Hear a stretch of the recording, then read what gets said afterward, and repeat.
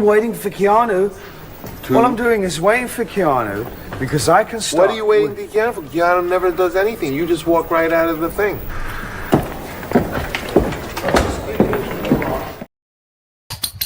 Isn't that exciting? Okay, we're going to do it. Whee! 1, 2, and bing, bing, bing. Bing, bing, bing. Bing, bing, bing, bing. Keanu Thompson. Keanu!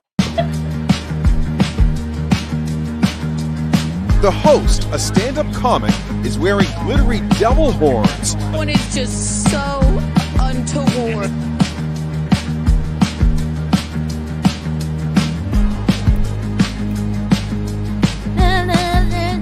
That's hard to do. My dancing. Harry.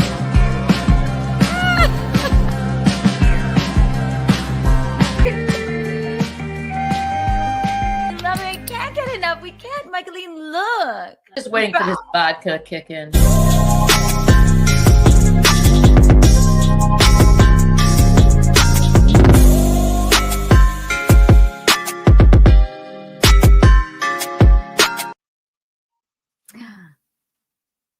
Hello, everyone. Can you see me? Can you hear me? Can you feel me? I know you can. I know you can. It's a late night or early morning. It's actually at this point. This is like a Kiki in the morning. Who else? What else do you have to do? You're all here, right? We're going to get into it. We're gonna have fun. If you're here for a reason. It's a pajama party. I put my pajamas on and everything. Really, tell me if you can see, hear, and feel me. I think that you can. And yes, this is a late night, early morning Keanu Live. All right, hit the like button. Grab a cigarette or whatever your oral fixation is, and a White Claw or a coffee or a juice, and buck the fuck in. I have some things to talk about. Look at my jammies. They're cute. Hi, cutie. Okay, good. You can all hear me. Wonderful, wonderful news. It's cocaine thinks it is. Cocaine, please. Jesus Christ, I'm 32. Trying to kill me. No, Rick, Jesus. How could we possibly? No, it's not that. It's just, yeah, sounds like we're looking good. Hi, everyone. Diane La Rosa is here. She's just my favorite. Maybe this will be my vibe tonight, this morning. Be like, it's Kiki in the evening morning of mornings of sort of mornings. Is that sexual? We love it. I love Diane La Rosa. Hello, 1 million Kiki bucks for you. 1 million. And you know what? I'm going to do something radical. Diane La Rosa, I have to tell you, no matter what time of day, no matter when it is, or how I'm feeling, or who I am, or you're always there. You're in every stream. You say the nicest comments. You believe in me. You really believe in me. You listen to the podcast. You love Michaeline. I got to do something radical here. Diane La Rosa, I'm giving you unlimited Kiki coins for life. I'm just going to do it. Wow. I've never done that before. And you can take those to the bank. So you'll never need any of them ever again. Diane La Rosa. She leaves. You know what else Diane La Rosa does? She listens. She subscribes. She's a member. She listens to the podcast. She's a member. She listens to every Keanu cast, which you can find on all of your listening platforms as well. And if you're not a member here, when the newest Keanu casts come out, of course, yes, you can listen to them wherever you find your podcasts. And you should, like Diane La Rosa does. But if you want to see them and hear them here, you have to become a member. Again, that's Keanu Cast, ladies and gentlemen. Be like Diane. Listen everywhere. Like, comment, subscribe, leave a nice review. Apple, Spotify, YouTube, Keanu Cast, Keanu Live, all of it. Just do all of it. And then you too can have unlimited forever Kiki coins like Diane La Rosa. Okay? Is it that hard?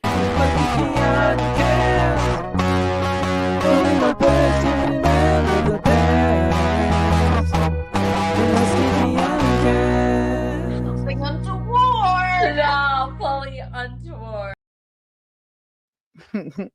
You are more than welcome. Thank you for your support. Hi, Aaron James. Aaron James, we love you. I know. Aaron, you're always about as well. Look, I wonder where you live, Aaron, that you would be awake at this hour too. But we always love you in all of the streams. You're just a doll. Thank you for your support. 100 million Kiki bucks for you, darling. Thank you. And 12 Kiki coins for everybody who could possibly be here right now. Wow. I think Eugene is leaving. I don't think he can hear me at all. So it doesn't matter. You want the call-in number? I guess you could have that. But why? All right, why not? I have so much to talk about, but it's not that much. It's a late night / early morning stream. Oh, Florida. Okay. Yeah, you're on the same.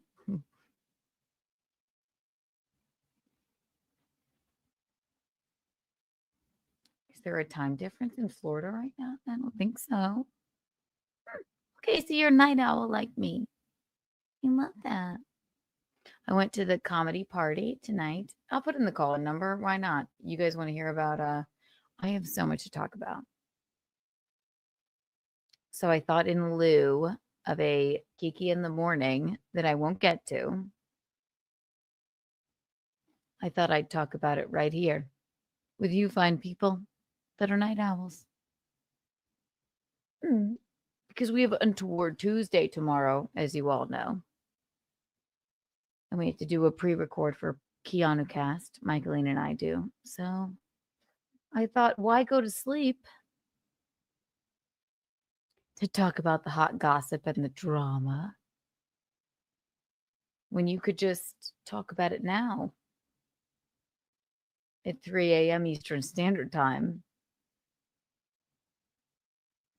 when you won't sleep anyway, and then just like talk about it into the morning. It'll be fun.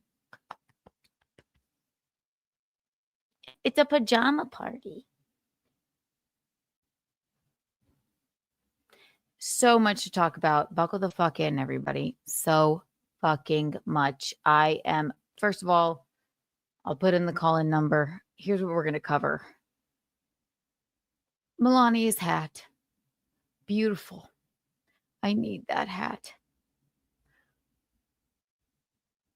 For real. There's never, I don't care how you feel about politics, but there's never been a more beautiful, at least first lady, fashion-wise, just beauty-wise. Like I truly don't care. And also I need that hat. Good for fucking her. I mean, we're going to talk about that. We have the whole deal. We have, oh my gosh. We have some toe. Got some toe stuff. which sort of intermingles with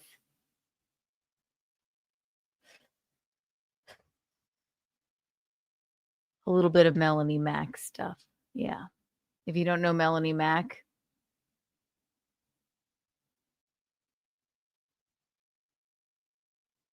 I envy you that you don't. So we have a little bit of drama. So hit the fucking like button, everybody. That's a pajama party. And then in the morning, we'll get some orange juice and call it a fucking day. Chris Thompson, thank you for the $5. My hat fund. Yes, I need that hat. Thank you, Chris Thompson. I love you. How was your stream tonight? Here's your Kiki Bond. If you do a super chat, no matter how much, you get a Kiki Bond. And yes, I need that hat.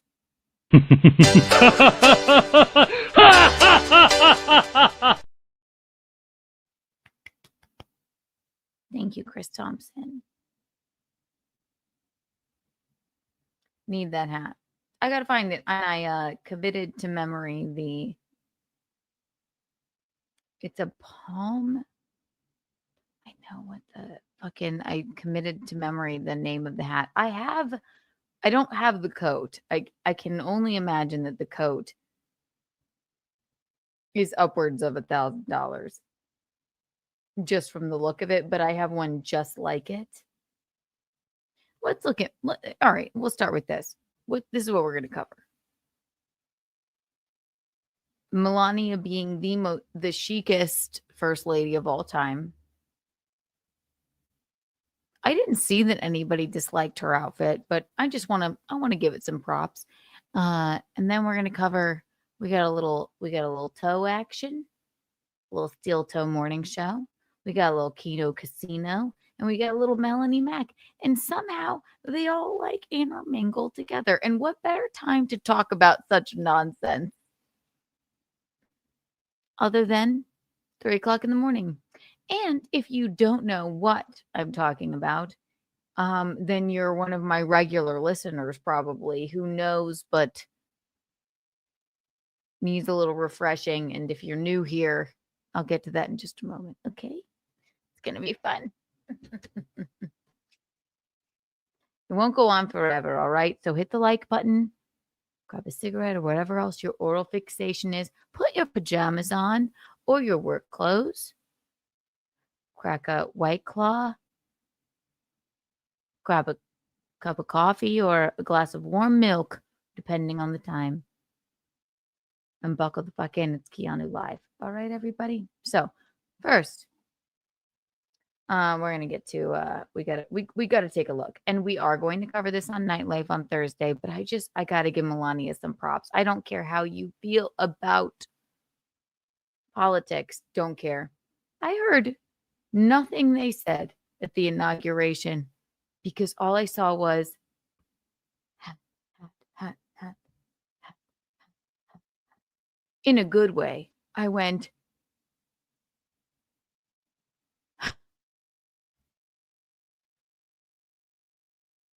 Melania.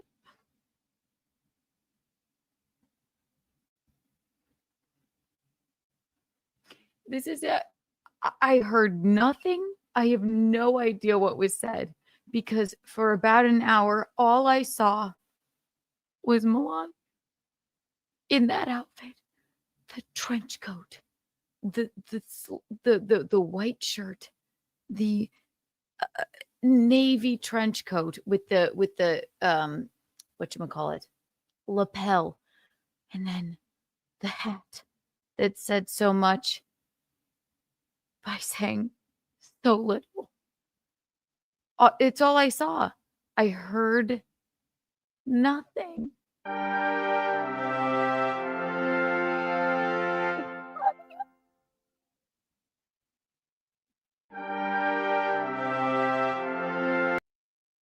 So I really have no idea what was said at all. Nothing, because all I saw was the beauty of the hat and her in general. Look, I mean,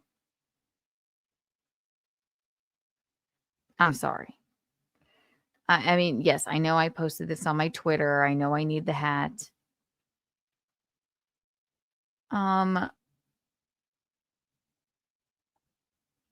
You gotta. I don't care what you think. And yes, her gown was great for their first dance, but this was just so iconic. This is iconic. This is Audrey Hepburn. This is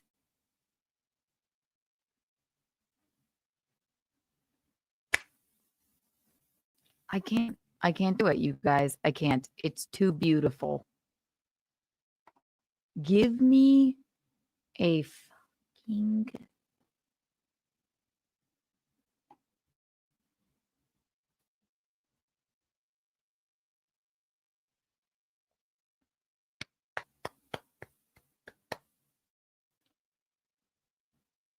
I can't, you guys. I just can't. I can't.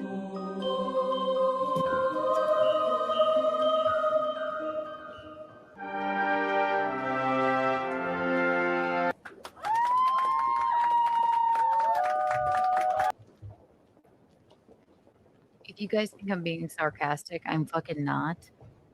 This is everything. It's so chic. It's so iconic. No one will ever forget it. And do you know what it says to me? I feel like it says, I'm chic, I'm Audrey, I'm a Kennedy. I was ousted from the White House before, but I'll be here now. And maybe I don't need to look at you unless I choose to look at you.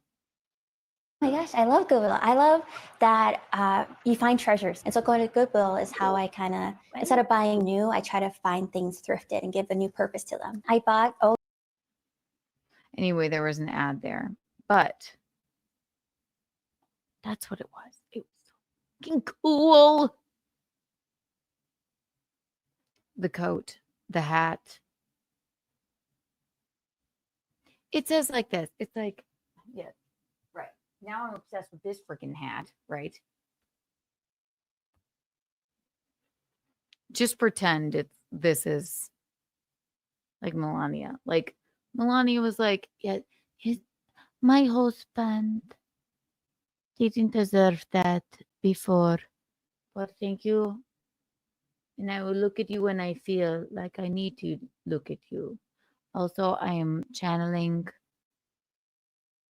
just the chicest fucking thing ever. So she would be like this.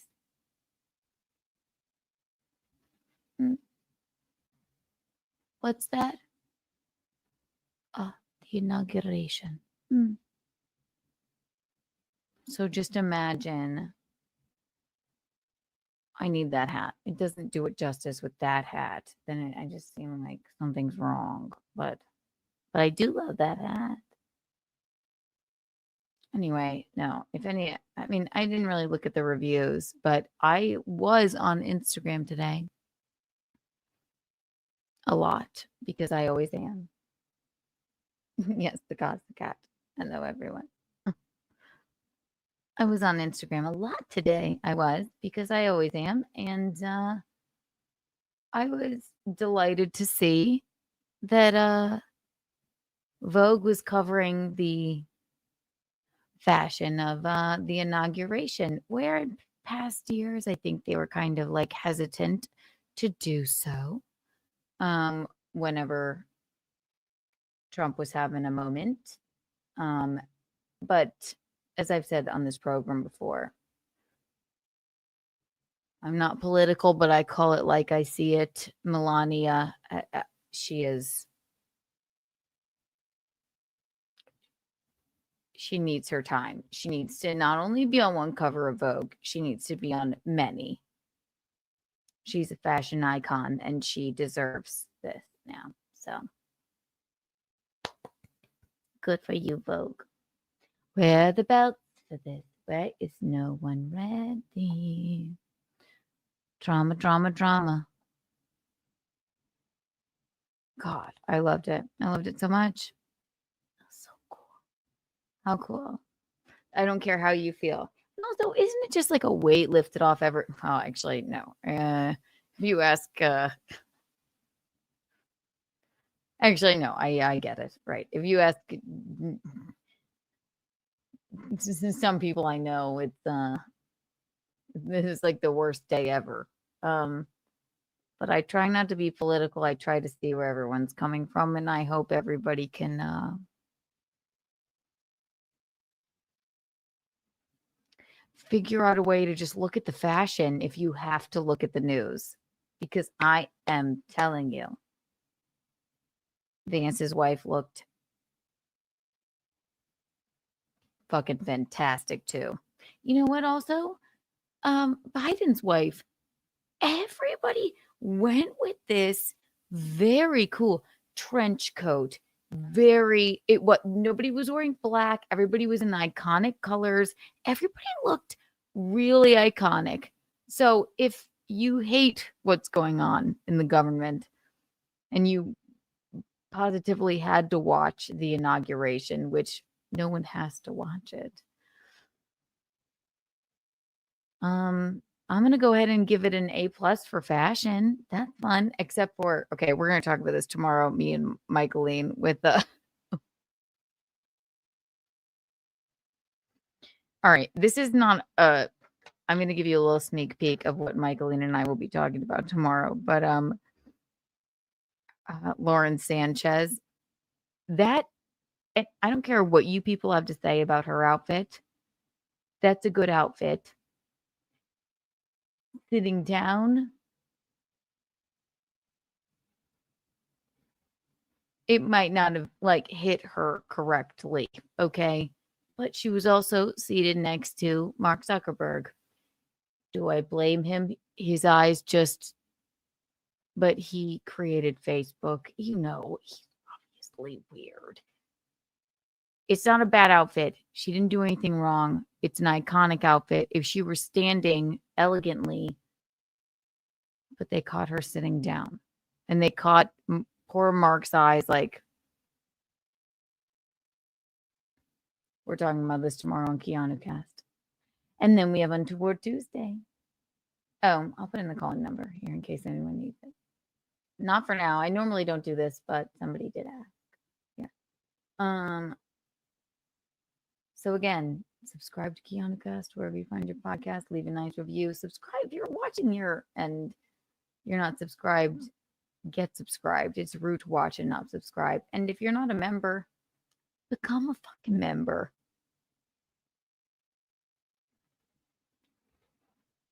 Because we got to give you late night / early morning pajama parties to talk about the drama and fashion. Yeah, against my better judgment. Okay, I'll put this in. Anybody calls unknown, I'm not answering. And don't call unless you have something really cool to say. Okay, cool.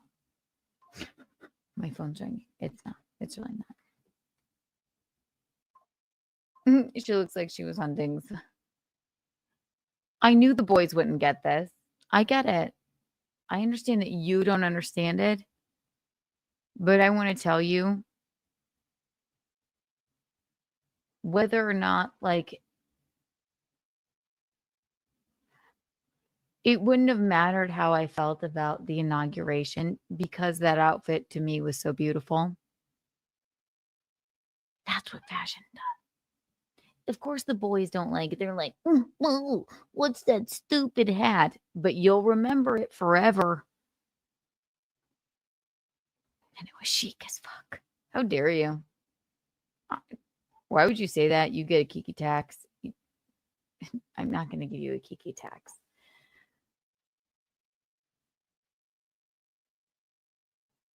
For good, you know, because it's a celebratory day.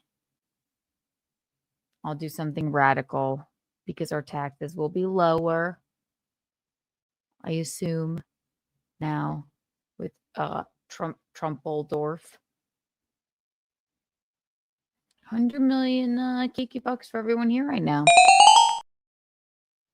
Good for you. Good for you all. Mm. It isn't fair, you say? It isn't fair. You should have been watching live when I decided to go live at 3 o'clock in the morning. Shut up, Anne Hathaway. I went like this. Ah! I'm serious. I mean, remember. I made it on MLC today.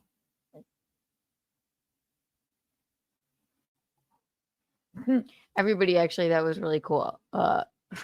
Not me being on MLC. Believe me, I didn't want to be on MLC. And also, darling, you do realize, let me just tell you something, Spencer. That's my favorite drop for forever and all time now. I went like this. Ah! I'm serious. I'll never forget it. Let me tell you something. That is hilarious that Eugene graced them with his presence today. But that's how I met Gino. Because I was a guest on Burning Bridges. I mean, I've known Kevin for many, many years. And I honestly, you guys, I was going to cover it, but I can only cover so much. All right. It's already been 41 minutes. Half of it was me running across the beach and giving out Kiki bucks, but I'll cover it tomorrow with Michaeline, right? We'll cover it tomorrow with Michaeline. Actually, it's a really good idea. Yes, we'll cover it tomorrow with Michaeline. Bing, bing, bing, bing. Where is it? Where is it? Come on, Keanu.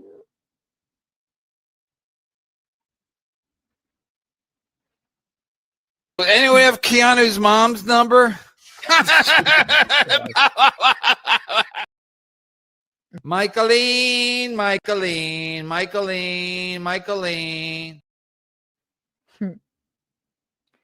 But like I said, I didn't make it on MLC.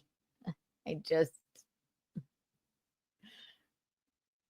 Yes, exactly. But they know my demands. But that's how I met Eugene. You do realize this, right? I used to, my friend Alan, when I first started stand up, I guess, he brought me to be a guest on Burning Bridges. That's where I met Kevin Brennan before I met Eugene.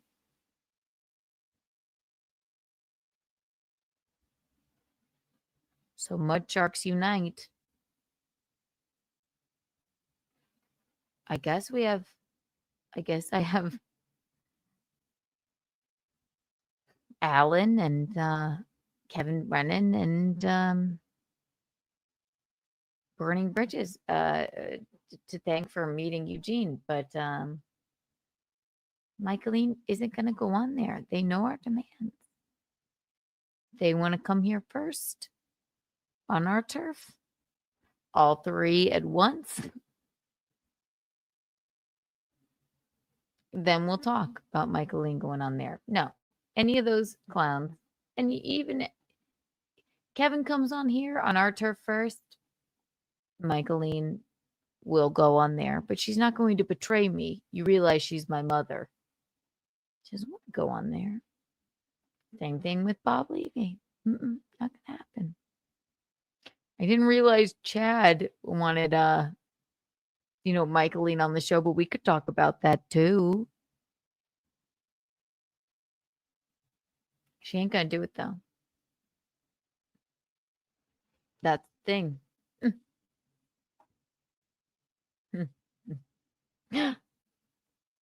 There's a story behind the hat. Just posted on X and tagged you. Thank you, Chris Thompson. What's the story? Morning Glory? Ooh, I will take a look. All right, we will get to that. Here's 100 million Kiki bucks for you. And 12 Kiki coins for everyone. Wow. And let's get to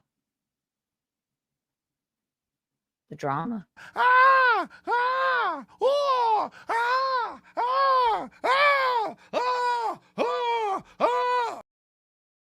Streamlabs, PayPal, Venmo, Streamlabs, PayPal, Venmo, Streamlabs, PayPal, Venmo, beg, beg, beg. He's gay, but he has a special connection to classical music. There's many things that are interesting about him.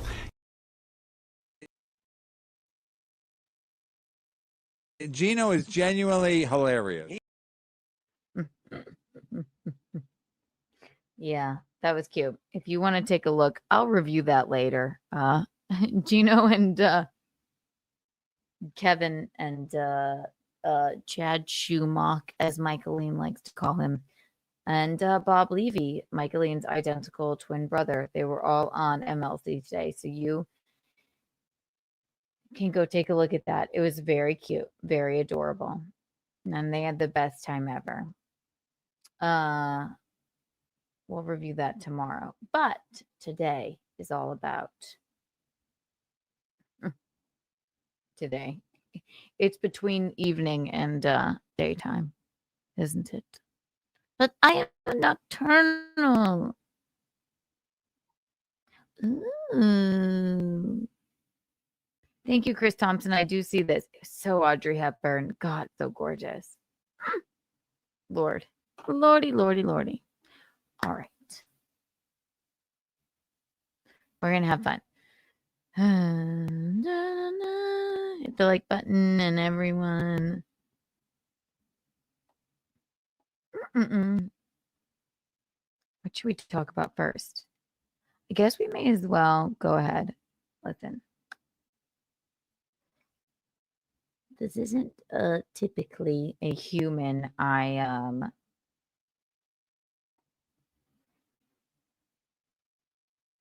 talk about. And maybe if you're one of my regular listeners, you probably have no idea who this is. But if you're one of my regular listeners, maybe you do, because you see me on Chrissy Mayr's podcast a lot. And if you know Chrissy Mayr, you know Melonie Mac. Melonie Mac, you say? Who's that? All right. Basically, if you don't know, Melonie Mac is, in my opinion,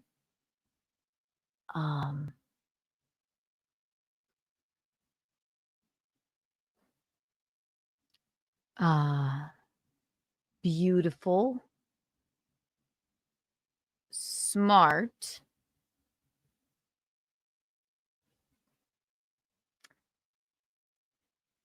and I say smart because I don't want to actually believe that she is just a I'm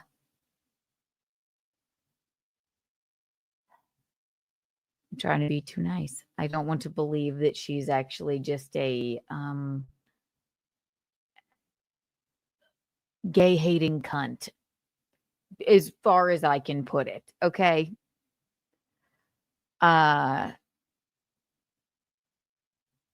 I think she's a grifter, and that's why she does this. But I think I've had just about enough. Just from the things I've seen, you know, it's the Bible thumping. It's the, rules for thee, but not for me.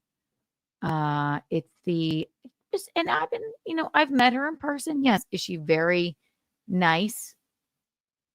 Absolutely. Which also leads me to believe that she's she knows what she's doing. And if anybody wants to say that, and when I show you what I'm talking about, then you'll understand. If you aren't up on the hot gossip.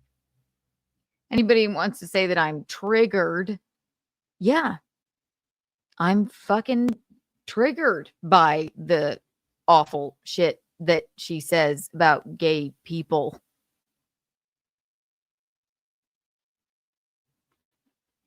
I'm not embarrassed by being triggered by it. Am I like, oh God, what am I gonna do? No, but I'll fucking call you out on it, you grifting bitch. I'll do it over and over and over again. Now you've crossed me so much that I'm not just going to think it in my head. I'm going to say it to you on the internet. She's always welcome on my program. Absolutely. I hope she comes on my program. But I've had about enough.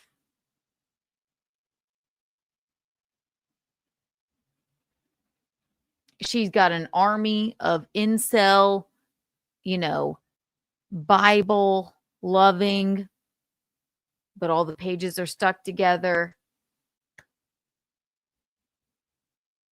Followers that love her. Come at me, bro. I don't care. I've always said the same thing. And I've had about enough. Don't care if don't care what your religion is. Don't care what, you believe in. I respect that for everyone. Fucking, your grift is galvanizing people that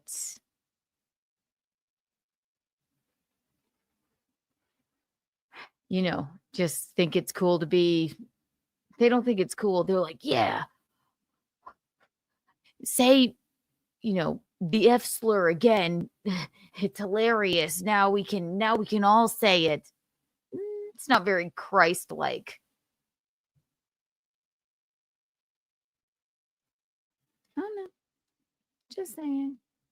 She can suck my dick. Ooh, is that not Christ-like? Oh my God. Yeah, what are we gonna do? Don't care. I don't like her. Unless she, you know what? I prayed to God today. I prayed to God, and it was so wild. I said, God. He said, yes, Kiki. I said, is Melonie? And he said, Keanu, don't even start. He said, yes, she owes God, God, the gays, all of the gays in the world, herself, Melonie Mac, everybody that she's ever grifted upon, a bunch of men on the internet. He said, God said to me, he said, don't start. I don't even want you to say. He said, Melonie Mac owes them an apology, or else she will burn in hell. And I said, God, but what? He said, no, Keanu, she will burn in hell unless she apologizes to God, the gays, all the incels, and everybody she's grifted upon. And that is that. And then I went, but God, wait, I didn't mean it. He's like, no, Keanu, stop it, or I will smite you. And then I went, oh my God, God, what am I going to do? Is Jesus gay? He said, don't worry about it, but you're probably right. He washed other men's feet. Not my fault. Melonie Mac. You freak.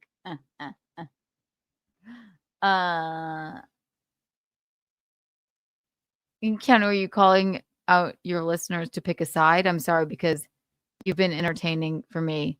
No, I don't want you to pick a side. Hey, guess what? Oh my God, that's a good question. Absolutely fucking not. I just would like to, if I seemed extreme on Simpcast last night, it's just because I've had a fucking enough. And I'm allowed to say whatever I want to say.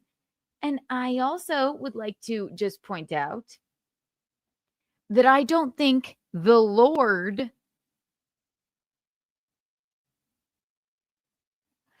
Jesus, who you preach, who you didn't always, Melonie Mac, would go on, social media. I don't think it's very Christ-like to go on social media and just say nobody. Okay, replace the word. It's the F slur, and I'm going to replace it with gay. I can't wait to say, just sitting in your car just for a grift, just to grift, just to get views. I'm just going to sit here and say, I just want to say gay. Whatever happened to putting gay people in the closet? Nobody wants two gay daddies. Gay. Okay, cool. Whatever. I mean, I don't think it's just fucking hateful. I don't care how you feel. It's just fucking hateful. And it's gross. Ugh. And also, she's just a fucking hypocrite. She was a major liberal, gay loving, which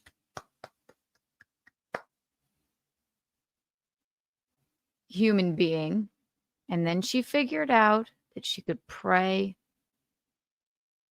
no pun intended, on the minds of, I guess, the religious right, who were either to, I mean, a bunch of incels. She'll play video games, and prey on the people that are very alone, and they blame religion on why they're so alone. She's a hypocrite, and it's horrible. And she owes, and I asked God today, and God said that she owes Jesus and the gays and herself and everybody that she's grifted on an apology. And if she doesn't, then she'll go to hell. And that's my religion. And that's what God said to me. I saw a burning bush, and that's what God said to me about Melonie Mac. So, and that is basically as normal as anything. What shall we start with? So I popped off a little bit yesterday, and I don't care about it. I don't care.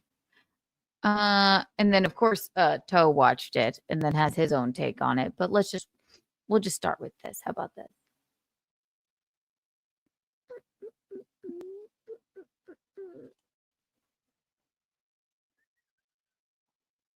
Bing, bing, bing, bing, bing, bing, bing. This has been fun so far. Why does it always take me so long to get to anything? Because I just have fun talking to you fine people. Here, I'm just afraid maybe you guys don't know who she is. All right, here's the grifter. Here you go. Let's just go through her Twitter profile. Let me just say, okay, I'm not particularly political, but I take things one-on-one. But I do have a gay brother and a lot of gay friends. And I don't think, and I'm going to go ahead and say, none of you should think that there's anything fucking wrong with that. To be gay, it's 2020 fucking 5 now. And if you don't think Jesus was gay, he was crucified in a miniskirt and he had a 6-pack. He was probably fucking gay. Okay. Get over yourselves. But this is what she does for a grift. I'm just going to show you. I'll just show you her profile. This is today. Nobody hates gay people anymore. If you insist on saying the word "get" in a mean fucking way, then you're going to hell. There she is. Yes, very beautiful. But she's a fucking grifter and a hypocrite. Oh, it's an hour ago. Good night. God's truth must be spoken. Oh, God. Man.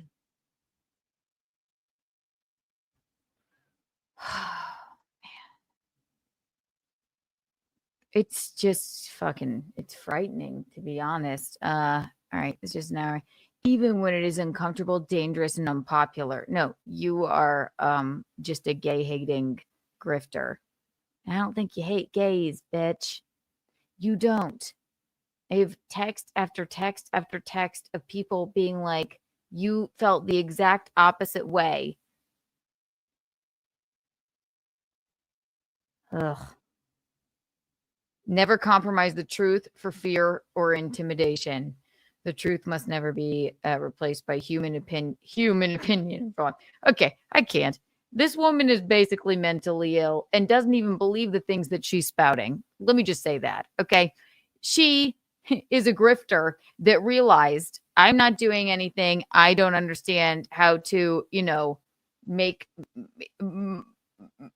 my channel better. So she starts going after gay people and trying to agree with the religious right. It's embarrassing. Okay. Not saying there's anything wrong with religion. I don't care what you think or how you feel, but she's a Christ person who shits upon everyone else and wants to save them, and yet sits in her car and screams, nobody wants to get daddies. I don't think that's very Christ-like. She's a fucking hypocrite if she believes that. And if not, then she's a fucking grifter. And she should be ashamed of herself. And I did talk to God today. And God told me that if she doesn't apologize to Jesus and the gays and humanity, that she will go to hell. And that's my religion. And I'm sticking to it. So, Melonie, you're going right there. Oh, here's some stuff about trans people. Oh, let's just watch this. Here we go. This isn't even the worst of it.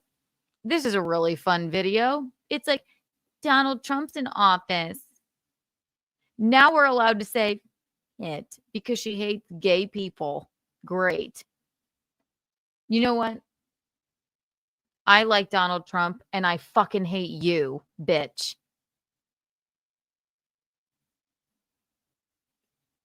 Donald Trump, in my personal opinion, likes gay people or doesn't care.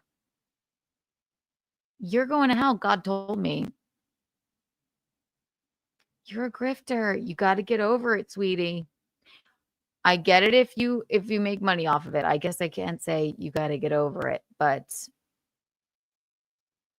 ugh. How does it feel? Look back 5 years ago. Everybody has their, everybody's allowed to change their opinion on things. But to change your opinion on things for a grift and to change them into the wrong direction where you're just hateful. I love Jesus, but gay people are faggots. You're a bitch. I don't think Donald would like this. You're a bitch. God told me you're going to hell. Yahweh told me you're going to hell. Also, Jesus is gay. And I don't know about your family, but you obviously, something is going on. Here she goes. Let's see what she has to say. This is really nice. Love it. Wow. What a nice woman. What a God-fearing woman. Donald Trump is president. Great. We love it. That's wonderful. Love it. That's great. Wonderful. Cool shirt. Very nice. Very nice. There are 2 genders. What does that have to do with you, you dumb bitch? Nothing. Oh, yeah. You know what Jesus said? You know what Jesus loved? Being gay, number one, probably. His 6-pack and love of washing people's feet. Men's feet in general. And, just being a fucking gloating bitch. Jesus loved that. Let me tell you something, Melonie. You're being a hateful, awful bitch. And I don't think Jesus would have liked that. Also, he was gay. He told me in heaven. But now, here she goes. Here she goes. This is just today, by the way. Men can't beat up women anymore in the name of sports. Wouldn't it be nice if she were like, men can't beat up women anymore? Wasn't that? She wasn't, doing the domestic violence thing. She was just saying that, we get it. I do agree that we got to figure out what's going on with transgender people in women's sports. But she didn't just say that. She was like, okay, right. How about you say men can't beat up women anymore? That might be. I was like, oh, yay. Oh, she means she just wants to shit on trans people. All right, fine. Okay. So far, you guys are like, this is great. We could say faggot. You're a bitch. You're a bitch. That's not nice. It's not nice. It's not Christ-like. You're a bitch. I'm sorry, you are. You're horrible. You are not Christ-like. This is a grift. You are not. You want to tell everybody how to live their lives because of the Bible, and now, like, you know, like, there shouldn't be nudity in any video games. First of all, there isn't nudity in any of the video games. And if you think that people aren't jerking off to you when you read them the Bible on your channel, you have another thing coming. You are smarter than this, you dumb bitch. Sounded insane, but she is. She is.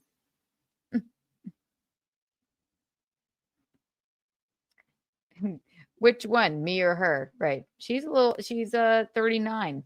Right. She doesn't look like it, but she's emotionally stunted, or the smartest person on earth. I don't know. But I couldn't do it to make money just by being hateful and blaming it on God.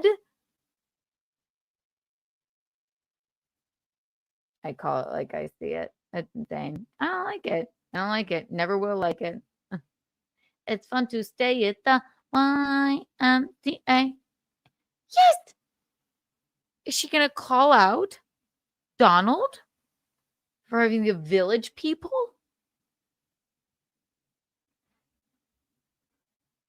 At the inauguration? No!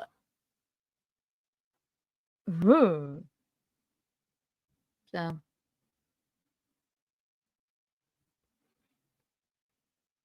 It is mostly a bit. It is, I mean, it is pretty hilarious. It's not a bit. It probably wouldn't, it was just off the cuff. I'll show you the clip. I mean, I maybe would say it on stage. I don't know. Out of context, it's like, whatever. But now that I think about it, would it be so bad if Jesus was gay?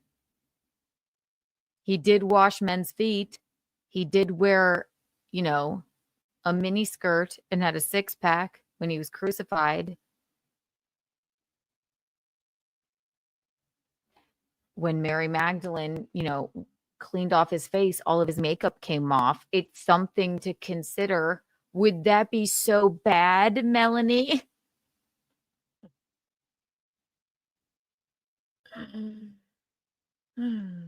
Which song, Eric? Also, the last several months, the song made as much money as it was when it was released in 78. Which one? I say this too, but right. Again, I don't think it's a fucking sin. It's just you can't pick and fucking choose. It's a grift. She doesn't believe anything that she says, which is even, YMCA.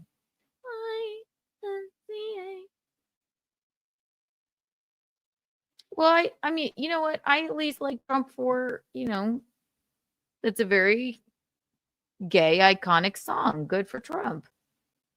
He actually just like kind of wants everybody to get along. You don't hear Trump being like, nobody should be a bigot and nobody should have two daddies. He's like, I just want the country to run like a business. Okay, Melonie, you weirdo. Read earlier comments. Oh no. The lead singer of the cover of the Village People. Not a gay song. Okay.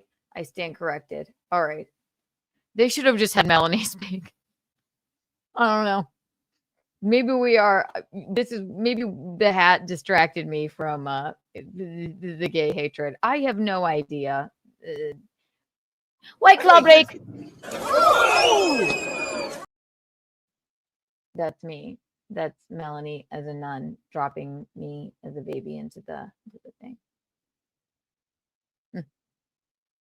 It is funny. Okay, here we go.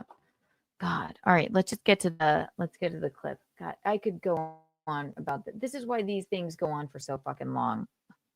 I'm terrible. I just like hanging out with you guys so much.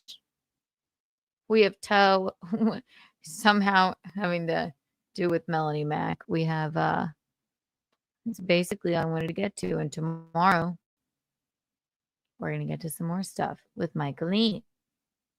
Be very fun. Long story short, Melonie Mac. I don't want to think I've met you and I know you in person.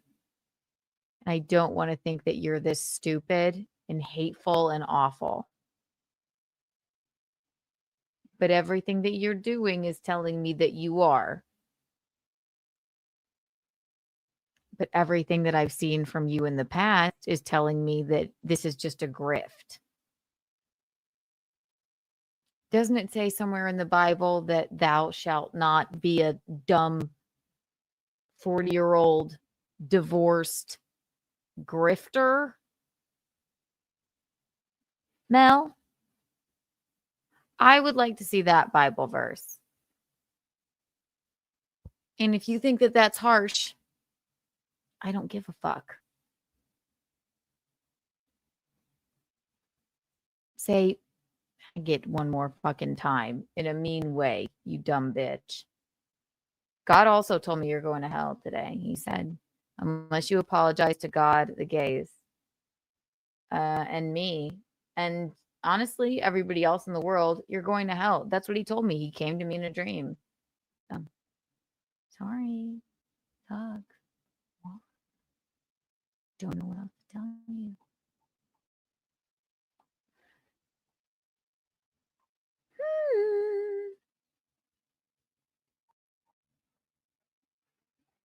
Here's what I said, and I don't care who knows it. Don't care. Can't care. Because everybody's been on Melonie Mac because she is a grifter and a hypocrite, because she's telling everyone that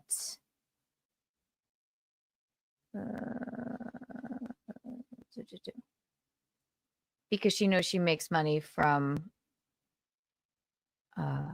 the religious right, and she wants to tell everyone that now video games are bad if they don't have the kind of, if the women in the video games don't have the kind of clothing on that she deems appropriate. And then the dudes are like, wait. We like that you are religious and like wholesome, but now you're going to take away, you know, our video games with like hot girls. And she's like, I don't care about the channel. I got taken off of GameStop TV. I don't know what to start with. Here we go. This is me talking about it. This is a basic.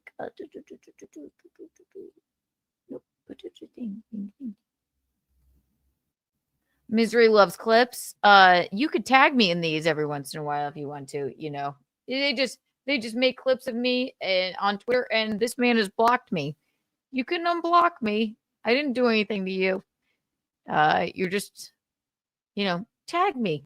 You want to clip it? It's fine. She's a lady that found the Lord, and she is like, there are things. She calls herself. There are a lot of Christians that aren't biblically Christian or what have you. And I will say, is, and I'm going to call it a grift. It is being shockingly like, it's the word perversion. You know, it's the F-slur videos. It's not just like, you know, paging Dr. It's you know, that's hilarious. I don't blame you. It's more but you know what I'm tired of? Or, you know, it should stay in the closet, or nobody wants to get daddies, right? Yeah, that which isn't very Christ-like. Okay, I don't. I mean, that's right. So people and I get think like, people can right, also but it's change just their a minds grip, too. It's a grip. It's annoying to me, at least. But you think it's a grip? Video game thing? Yeah, the grift. Yeah, absolutely. Do you think Jesus would be like, nobody wants to daddies. Like, that's a I- great. every He time probably I hear didn't myself say say that. No, but No, she did. You remember that? No, I I mean, I'm saying, I'm answering you. I'm like, I don't think Jesus would say that. no, right, and also.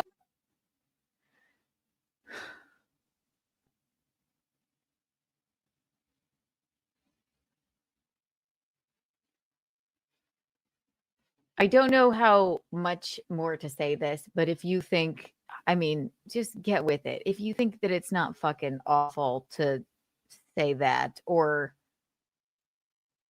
to somebody with anybody, to anybody that knows anybody gay in their family or anybody and anything like that, to bring up Jesus and be like, well, Jesus probably wouldn't say two faggot daddies, but he might say, I don't give a fuck. And fuck off. I'll call Jesus gay all I want. Miniskirt, man, foot washing Jesus. I prayed to God today and he told me Melonie Mac needs to apologize because his son is gay and she needs to learn her lesson or he's going to send plagues to her house. I don't think Jesus would say that in that way, but I'm not shitting on Chrissy, but I kind of am just being like, okay. So we have to live our lives like this now, really? Because Melonie Mac is a whiny grifter? Please. Oh, I'm sorry. There's nothing gayer than Jesus. He hung out with 12 dudes and washed their feet all the time. So I don't know. Thank you for laughing. it's not but plays there's into like what nothing I gayer than Jesus. I just gotta tell Melonie. After that video, I had to unfollow her like a couple of months ago because I'm tired of feeling like I'm gonna burst into flames. Me and my loved ones are every time I look at her Twitter. I respect what she's doing. I don't. Do I really? You know what? No, I don't. I will say, I don't look, at all. I like no, that all work right. You want too. to bitch about the video games and call I like will say it it a about Muhammad. perversion? Same thing. Sorry, Muhammad, girlfriend. Jesus was gay. probably gay. He washed men's Buddha, feet. He was not gay. gay. I don't think. He could have been. Who do you know? What's that wrong he with cares being about his gay? 12 best All of friends, you- if and you you want to have see a your problem 12 with best being- male just friends they before were you being fucking gay wash is your okay. feet. You need to do this as Politely a bit on stage. It's unfollow really me funny. and It God should be a I'm bit. telling you, I've been because thinking about Jesus this a gay, lot, says and Buddha, she's says probably Muhammad. the only person I've ever unfollowed on Twitter. Who are you? And please tell me how I missed this in Catholic school. Keanu, you forget Jesus got kissed by his... I remember rumblings of this.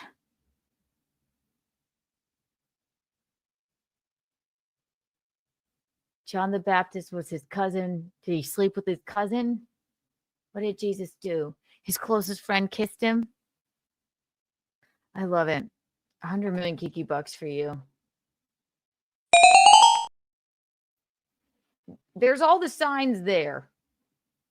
Melonie Mac, you are fucking grifting off of people. So after I said that, then I did see this. Bing, bing, bing. And I don't take back anything that I said. I stand by it wholeheartedly. And I always will. Until Melonie Mac repents for being such a fucking bitch about gay people. It's awful. It really is truly, truly awful. And she should honestly, Christ, and I'm being serious here. You want to be religious and act, holier than thou. Nobody likes a hypocrite, okay? Yes, you were 100% the opposite. And I've seen all of the posts and everything about you being, liking gay people and being, I don't know, just a nice person. I've seen all of that.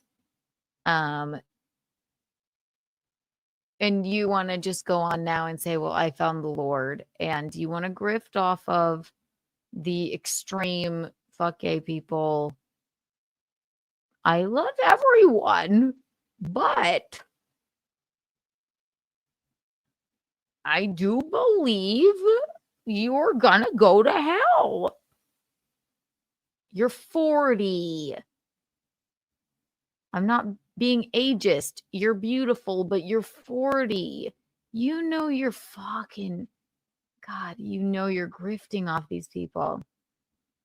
You know their Bible pages and keyboards are stuck together, whether they're watching you play video games or they're watching you play the Bible. Yes, play the Bible, read the Bible. You know it.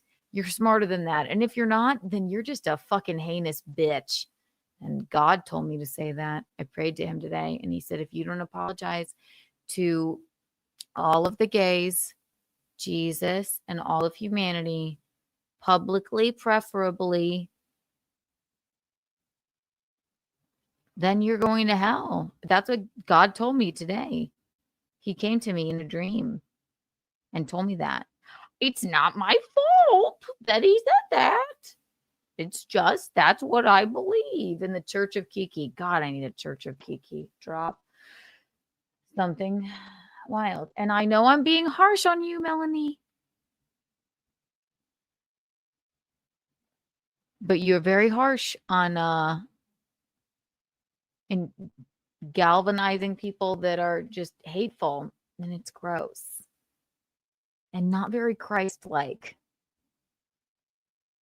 So no Kiki bucks for you ever. 40 is way too old to be that immature. Does she look 40? No. Obviously she's beautiful. Yes. The men that are incels are erect for her, but she's a hypocrite. You gotta let it go, girlfriend. Or maybe not. I mean, I go back. You know what? Fuck. I can say she's nice all I want, but fucking didn't. Yes, I've met her in person. She's been on my show. Is she creepy? Yeah. Maybe I don't want to talk to the mom from Carrie. The curse was a curse of blood. Like, yeah, there's a reason that's a horror film. Poor Carrie. Poor Sissy Spacek. That's me. I'm Sissy Spacek and Carrie, and and Melanie's my old ass mom that's gonna fucking lock me in the closet, hit me with the Bible, and think that having a period is because I sinned. Do you have a period, Melonie? Jesus, you're divorced. To my knowledge, you're not a virgin. To my knowledge, this is public information. But it's rules for thee and not for me. And since I found Jesus, don't talk about my past. People can be Christian, but they're not biblically Christian like me. I'm like, fuck all that. I don't care. Take everything one-on-one. It was nice to you, even though I thought you were a fucking weirdo with all this. But you're smart. That's how you grift. Grifter. Gross. She is. Somebody find me a drop of goddamn Carrie's mom. Oh, mama. Their boobs. And I could see your dirty pillows. Yeah, whatever. God. Ugh. I mean, come on. It's gross. It's awful. This is how I really feel. And I should feel that way. And I know I make everything too long-winded. However, then what do we got here?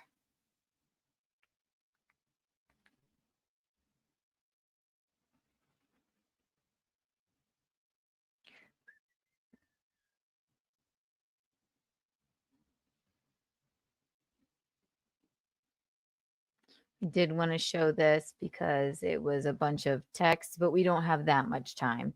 It was a bunch of posts where whatchamacallit, Carrie's mom, Melonie, was Oh, there we go.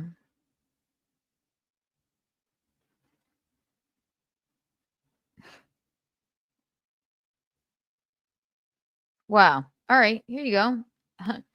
After Chrissy, who is my friend, my dear friend, after Simpcast last night, I guess I went off the rails and I'm gonna, burst into flames because I called Jesus gay, which he probably was.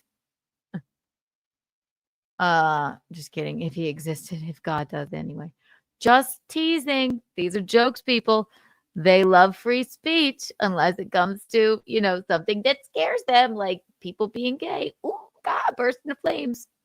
So Melonie Mac, this is so Chrissy goes, she posts a tweet about how, what, if everybody's mad about Melanie's tattoos, you should look at Leviticus. That was the Jew part of the Bible, and they said something about a beard. I'm like, no one's mad about her tattoos. I have many. My mom has a fucking sleeve. I'm not mad about any tattoos. No one's mad at her. We're just call people out on hypocrisy. Okay. You want to, so tattoos, good, because it was in God and Jesus excuse me. Look at me being a bad Catholic here.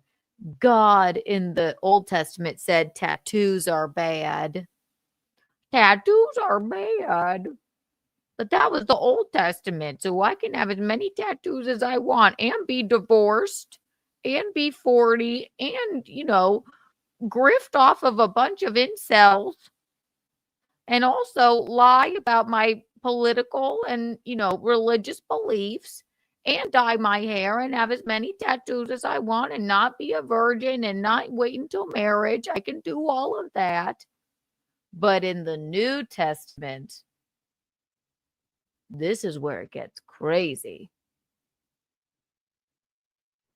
In the New Testament, it says God hates gay people. Let me tell you something. Blow me, all of you, if you fucking think that. Yes, it's hypocritic. Who cares about gay people being gay? Grow up. Asking someone to repent? Grow up. This is why she's a grifter. And yeah, whatever. I understand. I guess I should just show you the now that I know where this is. Here's the tweet. Next time, here we go. Because Chrissy's trying to take up for her friend, because maybe I was a little bit harsh. I don't care. She deserves it. I'll be harsher now. Be harsher next time. I'll never stop until she repents for her awfulness. Next time you morons go after Melonie Mac for being a Christian with tattoos, be sure to yell at my husband for being a Christian that checks Leviticus, gets his hair cut and trims his beard. Okay, great. Isn't that the point? The Bible is bullshit. Okay. I'll show you the rest. And then Chrissy's going to say something offensive and call it a joke. But that's her prerogative. That's fine. Jesus is gay. The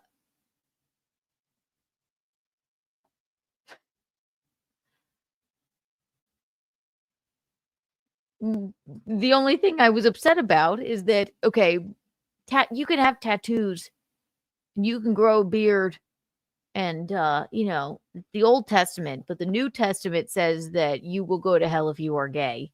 Fuck off. Rules for thee and not for me? Like, we're gonna go by really? It's offensive. It's awful. It's bullshit. And I'm not doing it. Grow up and find Jesus and stop being fags. Thank God she put a smiley face, because I just wanted to fucking pop off. And then here we have a Bible quote. And I said, anyone that cares about Melonie Mac tattoos is just angry that they are erect while she reads them the Bible. I was not trying to be nice here.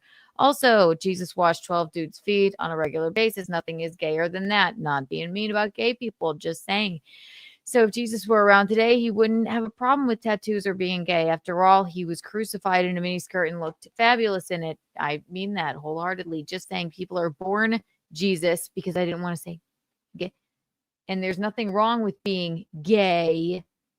I'm replacing the word for gays that y'all love to throw around just to be hateful with it for no reason.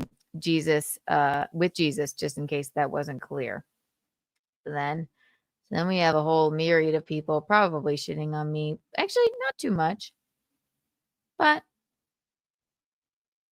I don't abide by this. I think it's fucking bullshit and it's awful. And I would just like to point out that I agree with you about her tattoos, Chrissy.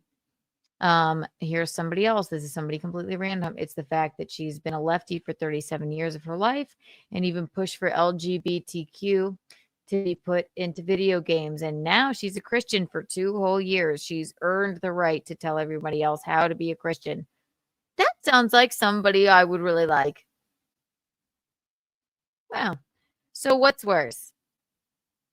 Sounds like Melonie, if she were being herself as she actually feels, would be somebody that I wouldn't mind. So Nathan Drake, here's a Melonie Mac. Here she is. So Nathan Drake is straight just for the sake of being straight. Newsflash, gay people exist. And it's a normal thing.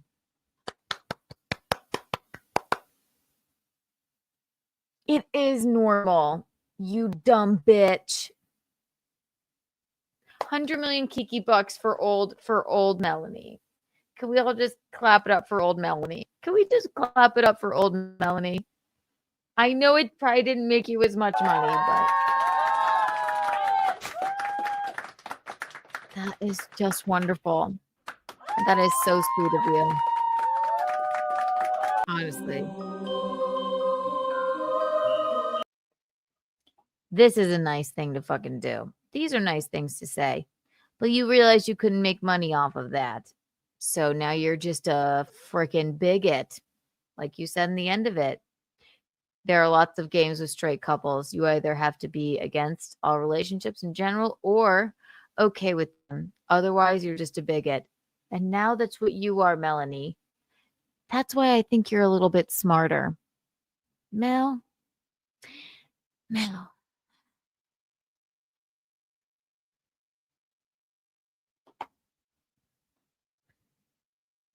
Imagine being so ridiculous that you miss out on quite possibly one of the greatest games of this generation because you're scared of lesbians.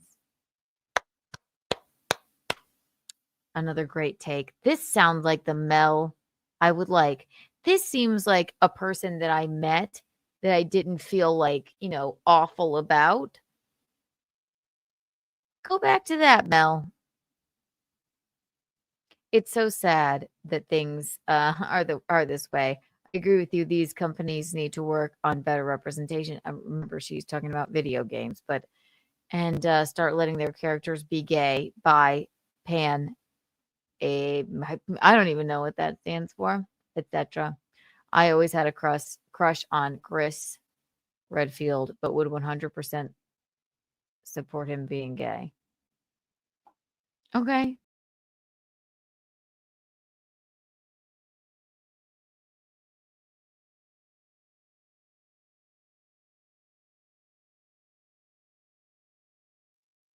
God smited me out. I'm just teasing. I clicked the wrong button. Sorry. Hit the like button. Just don't like the fucking hypocrisy, you guys. Don't like it. Well, present again. And this is just somebody, just being like, hey, yo, this is what she was. If you think that, actually, seeing these made me feel like a little bit better. So she's not just a heinous, awful fucking bitch from hell. She's just trying to make money, I guess, by saying there's nuance again to saying untoward words, all right? Well, not all of them. All right. That word in general, I guess I can abide by if, like I said, paging Dr. Git in The Hangover, that's not hateful. Saying nobody all need to go back in the closet, that's just fucking hateful. This makes me feel better about her, but I don't know what I hate more. The fact that, okay. Do they not realize that gays are literally the backbone of the Do they not realize that gays are literally the backbone of the TR community? That's 2021. Just 4 years ago. What's the grift? I don't know. It's that I guess that there's a lot of people that are mentally ill that will give you money if you act like you found Jesus, and finding Jesus means shitting on gay people. Like, she's horrible. I hope that's the real her. I really do. I truly. I don't want to shit on her. My interactions with her, my limited interactions, were not of, I didn't get a bad vibe from her. But what is worse, if she actually feels that way because she found what some may call a figment of her imagination. Not saying I don't believe in God, but I just talked to God and he said that Melonie needs to apologize to the gays publicly, or else she's going out. See, he just tuned in.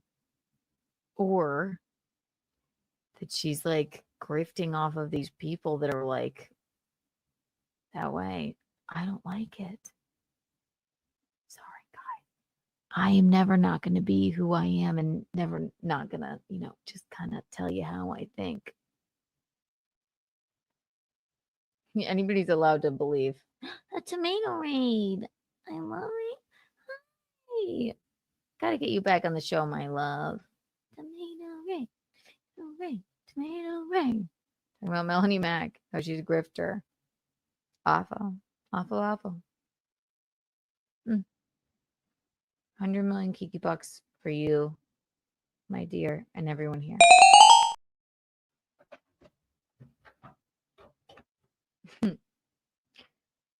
So I hope that made any amount of sense.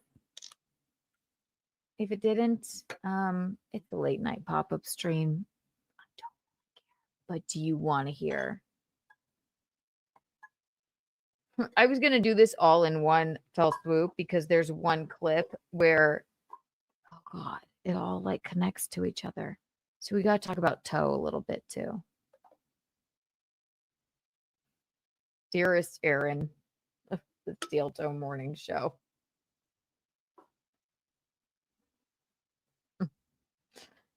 Buckle the fuck in. 100 million Kiki coins for everyone here. Wow. Also, I would just like to say I had the best time at the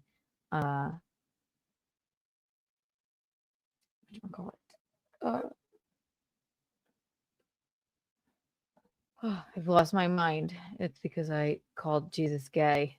Sorry, God, he was gay. He's like, he is gay. It's okay, Keanu. Also, Melonie Mac is a grifter, and she needs to publicly apologize or she's going to hell. God, really? Yes, Keanu. That's not my fault that God said that. God said it. She is. She's going to hell if she doesn't. Go now and sin no more. Cute.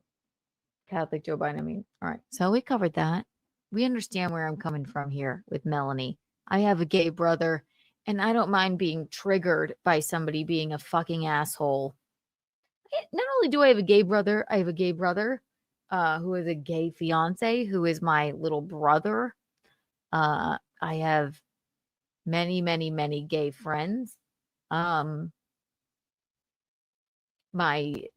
you know, man of honor in my wedding was a man, gay man. And Melonie, you're not fucking fit to shine any of their fucking shoes. And you're gross. And you're low down and you're fucking dirty. If you believe it. And if you don't, you're gross and you're low down and you're fucking dirty. That's not fucking Christ-like, you dumb, dumb bitch. Okay? Sorry. Am I triggered? Yeah, I am by that. Can I make a joke of it? Yes. Jesus was probably gay. God told me he was. Does that hurt your feelings? Hope it does.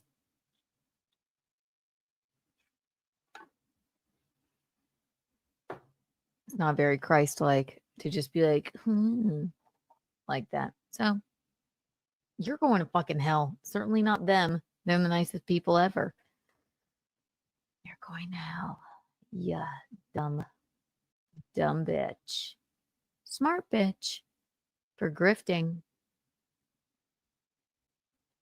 and preying on the souls of I don't know, the religious right that jerk off to you while you read them the Bible. But is that smart? If it's worth burning in hell. Ooh. Oh, all right. Yeah. You're like Carrie's mom. Oh, I hope you hear that. You won't. You don't care. Everything is just game. Okay. So now. It's still going to go on and on. Oh, it can have so much fun. Are you guys scared? I went like this. Ah! I'm serious. I know you're angry! I'm angry! I feel like Harvey Milk every time I see Melonie Mac. Milk over Mac. And you can take that to the bank.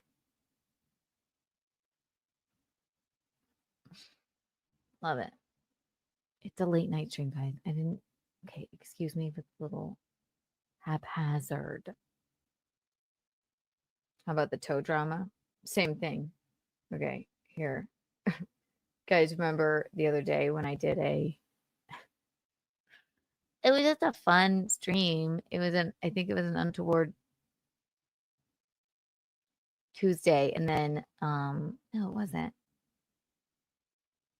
Whatever it was, it started out with Michaeline and I, Michaeline, and then I started covering something, and then we got into all of it.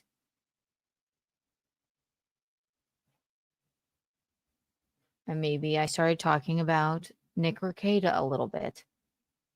The things that I hate about him as well. I think Toe ran with that and kind of, you guys are going to have to correct me if I'm wrong, but let's just start with a clip here and then we'll get through it, okay? Or else you're never going to know what I'm talking about. Okay, here we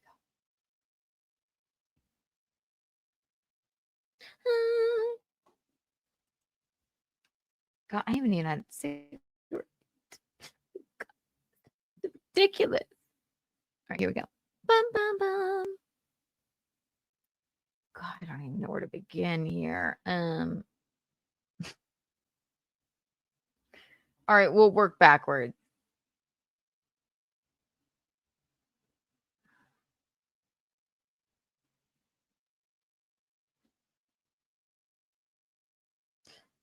Yeah, we'll work backwards. Okay.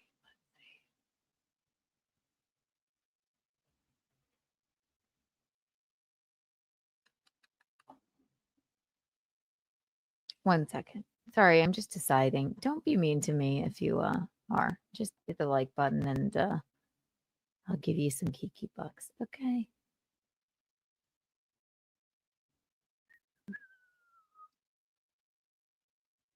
Melonie Mac. She wants the world to know that she hates Steeltoe. She doesn't know yet. Melonie Mac. She's going straight to hell from grifting like a bitch. Okay, let's see. Okay. And you know, we always like to hear Toe's opinion on everything that goes on in my life and Gino's and Christy's and everybody else. We like to get his info. Mostly it just makes we tend to like to correct. All right, here we go. 26. He's just gonna watch this, I guess. And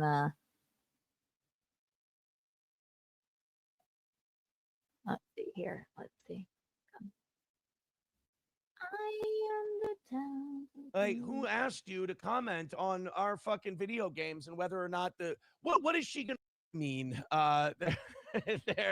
They're incredibly persistent. And here's the other thing about gamers. Here's why I think people. This is Tozeldorf from this evening, talking about he's playing the clip. He's been talking about me a lot recently on his program, and I found this kind of funny. So let's just watch a little, and I'll explain. People should leave gamers the fuck alone. They're not out there bothering anybody. Like, gamers aren't going out there and fucking with people. Gamers aren't going out there going, put our video games in your shit. Put our video games on your stuff.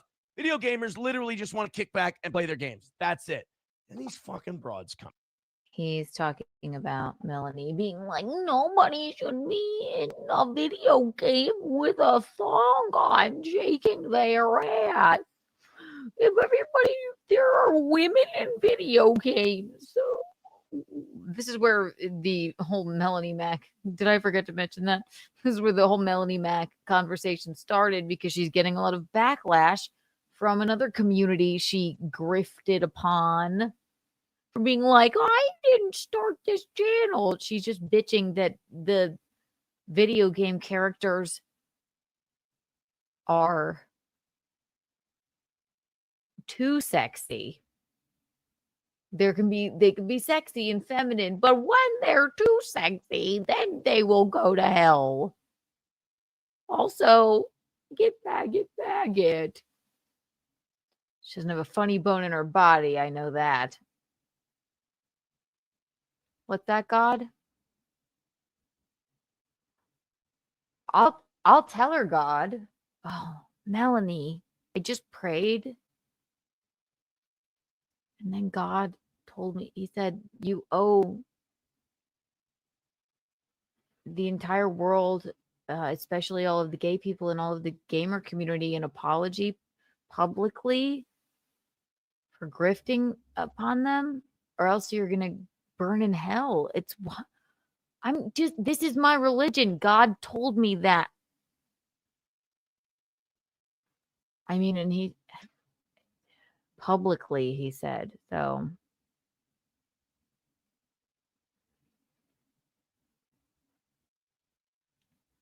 I can't listen. Yahweh spoke through me, Mel. Just letting you know. Come in. And these fucking broads go in there and they go, well, I don't think that women should be objectified this way. And they should shut the fuck. Like, nobody asked you. They just want to play their fucking video games. They're not hurting you. They're not bothering anybody. Let them do it. That, and as All You Can Eat Negro says, they're sociopaths. They're dangerous people. Whatever I have to say about gamers that is critical is not worth saying, because I don't want to feel the heat that's going to come back at me, because I'm not as emotionally invested in their hobby as they are. So if I want to go in and I want to have this big to-do and this big back and forth, they're going to kick the shit out of me because they have way more passion about it. Whereas Melonie Mac is like, I think it's sinful to have lusty video games. And no, but here's the problem with people like Melonie Mac. She comes out with these hot takes, and I'm not necessarily against Hot hot like take culture. hell. That kind of makes the world go round. I'm part of it, you know? But say like a Stephen A. Smith.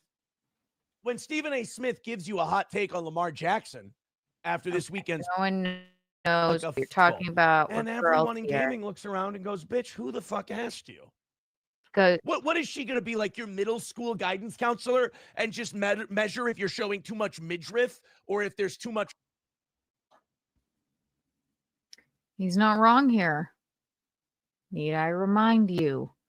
Just do a short Google search of Melonie Mac, and no, is she dressed like insane or, you know, like nudes or anything like that? But it's certainly not.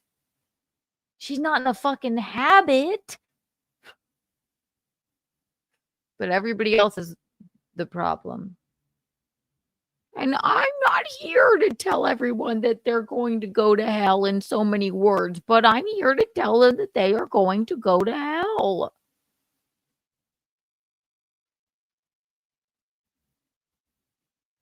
Fuck you, bitch. Fuck you, bitch. Sorry, the Lord was just speaking through me. Wasn't my fault. Cleavage, or if your shoulders are exposed, you're wearing spaghetti straps. Like, fuck off and let people play video games. All right. I've seen the asses now in those football pants in Madden. It's not. It's detrimental to our youth. So now, yes, ma'am. I think this Melonie Mac thing has Grifter. All right, listen, and you guys know I'm not. I go here, there, and everywhere. But if we're gonna, let's just take a look. Here. This is what everybody became upset with her about. Here is Cammy Lot. Love the guy. Very nice gentleman. Talking about dearest Melonie. I'll just give you a little taste of how this fucking dumb bitch is. And I say that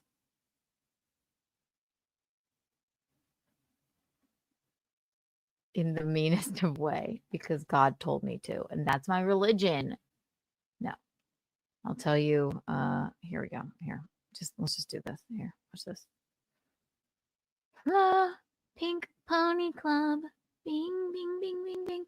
And I could go anywhere in here. This is, thank you, Camelot. This is him talking about it. This is where I learned about all the hot goss about dearest Melonie. And I've met her in person. I met her at Chrissy's wedding. And she was, she caught the bouquet. She was nice, and pretty. She didn't, give me any indication when she met me that I would burst into flames for having a gay brother. And as far as I know, she's divorced. I would also like to point out the thing that she talks about, when she talks about, women's clothing and how it's not Christ-like. She has a giant woman behind her. I guess it's Laura Croft. And by the way, Mel, she loves to cosplay as like Laura Croft. You can look it up. Isn't that Angelina? Angelina Jolie has like fucking, I mean, 80 kids. She's got at least like 12 kids. Okay, she's got 5 kids. Good chance one of them is probably gay. Angelina fucking Jolie would hate you. Hate you. Would never give you the time of day. I know that you love Laura. I mean, am I wrong? Isn't Angelina Jolie like Laura Croft? Anyway, she's got a pantsless bitch back there with what looks like a pill box with birth control. Anyway, this is what started the whole thing here. But Just if the to see game, her talk, yeah, woo, does she just want to see her talk. enough validation that will overcome the sense of shame that they feel deep down because they know it's wrong. And so you have that same demand. I just love Melonie's passion. Well, seek Jesus. Look at And this. they're trying to do better. And hey, God bless you. Read the Bible. Seek Jesus for being pornography brain. Now you have certain branches you have certain people who know that it's wrong. And they're trying to do better. And hey, God bless you. Read the Bible. Seek Jesus. There she is with her Bible. Awful. It's awful. You just need to grow up, girlfriend. Or if this is her grift, she doesn't actually believe this. Ugh. Other channel, and we will have another one tomorrow. The only reason I don't know how I to lost a lot of followers here on YouTube and on X. like Jesus followers. I'm just giving you a little bit of a taste of Angelina Puff Daddy's parties. I don't think that I heard that she did. It's a giant stick of butter. I stand corrected. God, I'm sorry. What that God? God said she's still a grifting bitch. Okay. Sorry.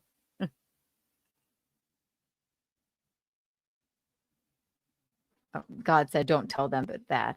I repent. Excuse me. It's a giant stick of butter. Cool. So she has a half-naked woman with a giant stick of butter behind her. Okay. Seems a bit untoward by her standards, but all right. Because I said I do not want perversion in video games. This is probably what I should have started with. Just a lot perversion in video games. And the perversion is like, dude, who do you think is playing video games? Perversion? If you think that, like, honey, I'm sorry.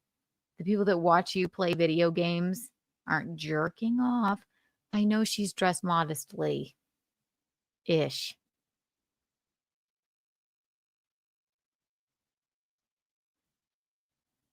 Have no problem with the outfit. Very chic outfit. That's her deal. But like, I don't want perversion in video games. You have a fucking pantsless Angelina Jolie in a shearling coat and a giant stick of butter. Pop a few, you could easily draw that into a dick. I mean, it's very suggestive. Mel.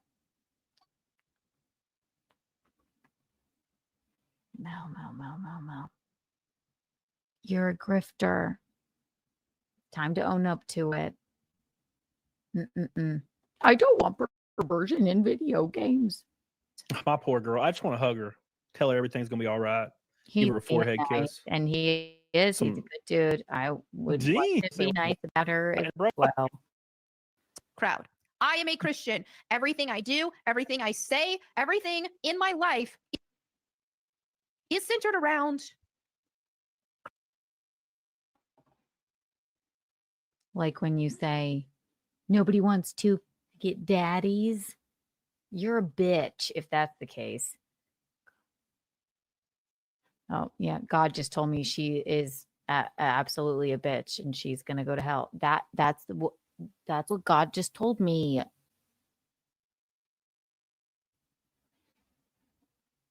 What that God? Yeah. She's a grifting bitch and she shouldn't be holding that Bible.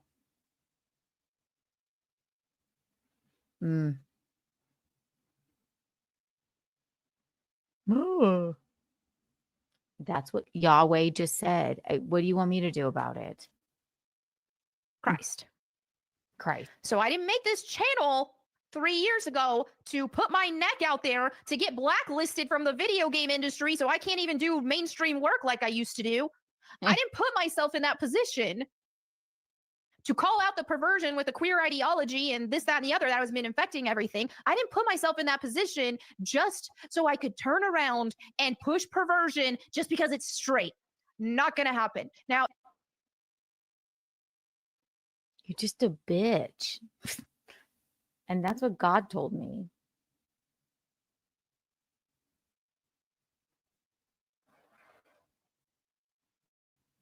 I didn't just I lost everything. Now you're grifting on fucking other people. You're weird.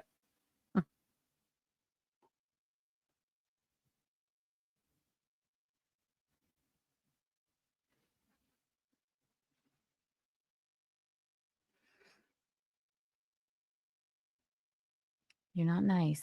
You're not a nice gal. God told me so. And he didn't even need to tell me. if you want some sort of context, I can give you a little bit. I'm not going to show the actual video because I do have a lot of Christians who follow me who probably wouldn't appreciate having something like that thrown on the screen. But a lot of you... Yeah, because if they throw that on the screen, then they'll come while they're jerking off. You're not this dumb, Melonie.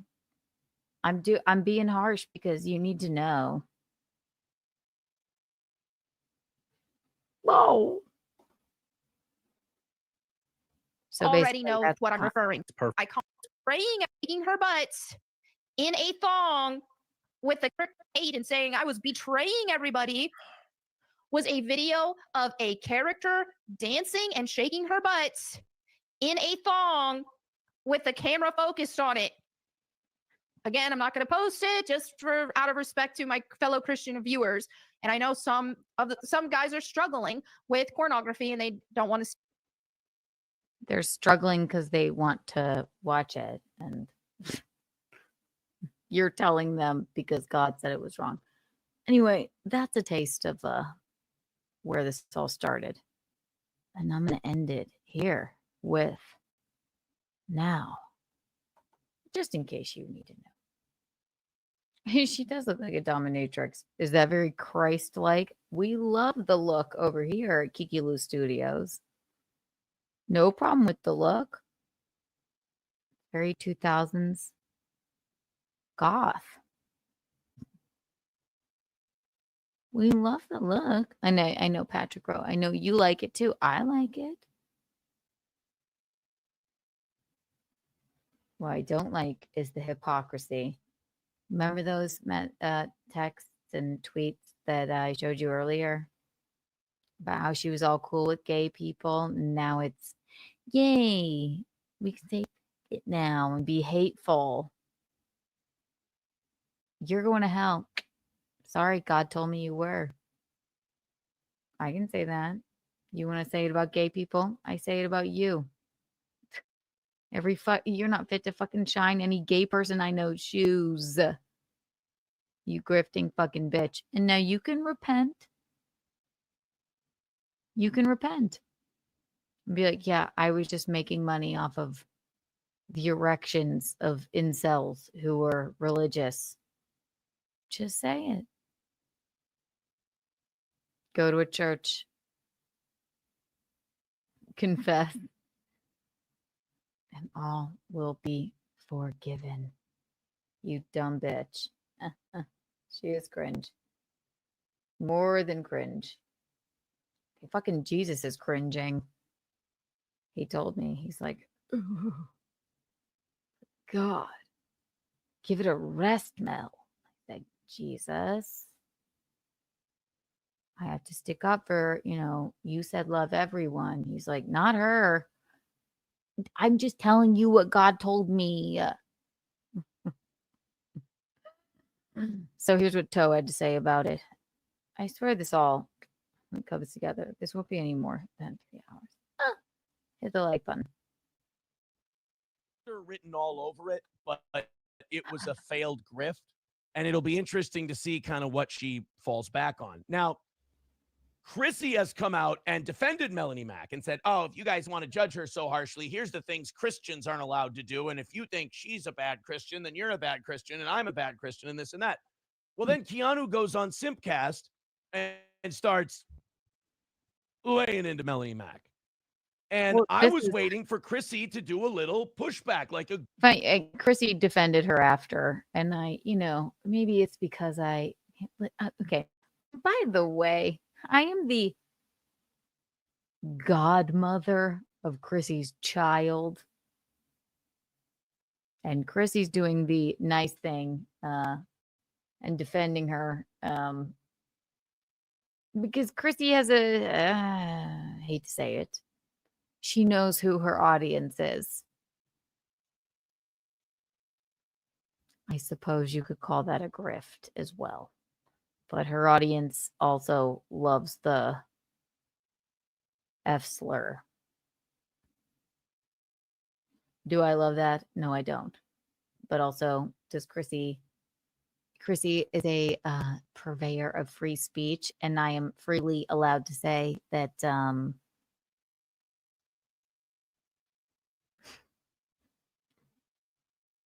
she knows where her bread is buttered as well.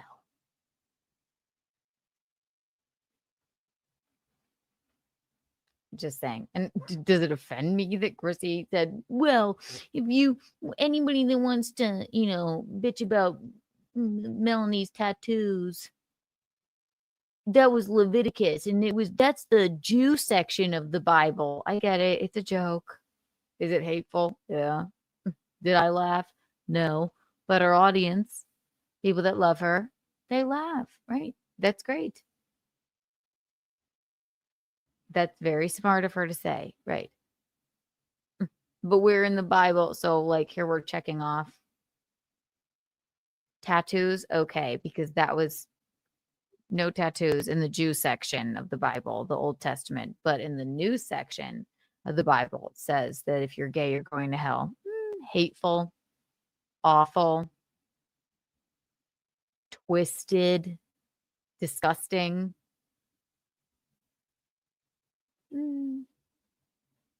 Abhorrent. But again, that's just how I feel about it, and they fucking know that. I don't know. Melonie probably doesn't give $2. Why should she? They know how I feel about that, though, and I'm allowed to say whatever I want. God told me I could.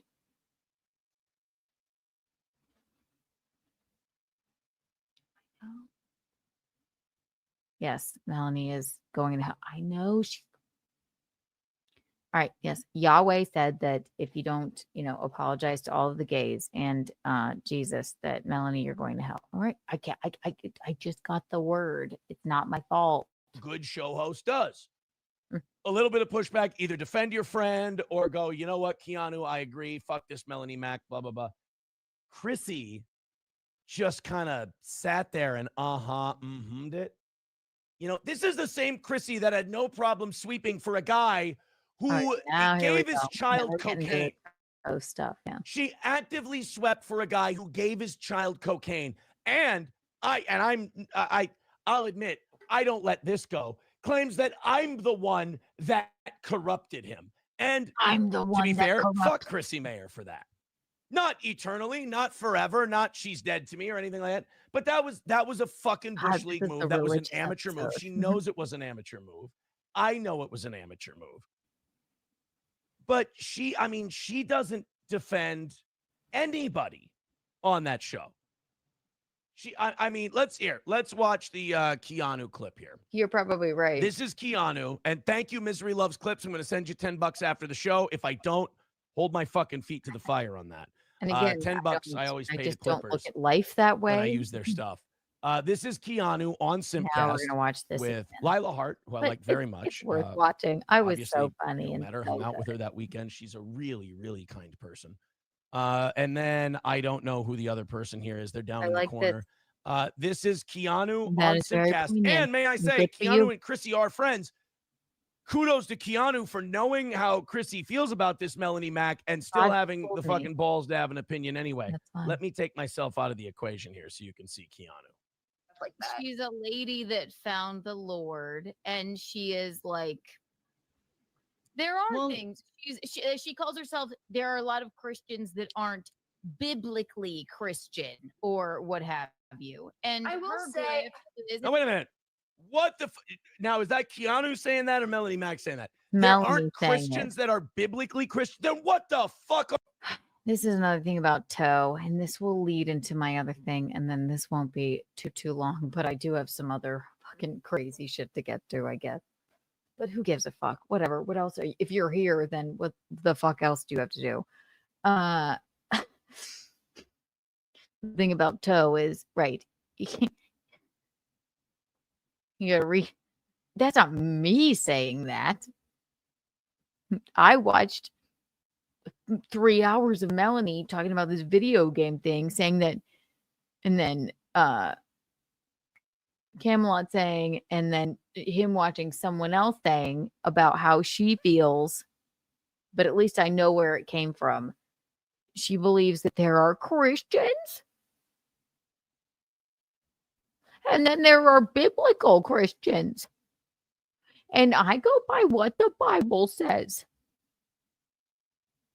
Except for when it comes to tattoos and being married before. And not waiting until marriage. And now that I've found God, I want you to absolutely ignore everything that I did before. And now I'm so excited to say, faggot, and be hateful towards gay people.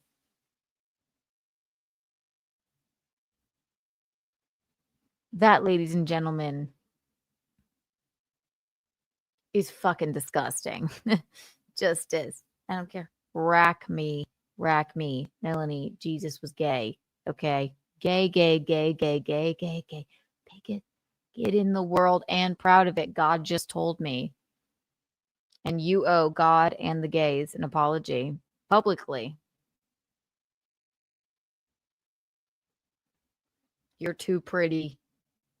And I think too smart. I would rather you be sinister and fucking grifting than this fucking stupid Mel.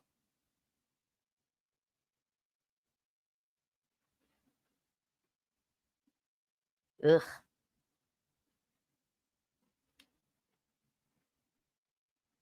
What's that, God? You don't even want to know what God just said, Melonie. I know. She's hateful. Don't worry about it, Melonie. Just apologize. You won't go to hell for being a hateful fucking bitch. Are you? That is the biggest load of horse shit I've ever heard in my life. That's, you know what that is? I want to be a Christian, but I want to have an excuse as to why my ass and titties are out. Well, I'm just not biblically Christian. Weird. You know where, I had this idea. Correct me if I'm wrong. Doesn't Christianity come from the fucking Bible? So how can you can't be anything but a biblical Christian. You can be a failed Christian. You can fall short in the eyes of God. Lord knows everybody does. But to say that you're not a biblical Christian is just a bullshit, eat as much as you want and don't gain weight diet plan. Yeah. I'm a Christian, but I'm not a biblical Christian. Get the fuck out of here with the not a biblical Christian. I never even claimed to be a I'm Christian. Call it a grift. It is being shockingly like it's. Oh, Ashton Birdie. So it's Ashton Birdie, Chrissy, Lila, and Keanu. And love Lila. I think Keanu is love Ashton. I think she's found a set of balls. Because she's really been getting after it. I didn't. Don't tell me. Kiwi Farms was accusing me that I was reading the farms. Love the farms, but got real critical on me saying I'm drip feeding shit. Like I got no more stories for you guys. I got nothing else. My numbers reflect that. I got no other stories other than stuff that happens from now on. New shit. I wasn't drip feeding the nitrous thing. I was telling you that story third person, second hand, third hand, maybe. I always considered that Keanu's story to tell. She asked me not to talk about it, so I didn't talk about it. I figured once she talked about it, then it was all right for me to. Okay. Now this, I have a whole nother thing that I'm going to have to talk about with you fine people. I have no real issue with Aaron other than we'll get into that later. Aaron. This is the religious episode. And if I believe in God, then what that God? Yeah. He's an idiot, and that yes. He can be an idiot.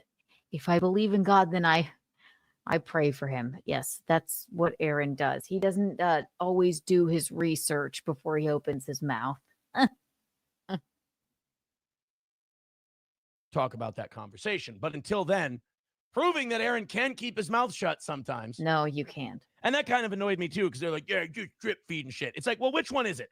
Can I not keep my fucking mouth shut? Or am I trickling shit out there? In this instance, I actually kept my fucking mouth shut. Did you? I didn't not to say. And then when they came out with it, I go, oh, well, if we're coming out with it, here's what she told me. Here's what I know. Thought people might appreciate that. And God damn it, I was wrong. So let's continue on here. Keanu getting after it on Chrissy's show. Chrissy Mayer, hours before, had just defended Melonie Mac on Twitter. The word perversion, it's the F-slur videos. It's not just like, paging Dr. Bigot. It's, that's hilarious, right? That was an uncomfortable laugh. It's more, you know what I'm tired of? Or, it should stay in the closet, or nobody wants to get daddies, right? Which it's isn't horrible. very Christ-like, okay? Right. That's so they're talking about the previous tweets and the previous things. This is where I agree with Keanu. Thank you. You can't just keep saying, well, people evolve. Oh, people evolve, people change. That's true. From like 22 to 35, I think Melonie Mac's 40? From 22 to 40, yeah, you can change. But you don't fucking have, I say the gay F word to criticize gay people to, I'm a good Christian and I don't judge in 3 years, 2 years, whatever it is. That's not a change. That's a grift. You went with the hardline Christian conservative gay F word shit to be edgy, to be, to walk that line. Then when that money in that audience dried up, now you're going to try and jump to something else. Oh, we shouldn't have temptation in video games, and we shouldn't have tantalizing to fucking hell. A lot of gamers are coomers, okay? He's wrong. This is where Aaron she's combining the two now. It was, well, I used to be a, support gay people and love video games and also, dresses, a 2003 goth. And I'm here for that. Love that. Jesus Christ. Now, then she found God, and that was a grift. And don't ignore everything I did in the past. Ignore everything I did in the past, which is nothing wrong, by the way. It's called growing up. You're not even 40 yet. Yes, you're 39, but that's not old. Nothing you ever did was fucking wrong until you found God. Huh. Isn't that funny? Interesting. So then where he's mixing this up is now it's like, well, I think I'll start to do a Bible stream where I read the Bible and pretend that the men 100%, I go to my YouTube and I realize I'm dressed modestly, and 100% of the people that listen to me read the Bible standing up in my chokers with a stick of butter behind me, and pantsless Angelina Jolie, who in real life would hate me. I will read the Bible and pretend that the men that are listening to me aren't jerking off. I will pretend that this is the cup of my blood, the blood of the new and everlasting covenant. It will be shed for you and for all, so that sin may be forgiven. It's all please. She knows. She's either a fucking monster or extremely smart and a hypocrite. So now she is still on the religion kick, overly, crazily so. And grifting off of the fact that she gets a lot of views on Twitter if she says, you know what I'm tired of? It's hilarious. Very funny. Very Christ-like. It's not Christ-like. You're a bitch. You're going to hell for that, according to God, who just told me so. But now she is like, God, what else do I do? What else do I do? I think I don't want to see these video games where all of these women are in the video games. They're not even human women. They're just video game women in skimpy outfits. And who are the video games for? The men. You need to fucking figure your grift out, honestly. She's not wearing a fucking habit.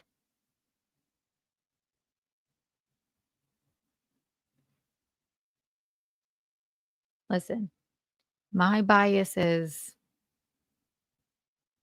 until she apologizes to Jesus, who's the leader of the gay community, publicly, I'll never stop in the name of the Lord going after her and her grifting and her awfulness. And I've met this woman, and yes, is she nice? Yes. In my limited contact with her, did I think she was sweet and lovely? Yes, I did. But again, she's either a heinous,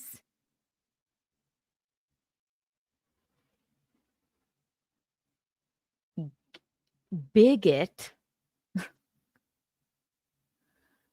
or an intelligent, grifting bitch who doesn't believe anything she says, that's galvanizing people.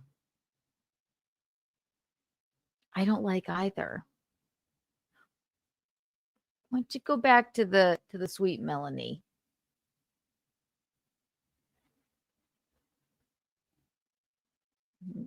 God said then you'd get into heaven. And you don't have to. I don't want anybody to not make money. But you know what? You don't have to apologize publicly if it's going to take away your money. But you need to pray to gay Jesus and apologize privately to me and everyone that I love. There's so many interesting things about and to Gino. Yeah, how dare you, Melonie? How dare you? He's gay, but he has a special connection to classical music. There's many things that are interesting about him. Are you telling me, Melonie, that my husband's going to hell? God just told me he's not. Yahweh said he wasn't. So how dare you? You owe the entire gay community an apology. You owe yourself an apology. You owe, I don't know how you grew up or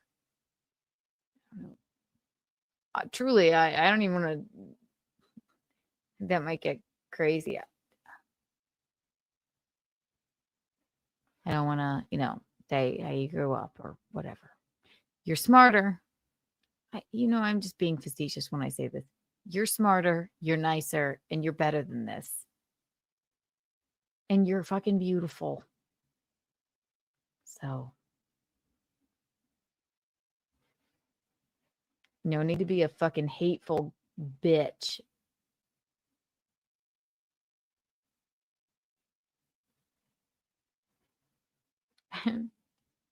Who's half naked here? You talking about her? I don't know. We'd have to consult the Bible. Yeah, no, but you're right. If she thinks that that's a modest outfit in the eyes of the Lord, it's not. You know what else? You want to know what it's like? I think Chrissy said something on Simcast last night. She's like, no, I like her and she's just sticking up for, she doesn't want me to just, verbally fucking own this woman that's not there. And she said, no, I mean, I think she actually believes it. And I like her, kind of cool take on religion and what she wears. I'm like her outfit too, but you know what else? I made the joke about Jesus being gay, which now I am actually probably believing the more that I think about it, washing men's feet and, the mini skirt being crucified, the 6-pack abs and all. But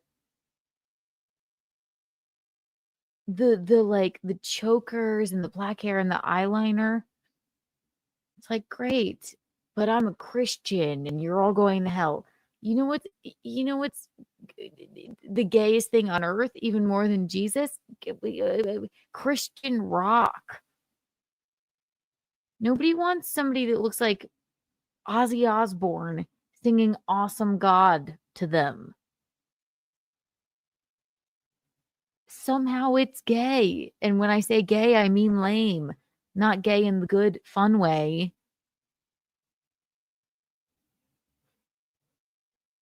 It's old. It's been done with. Anybody that plays,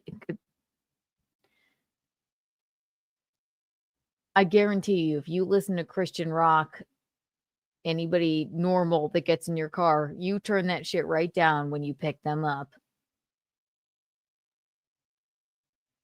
There are better ways, Melly poo.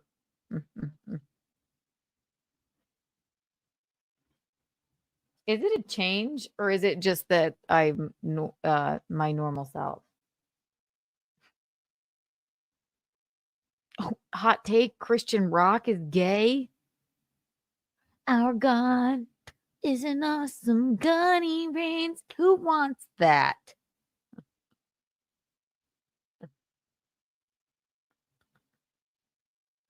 Welcome to Keanu Live, darling. And it's really not a change. Enjoy your band, Apollo Monopoly. That's more people and their opinions. This is my opinion on it all. Just me and God. There's nothing you can do about that. They're just trying to feed their audience. You don't change that quickly, and Keanu's right about that. That's right. So people and I think people can also change their minds too. It's not change their mind. And I think Ashton's great too, but it's not change your mind. It's see which way the winds are blowing, and then go. I hate that. I mean, admit you're doing it, and then I won't hate it. If you just admit you're doing it, like I've said this about Patrick, as long as you just admit, look, my show was failing. I had nothing. Aaron had a bigger audience, so I grabbed onto him, and now if it's not Steeltoe, I'm fucked. Admit that. That's fine. Otherwise, there's just a baseline dishonesty, and we'll all laugh at you for that. Annoying to me, at least. But washing men's feet at church. The grift? Yeah, absolutely. Do you think Jesus would be like, nobody wants to get daddies? I mean, she's got her there. That was Chrissy's most pushback she gave for her friend. Why should she? And I don't want to hear this shit. I highly doubt. Why should Chrissy push back either? I don't get this clip. The clip, Misery Clips, who didn't even tag me in this for some reason. They're like, Chrissy doesn't even defend her friend Melonie Mac. I don't think Melonie even saw any of this. Why should she? Why should she care about any of this? She has Christ to deal with. And, you know, is Chrissy supposed to be like, Keanu, don't be mean to her? I'm like, no, I'm allowed to say whatever the fuck I want. Chrissy is all for free speech. And I certainly free spoke. And God spoke through me. Yahweh spoke to me, Melonie. And so, like, really, there's nothing I could do. She'll never see this either. Unless she pulls her head out of her ass. Wait, I don't understand shitting on Chrissy for this. Like, she didn't defend her friend Melonie. Yeah, guess what? She's like, whatever. Keanu can say whatever she wants. There's a reason. I don't know. Chrissy likes free speech and different opinions on her program. By the way, I'm her baby's god fucking mother, you assholes. Like, was she supposed to defend Melonie more? Also, am I, when I walked into the church, when the baby was baptized, it didn't burst into flames. Everyone needs to relax. She needed to defend Melonie more. I wish she would have. I went right back at her when she was defending her on Twitter after the fact. I was like, yeah, you say get in a hateful fucking way. That's awful. Do you think Chrissy cares? No. Want to know why? Because she's an adult.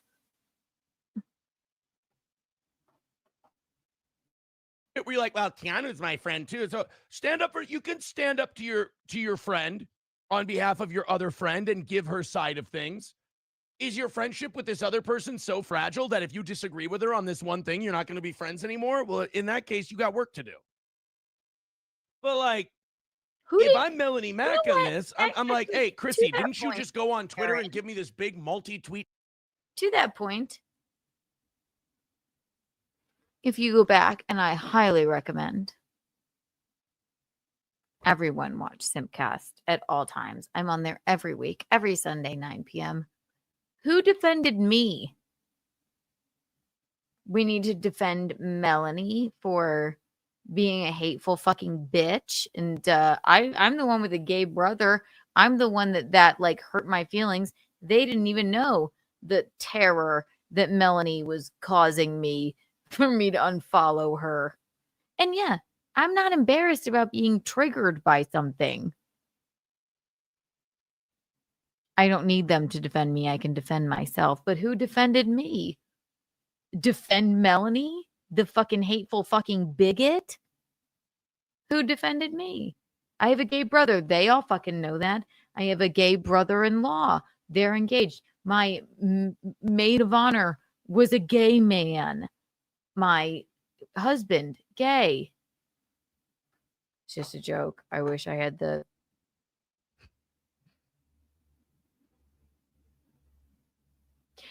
Let me do that again. Gay brother, gay brother-in-law, gay man of honor. No one defended me. You know what? Husband, gay. He's gay, but he has a special connection to classical music. There's many things that are interesting about him. Defend Melonie for being a fucking bigot. Good on them for being like, whatever. I'm allowed to say whatever the fuck I want. And if anybody did, honestly, for real, defend that, then I would have fucking come just as hard as them.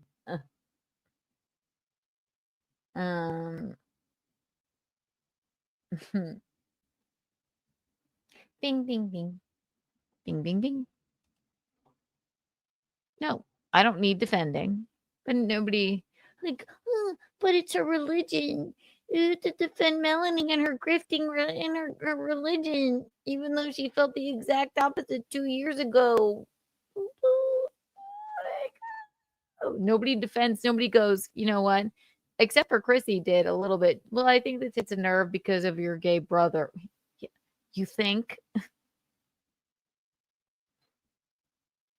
And that was the amount of defending that I appreciate, but you know, nobody fucking defends me ever. I'm like, this legitimately hurts my feelings, but I can deal with it. And I will die on this cross, so to say, in my lovely mini skirt, like gay Jesus.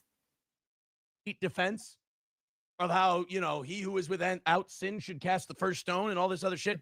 Now Keanu's in here calling me a dishonest grifter. And it's okay, Melonie. I've been there too. with old Kiki. I call it like I see it. Here's Keanu saying this shit about your friend that you just defended, and now you're pretending that oh yeah, you know, well, you know, it sounds reasonable. Boy. They didn't I defend wouldn't me. if I had to Just be shut defended up publicly about on it. something that was questionable. Chrissy Mayer would not be one of the first 10 people I'd call. Like, that's a grip. He probably That's wouldn't part of the say grip. that. No, but No, she did. You remember that? No, I mean, I'm saying, I'm answering you. I'm like, I don't think Jesus would say that. No, right. And also, I'm sorry, there's nothing gayer than Jesus. He hung out with 12 dudes and Whoa. I mean, look, Keanu, we can make our point about Melonie Mac minus the blasphemy. There's nothing gayer than Jesus. I I'm mean, afraid of going to hell because have you met being the gay 80s? is wrong. Then suck my Freddie dick. Mercury, perhaps. Milo. I'm gayer than Jesus. I'm just throwing a few out there. I stand by it. There's a lot of things gayer than Jesus. Washed their feet all the time. You're gonna So say I don't Aaron know. too? Like, People repented. excuse me, Kind of but plays there's into, like, nothing what I- gayer than Jesus. I just gotta tell Melonie. After that video, I had to unfollow her like a couple of months ago because I'm tired of feeling like I'm gonna burst into flames. Me and my loved ones are every time. Wait, she was doing the gay F word shit a few months ago, and now she's lecturing on video games? Yeah. Might I show you? Maybe I'll just show you. God. Sorry, God just. I know. It was on. Aaron, sorry. God said that he knows now that, you know, you came forward with, you know, the Molly and the polycule, but now that you're acting like this, you're going to hell. Just teasing, Aaron. You know, you guys, I showed you this. I showed you. Or I showed you something of the like that just came out today, which makes me hate her even more. But here we go. Let's see if I can find it. Let's watch this dumb bitch be even more of a dumb bitch. And let's see what gay Jesus has to say about it. He wasn't happy. Yahweh told me that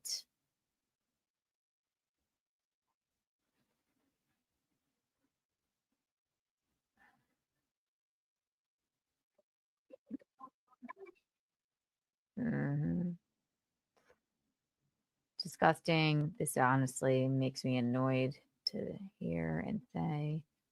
So let's not. You probably all know what I'm talking about. It's basically just a video of a deranged grifter. Ugh. I don't even want to. Yeah, that's the video in which I'm talking about is, yeah. This is when I unfollowed Melonie. I said, yes, I met her in person. Yes, is she nice? But she's either, again, she's a fucking bigot, hateful bitch, or an awful grifter that is taking all of your money for all you're worth. And that, I mean, there's really no in between. And God said that she really needed to apologize. So, or else she's going to hell. And Yahweh told me that. So anyway, let's press on. Yeah, that's not a people change thing. That's a full-on, hey, let me see if I can jump to this audience and grab a few people. Let me see if I can jump to this audience. And maybe Chrissy wants to defend that, and Chrissy doesn't want to go after that because Chrissy kind of did that. Chrissy, Hey, you know, Chrissy look went at that. from feminist LGBTQ person to Very good comment. What would Jesus say? Live your life and leave others alone. I wholeheartedly believe in that. I'm not particularly religious. But I think that he would say that. And I don't think, I hate to be hypocrisy police, but I fucking hate hypocrisy. And when I see it, I'm going to call it out, and that's that.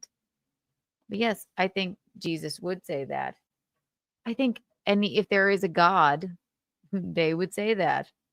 I'm very live and let live until you're a fucking asshole. And then I'll call you out for it.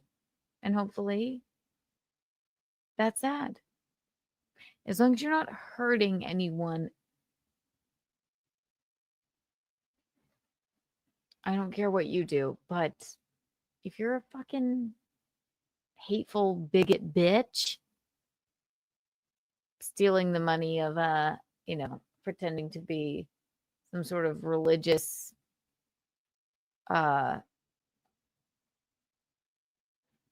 nun that's hot, stealing the money of a bunch of incels for all they're worth,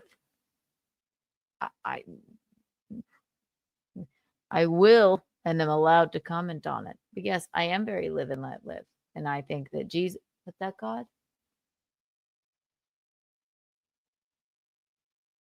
Mm-hmm.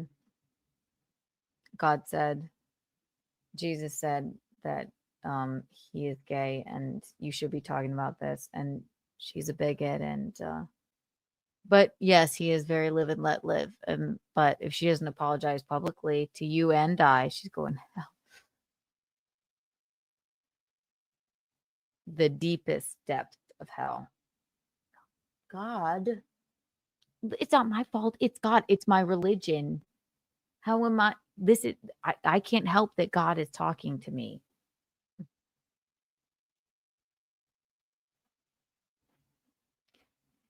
If you're new here and you don't understand that I'm kidding, then I hope that me just saying that just now made you understand.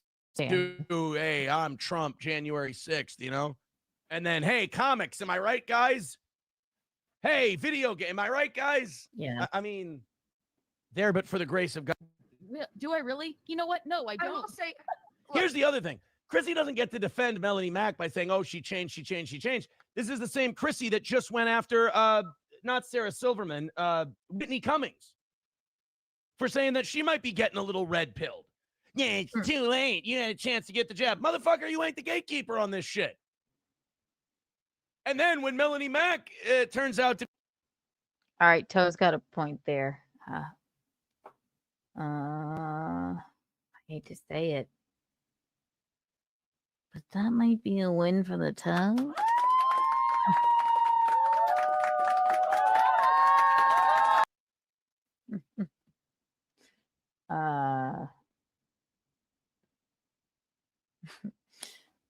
Yeah, right. Chrissy was just when I was shitting upon Melonie, I wasn't really shitting upon her. I'm sorry. I'm triggered by fucking her being a bitch about fucking gay people. Excuse me. I don't think it's nice. I don't think it's cool. I think it's fucking just hateful and not Christ-like. If you know what, I don't want to follow. Like, there's a reason I don't follow fucking I don't know, Gavin McGinnis, racist Colonel Mustard, who I also fucking kind of think is gay. There's a reason I don't follow him either. Sorry. Yeah, I don't really. Right. I'm happy. I would happily, I would be tickled even to talk to Melonie again. She's been on my show. I've been nice to her. But yeah, Chrissy goes, well, people are allowed to change their minds because, right, like I showed you, she changed her mind from being, a rational, nice human being who didn't care about gay people living and existing to nobody wants to get daddies. So I think she changed in the wrong direction. Chrissy says now, who just came out about the fact that she was very gung-ho about fuck you, Whitney Cummings. Fuck you for being, based now and speaking up now after Whitney Cummings, female comedian who I've always loved, I've always found to be very not one side or the other, but that wasn't, in Chrissy's opinion, that was not enough. She should have done more during the pandemic, and it was too little too late when she did her set during the, I'm losing my words because of God. Fall, New Year's Eve thing. Excuse me. Okay. So Toe is saying people have the right to change their minds, and Chrissy shit on her for that. But Chrissy now says about Melonie, people have the right to change their minds.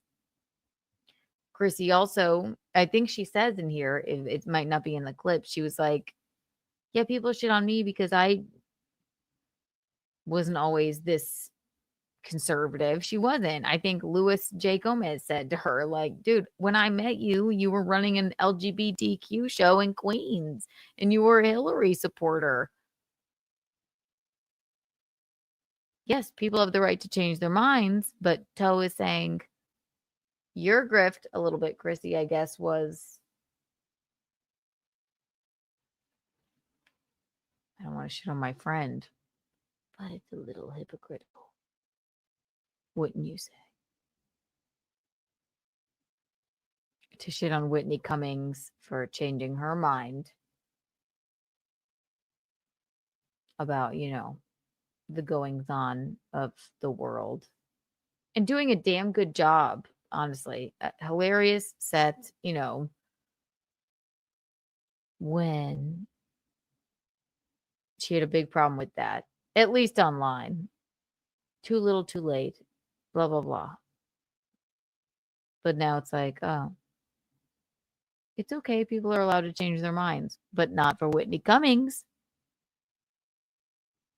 Everyone's allowed to change their mind. I hope people don't change their mind in the wrong way. Melonie, I will say, changed her mind in the wrong way. That's all. To be a grifter, same thing as what you're accusing Whitney Cummings of doing. Well, then she's okay because she came on your show once. Look, no, all right. You want to bitch about the video games and call it a perversion? Sorry, girlfriend. Jesus was probably gay. He washed men's feet. He wasn't gay, I don't think. He could have been. Chrissy I've with a been big thinking pushback, about big that pushback all right there. Jesus Big pushback. Christ. You'll defend a guy whose 9-year-old tested positive for Of cocaine, course I have. I love you. but you won't stand up for Melonie Mac. I'm Oh, not wait, that's driving right. That her guy at was just corrupted by me. Not at all. The Never guy who will. was gone for 6 Love weeks her. and didn't get arrested for that. Yeah, right. Yeah. That's what I forgot. See, I'm kind of stupid like that. Who do you know that he cares about his 12 best friends? And you want to see your 12 best male friends before you try and watch their Keanu, do this as a bit on stage. It's really funny. It should be a bit. I've been thinking Yeah, about this a lot. girls, and she's girls. probably the Girls. only person I've ever unfollowed on Hmm. on Twitter. Girls, let's take it easy on this. Stop doing that.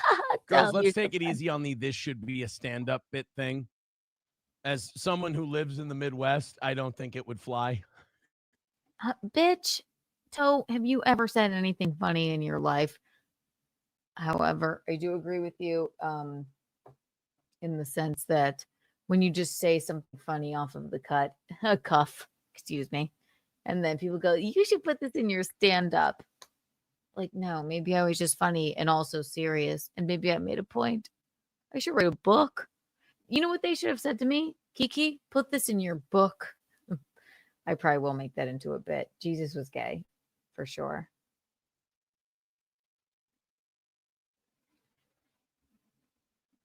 Yeah. Jesus. Melonie, you need to apologize because Jesus is gay. God just told me. I prayed. And he just told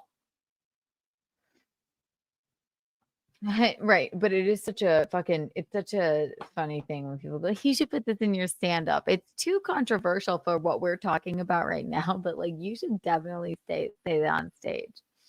It'll be so funny. And then I go to fucking Scranton and people are like, who's Melonie Mac? I'm just kidding. I wouldn't frame it like that, but I guess I could frame it like a joke, like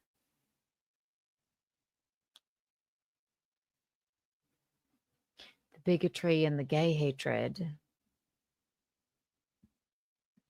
It's just wild because if you don't think Jesus was gay, look at the signs. Here, we'll workshop it. Is there anything gayer than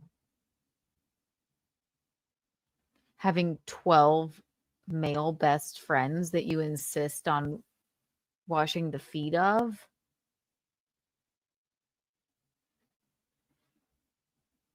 What's the punchline? I don't know. It's something to work on, but that's what people say. Like, this is so funny. You should do that in your stand-up. He had six-pack abs and he was crucified in a skirt. Need I say more? Yeah.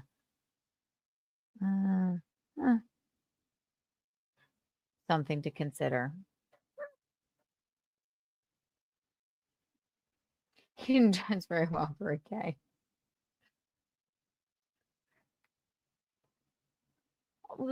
Sandals and a skirt? What's gayer? He was a mama's boy. You never hear about fucking Joseph. Oh my God, we're writing together.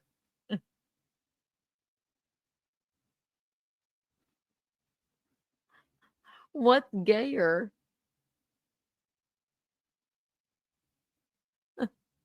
Did he want? He didn't want to be a carpenter, did he? No, he didn't. Certainly didn't take up that family business.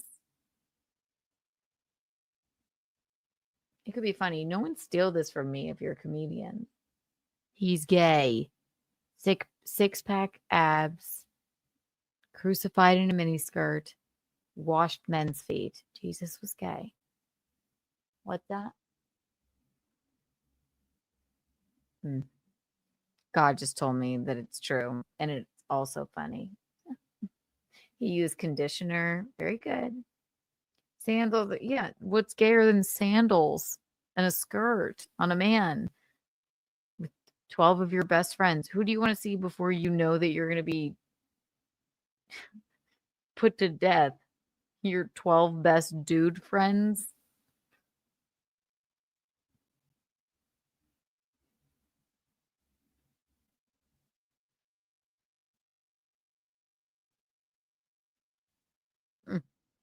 Flowers on that.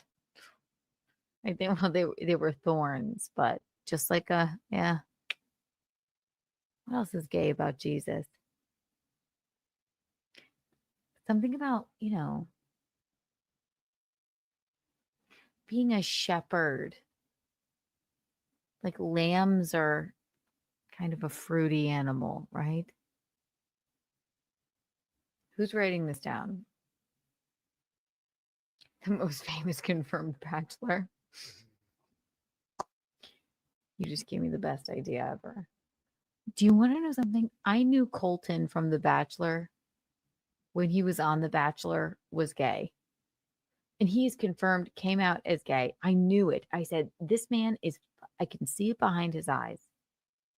He was so excited by Billy on the Street when he came on. I knew it. And I had said it forever. I was the first person to ever say it. And I wasn't saying it in a, fuck him, he's disgusting for being gay. I said, I think this. So I can tell it about Jesus like I could tell it about Colton. And there's nothing wrong with that. But who wears a skirt, has 12 male best friends, washes their feet, wears sandals and is a confirmed bachelor.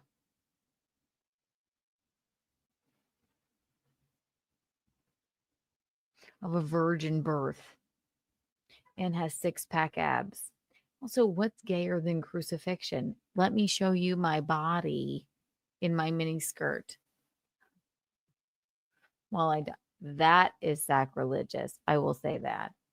God, this is fun. Wine. Stop. You guys.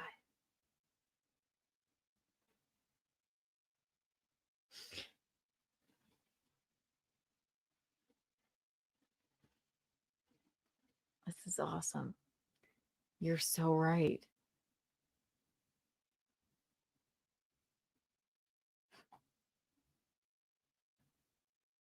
He didn't turn the water into, natty lights. He turned it into wine. What's gayer than wine?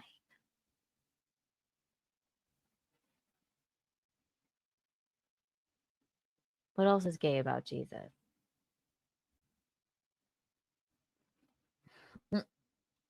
Wine. Ah, write it down, Keanu.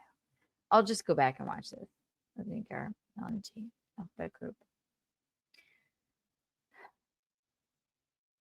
Don't forget he liked fish too. Oh wait, I know. I wish.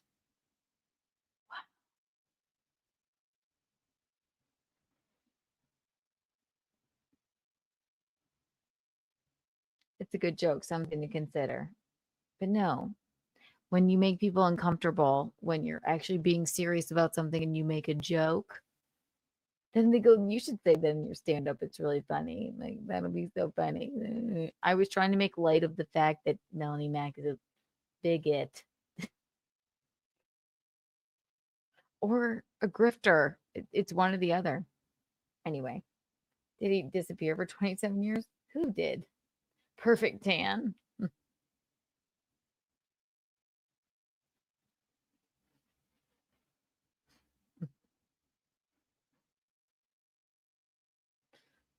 I really need to write that down because I'll never remember. You're right.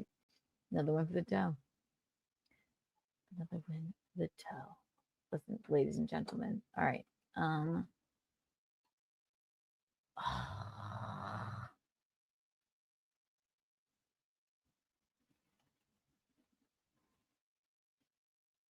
I had one more thing to cover. Then we started joke writing together.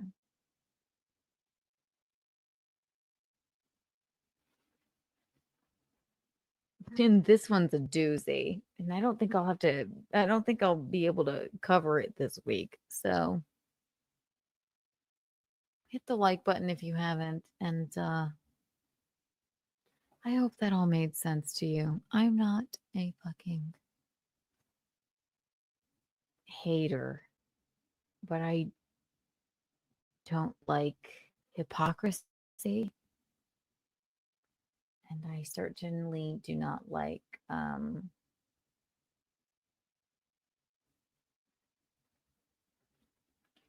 one fucking hates gay people anymore. And if you fucking say that shit, you are gonna trigger me. And you deserve to fucking be stopped. And I'm allowed to be grossed out by you, and I'm allowed to talk about it. And if you want to tell me that being gay is wrong because of the Bible, then I'm going to tell you you're a dumb bitch bigot. And I don't think you actually believe that. And if you do, then you're going to fucking hell, you dumb fucking bitch. Okay? How about that? How's that feel? Just had to get that out of my system. You dumb, beautiful, grifting bitch. So it's either a grift or she's an actual serious, horrific bigot. You tell me which one. Neither are great. Also, God told me that she needs to either apologize to him, gay Jesus, and the gays, and me publicly, and for anybody that's ever been gay, or then she's going to hell. I'm sorry. It's not my. I don't want to have anyone go to hell. But I'm not here to, disparage or not, give you the word of the Lord, who is talking to me through a Bluetooth speaker. And that's my religion, and I'm allowed to believe it.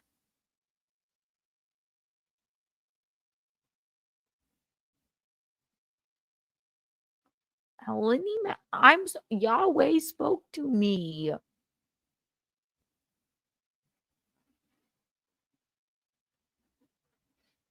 She really does seem like a nice girl in my limited encounters with her, but she's either not nice and she's a fucking awful person again, or she's a grifter.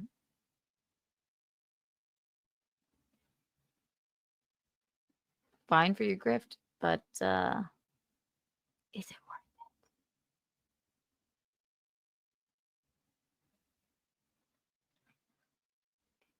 God told me you're going to hell then.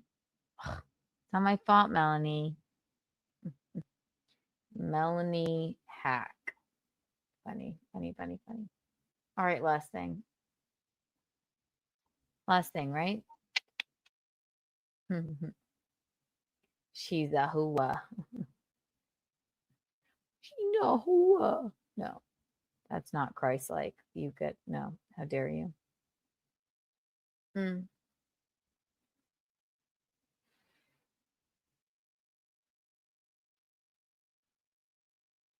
Don't care if you LGBTQ, XYZ, and whatever it is now. Just live your life and don't push on others' religion or lifestyle.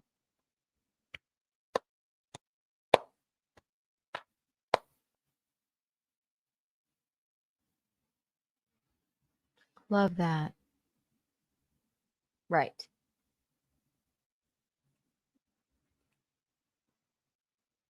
Isn't that nice?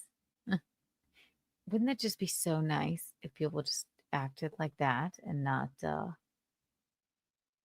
well, in my religion, if you're a it, then you're going to hell. And actually, it's not even that. That would be even nicer than what she says. It's, you know what I'm excited to say since Trump's in office? Like, you're a hateful fucking bitch. And God told me you're going to hell. Yahweh came to me. Oh. Hateful bitch. She's more than welcome on this program again. So she can apologize and pray and repent. Bathroom break. And then I have some real... Oh my God. We have... It says, why I forgot I had the call-in number up. Oh God. To accept, press 1. To send voicemail, press 2. Thank you for calling Keanu Live. How may I direct your call? Please don't say anything untoward. Will not. This is Zach. Zach? What's the meaning of your call, Zach? I forgot I had the call number up. I'm a little sad. You two aren't, I'm a fan of both of your content. Oh, Mel? I'm more so a fan of yours, but... No, I don't hate the woman, but I feel, okay, I understand where you're coming from. And I understand, and listen, I have to say how I feel actually, when I get I'm very rarely triggered or offended, but I gotta say how I feel. And I think that, being hateful like that to me, tell me why I'm wrong. And, No, I don't think you're wrong at all. I think you communicate quite well why it upsets you. Yes. And you're correct in being upset. Thank you. I do a little bit like I'm not Christian. It would be nice if I was. It would make my life a little bit easier. I'm not Yeah, I either. understand. Right. I mean, I hope there's something. I believe in hopefully a higher power. I went to Catholic school, but I just don't live my life like that. And I don't care if you want to talk shit about me and you think I'm going to burn in hell, but I'm sorry. I don't think it's wrong of me to be triggered by her on Twitter going viral for, just saying faggot over and over again. I think it's fucked up. Yeah. So don't be disappointed though. I would never be mean to her, because she's going to hell anyway. God told me so. Do you think that she is talking shit about you? No, I doubt she even has any clue that I'm doing this, and I wish she would. She's been on my show before, even, and I've met her, and I'm not just gonna shit all over religious people or do whatever. If you keep your gays are all gays are going to hell bullshit to yourself, like I can deal with you.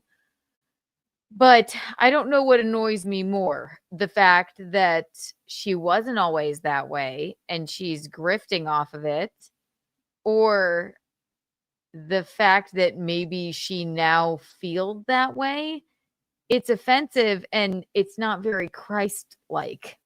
So, well, here's the thing. Like, all right. So again, I'm not Christian, but I understand. Like, also growing up in it, like, I understand what it is. They don't so much hate sinners; they hate sin. So, so it's like this weird mental thing where they think gay people. I don't think this. I just they think gay people are like going astray and should be saved, or somehow are like shown the correct way of salvation. Okay, let me ask you this though. I can understand that. Do I think it's fucked up and stupid? Absolutely, because I'm a rational, normal human being. Yes. Do I think that's fucked up and stupid? Yes. But that is not something where you go on Twitter, and this is where I unfollowed her, and you go, you know what I wish I could say right now? Faggot. Who wants to? I get daddies. Yeah. Who wants? That's fucking hateful, awful, and disgusting. It is. If that were your religion, you wouldn't fucking act that way. And so that's why God told me just now. He's talking to me again. One second. She's going straight to fucking hell unless she apologizes publicly. Yeah. It's fucking disgusting. I have no problem with religion. You're allowed to believe whatever you believe. But if you want to be a fucking cunt bigot, then I have something to say about it. And yeah, you can call me not you. I'm talking to the royal you. Call me triggered.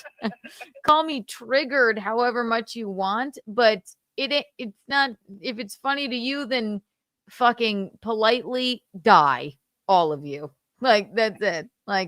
It just galvanizes just fucking hate. That's it. So I don't think you're triggered at all. I'm calmly triggered by that. Yeah. I mean, sorry. Is it not? I mean, if you love Jesus and you're so religious, then how is it okay to do that and say that and think that that's okay? Or are you supposed to quietly pray for gay people? Am I wrong?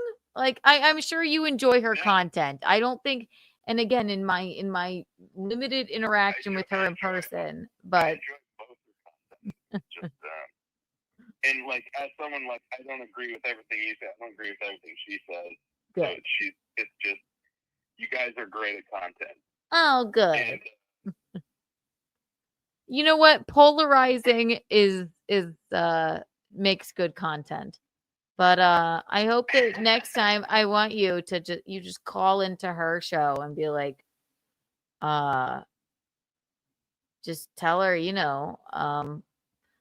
the God Yahweh said on Keanu's show that you're going to hell. Or does she not take callers? Probably not. She's much bigger than me. I wouldn't do that. So I would just go like, hey, science, and then just watch her head explode. Oh my God, don't get me fucking started.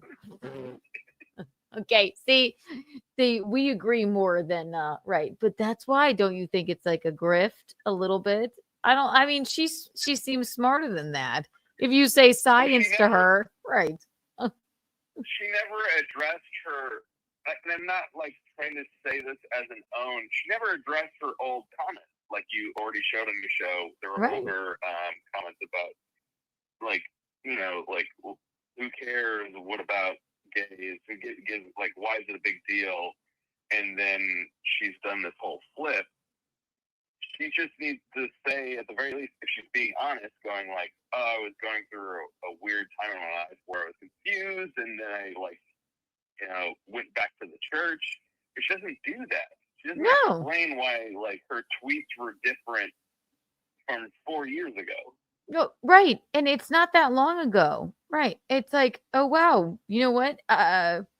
Well, these are, the internet is forever. This is what you said before. And now it's, hey, if you're nobody wants two faggot daddies. That's just like, okay, explain yourself, you dumb bitch. Like, your fans would like to know. If you want to judge everybody else so fucking harshly, then, well, I understand that people have the prerogative and, everybody is allowed to change their mind. Where I get fucking weirded out, it's like, no, well, I will not address anything that I said before, which is why I think it's a grift. She's either a hateful fucking bigot or she doesn't actually feel like that, and she's smart, and she's grifting off of people that think like that. And that's why she doesn't want to address it. Does that make sense? Yes. Can I ask, does your brother and brother-in-law, do they have kids? No, they don't. They're newly engaged, but they've been together for 10 years. And this has become like a new trend right now. Do you think that they would ever like want to start a family? Funny thing is, they did want to, but they, in the current state of things, yeah, and they're a little bit more liberal than me. I'm sort of kind of take things as it comes. I'm not very political. They don't want to really at all, right? So. And they have two nieces that they just love and adore that are young and yeah. Oh, nice. On your brother-in-law's side? Yes. It wouldn't be mine. It's just me and my brother. Yeah. I don't have any secret children or anything like that. So. I get it. I'm an uncle. Yeah. So, I mean, and you know what? I mean, a lot of people aren't having kids right now or anything. They did like, I mean, when they were maybe 5 years ago, they were like, whenever we get married, like give us your eggs. And I'm like, I would do that. Fine, I guess. And then I was like, wait, that would be fine with me. I have no problem with that. Like people were doing that, but I'm like, I'm not drinking White Claw and not smoking for a year so you guys can put my eggs into some other person. No. Back to the initial thing. It like I watched them cast live. The mockery of two gay dads seemed to like make you go like, I was like, all right, I'm out. That's what you were like. You're like, I'm not into this anymore. I can't handle listening to this. I don't understand why. Right. Yeah. I can handle anything and I can take a joke about anything. But when it's just like, fuck these stupid, like, gay people, how hilarious is it that these two gay men want to be dads. Like, yeah, that does trigger me, and I'm not fucking ashamed of it. I think it's fucking gross to be that way. Just, it's not funny. It's just hateful. Do you think that I want to trigger when I say that Jesus is gay with his 6-pack and being crucified in a fucking mini skirt, right? But like, if you just like, is it just funny to be like, look how fucking faggy these dudes are thinking that they can be dads? I'm sorry, that's just hateful. And maybe it's everybody comes from their own experience, but if I'm never gonna be okay with that. It's not religion, it's bigotry, and it's fucking hateful. And no fucking gay people fucking bother you. If anything, my brother and his fucking fiance are exemplary human beings who would be great fucking fathers. And that's why it just grosses me out. Does it trigger me? Yeah, I'm just like, where's the funny in this? If we can make a joke of this that's actually funny, or is it just funny because, yeah, it's like a bunch of fucking idiot religious bros can go, yeah, it's cool to hate on gay people. That's all I say. I'm so glad you called. Do you want to be my co-host from now on? I'm just teasing. No, I was very fascinated by this conversation, and at the same time, I don't think she's. All right, so don't you think that she's just attacking the idea that people are saying that like gay dads are better than like kind of like, you know, the traditional family, and that's all she's attacking. She's not actually going that like, because of course we go like kids need parents. That's absolutely. Who were hers? Did you think maybe she had a gay dad that or something that left? That's what my dad texted me. He said, "Fuck Melonie fucking Mac." Was her dad gay? Because she obviously is fucking okay. She's not saying that people need 2 parents, and it wouldn't matter if you grew up with 2 gay fathers or 2 gay mothers and you didn't know anything else and they cared and loved you, right? That is you wouldn't know any fucking different, and I highly doubt that you'd go to hell for having that. She's being hateful. The fucking nobody wants to get daddies. That is fucked up. That is fucking bigotry. It's not like, oh, well, God said that it's supposed to be a man and a woman. How often are there like anybody? It's just fucking hateful. As long as you have somebody caring for you, which I highly doubt she maybe does, because or else she wouldn't be such a hateful fucking bigot, then I don't know what to say. I mean, right. Is it ideal, I guess, in America to have 2 gay fathers or 2 lesbian mothers? I guess if people are hateful and you might be judged a little bit, but who gives a fuck if they love you just as much and you don't know any different, right? And absolutely, it's better than nothing. She wasn't saying on Twitter, like, I think scientifically you should have a mother and a father. She said, I am so tired of not being able to say, like, she looks like a lunatic. And she's like, stay in the closet. That's not, she can fuck herself as far as I'm concerned, unless she would like to come on back on my program and apologize to humanity. And she is more than welcome, and you can tell her that.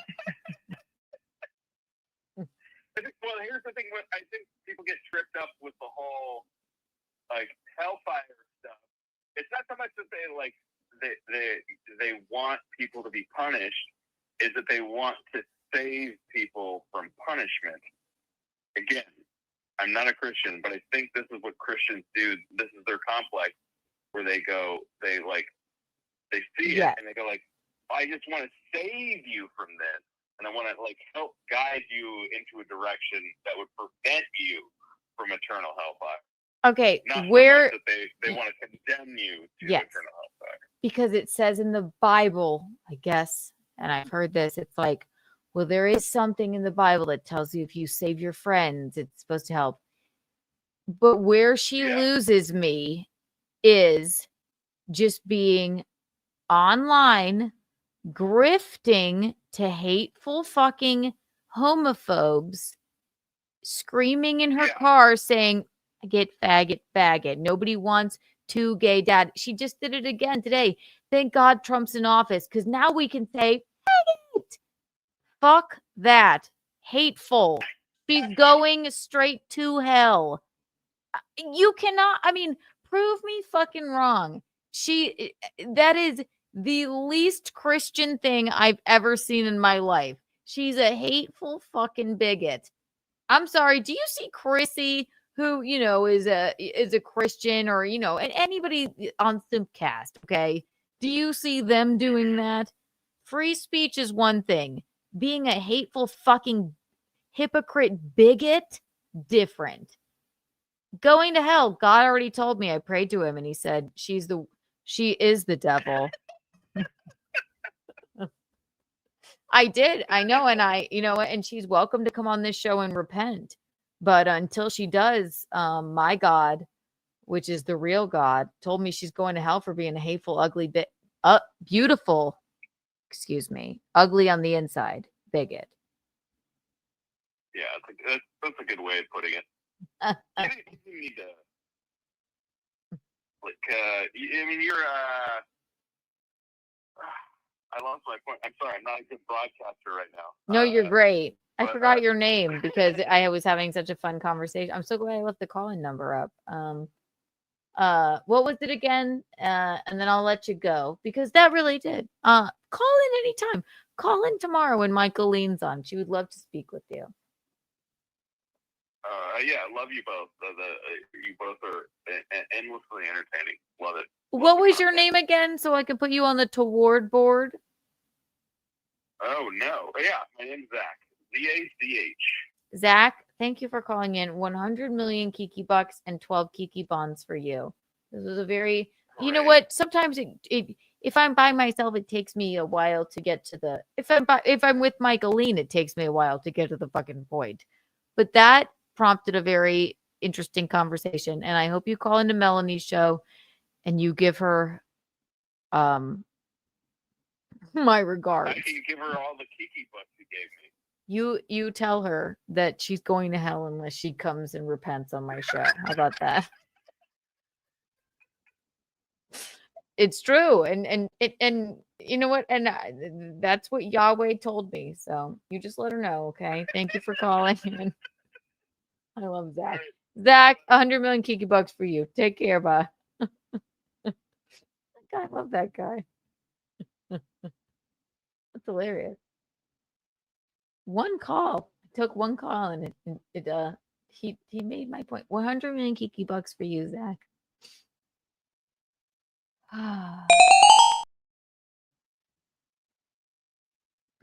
That was funny. I wish he had called in earlier. It would have made my point so much easier. But now you get it. Or I think you got it. Listen, if you listen to me and you watch me, you understand who and how I am. That was funny. That's all I wanted to say. No, well, no, I still have one more thing. Oh, fuck. Okay.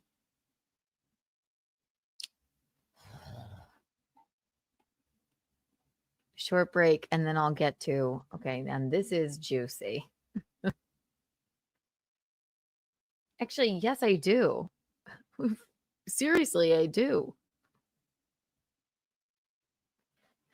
I'm not kidding. I'm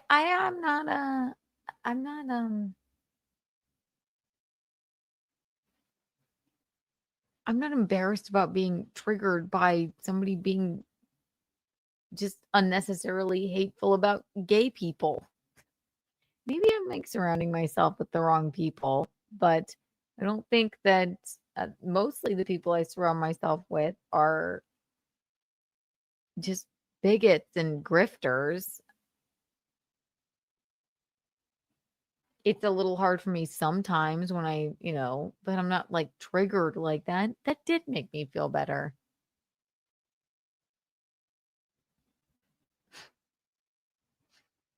Melonie Mac, you are welcome to come on this program anytime and repent, or else you are going straight to hell. And you can take that back. God told me, and that's my religion.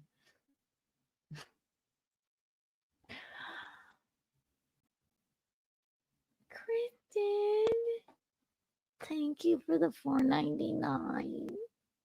Love you, Kiki. Morning. Look at you have a cat. Look at this cat is, oh my God. She is just a monster. I also want to thank Curtis, our fan Curtis. Sent so many treats for the cat and more Friedels for me. I will get them. And now I have a brand new megaphone. Now I have 2 megaphones.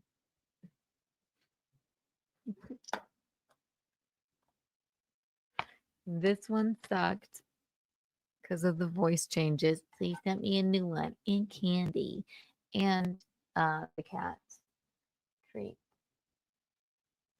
And I forgot. So Curtis John, thank you so much. We do appreciate it. And Rack Me Friedels are better than Skittles, and you know how much I love Skittles. They're freeze-dried Skittles. He sent me 2 more bags of them because they're unbelievable. Yeah, and a cat. Look at the freaking cat. She's killing me.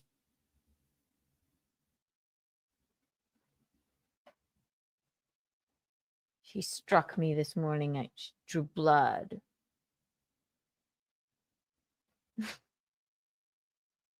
People think I'm gay. If you are, great. If they think that, then that means you're cool. No problem with it whatsoever. Don't you worry about it. God, it's 6:05. Why do I do this? I love you. Hi. All right, taking a short break, then. I will not allow this to go any longer than 4 fucking hours. Actually, that's not bad for me. This is what it's going to be. Once a week, I'll do a late night Kiki that will turn into a Kiki in the AM. But it ain't going to be 9 hours tonight. I have to pee.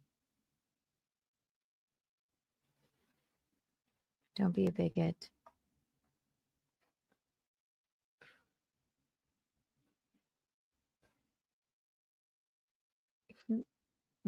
Melania looked lovely at the inauguration. Everybody seems more lighthearted and happy, except for some people. Melonie Mac, you're welcome to come on here and repent, or you're going to hell. It's not my fault. It's just what God told. And Toe, Toe, we gotta talk to you about. That's what I'm gonna get to. You didn't mean to do anything wrong, but Toe, we gotta talk. Ugh. Let me pee and then we'll get to it. Hi everyone. 100 million Kiki bucks for all of you. No more callers. 100 million Kiki bucks for everybody. Why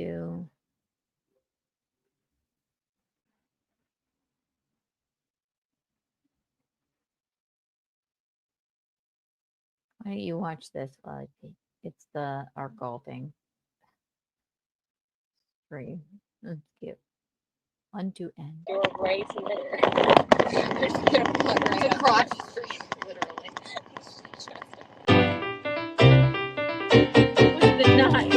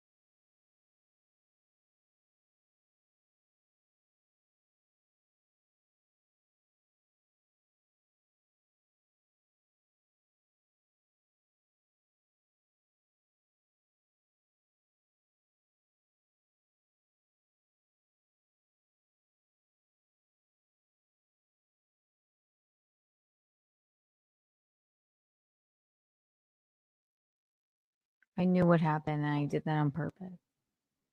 100 million Kiki bonds for everyone.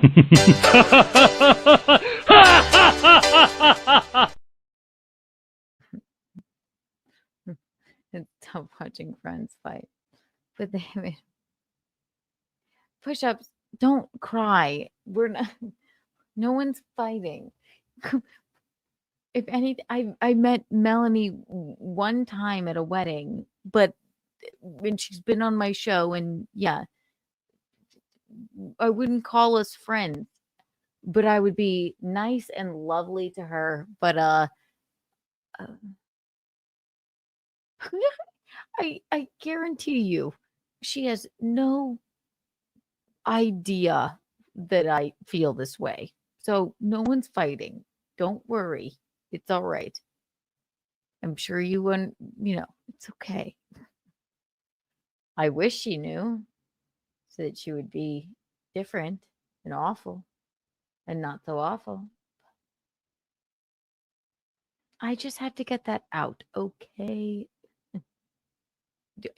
God didn't listen. I wasn't actually talking to God through my megaphone. But I think she's more hateful than and awful than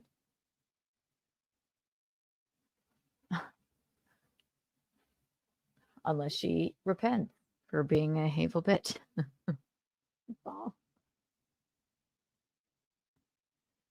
I mean, my friend.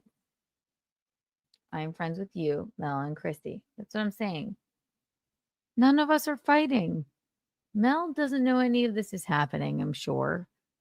Wouldn't and I'm certainly not fighting with Christy. We love you, push-ups. Don't you worry.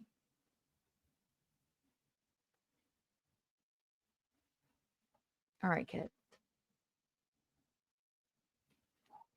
Did I miss anything? No. Hit the like button.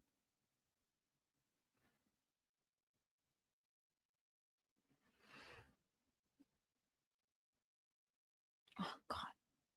I came from a Christmas party at Governor's Comedy Club. It was so much fun. I thought, oh my God, we have that to look forward to. Tomorrow, I guess today, Run Toward Tuesday, Michaeline and I will be graced with the presence of Alan. Alan! Alan! Alan! So you know who else we ran into? Joe Curry. I don't know if you guys remember, but Joe Curry was the man that Eugene knocked over on accident during karaoke at Chrissy's wedding. That was iconic. We saw comedian Joe Curry at the party. Oh my God.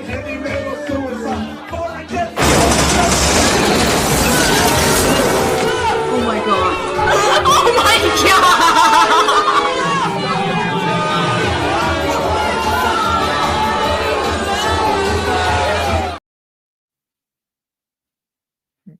I'll never forget that. Joe Curry. Yeah, we were at Governor's Comedy Club. It was so much fun. Sweet. Look at Joe.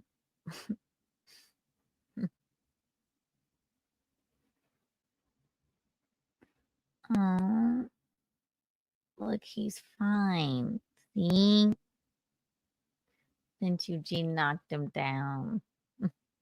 Cute. I love it. All right, kids.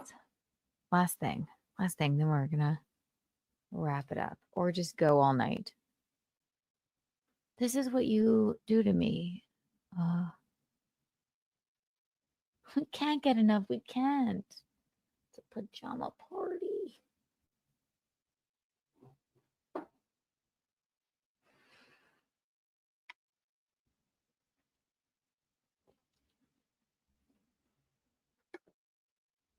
I see what you're saying. Just about what I was going to bring up. Thank you. And enjoy your ban. I'm not going to ban you, but thank you for getting me to. Oh, good night. 100 million Kiki bucks for you. I get what you're saying, but I'm going to just play a clip, and I want you guys to tell me.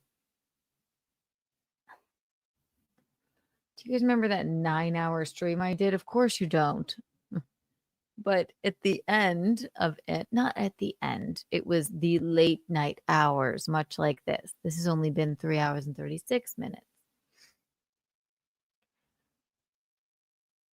He didn't reveal, to my knowledge. Okay.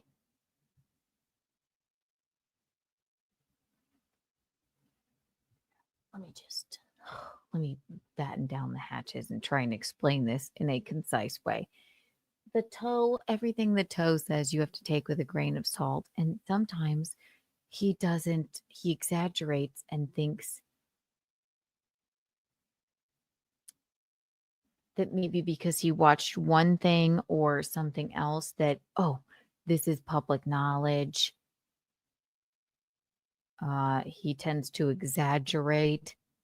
Streamlabs, PayPal, Venmo. If you don't know who I'm talking about Steeltoe Morning Show. Toe, Aaron Imholt from the Parable of the Toe. Shout out Alex Time. Where is he? I used to have more of those.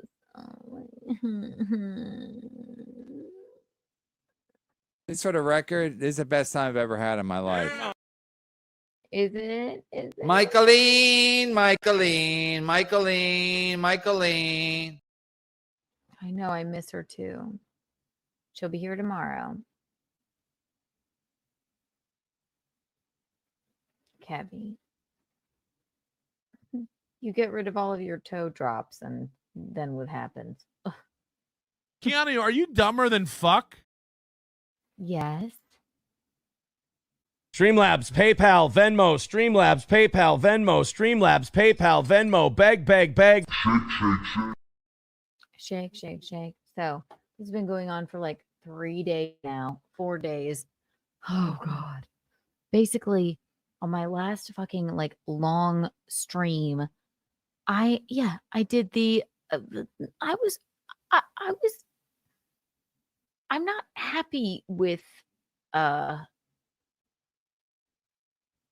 in my limited interactions with fucking stupid idiot Nicholas Rekieta, okay? I think he's a fucking user, manipulator, misogynist, fucking, he even kind of warped my brain for a bit there. Because if you remember, and if you don't know what I'm talking about, go back and listen to it, whatever. I mean, from like 6 months ago. And I have my limited anything to do with it. But if you know Nicholas Rekieta, he's just that fucking kind of slimy asshole. Guns, drugs, kids, blame it on the government, fucking, make my friend cry, user, abuser. Not in a physical way, but a mental way. I'm smarter than everybody. Let me get a tummy tattoo to prove to my wife that I'm not in love with April anymore. It's just my opinion. No one's saying that is fact. Toe. Just my opinion. So if you don't know what I'm talking about, then I do apologize.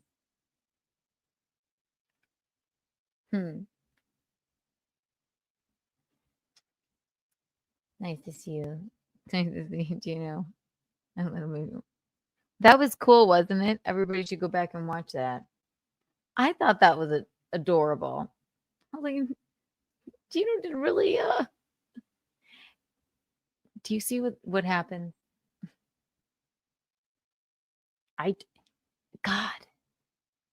It's not Gino was right. Keanu was right. It is Gino was right, but how long was Keanu right? I swear to you, he likes fucking Gino, likes me, whatever. I know. Now he'll say, fuck you. But what do we say? What do we say? If you've been here for a long time, wasn't this one of my first drops? Actually, it's in the first thing of my drops, This right? sort of record is the best time I've ever had in my life. I have had that since Keanu Cast, Keanu Live, Untoward Tuesday, Bacchanal Thursday has started. I've had this as well. Gino is genuinely hilarious. What did he say today? That was the best night of his life. Right, exactly. He's not a bad man. He's just a red man. He knows what bread or butters his bread. That's all.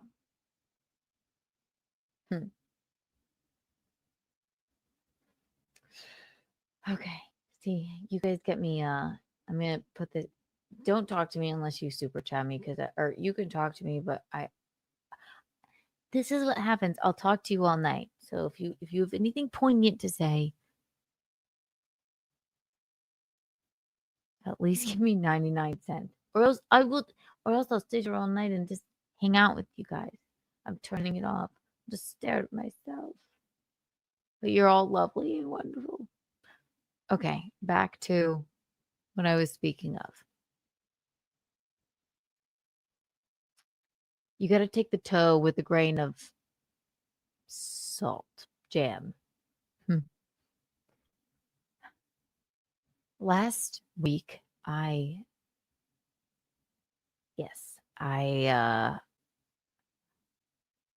not exactly happy with Ricada, and I'm allowed to have my opinions on him. And because I know what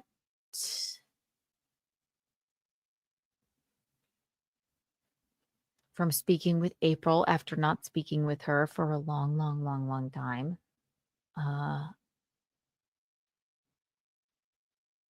I just know what I think the man was sort of putting her through. Not sort of, what he was putting her through from what she told me. Okay. So last week I talked about that a bit. And I may have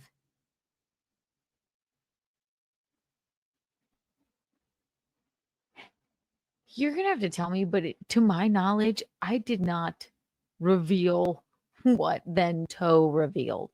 So I'm going to play a clip. You tell me, Keanu, no, you absolutely said this. Or because Toe knew it, did he reveal it? I'm not mad at the man, but I'm like, God.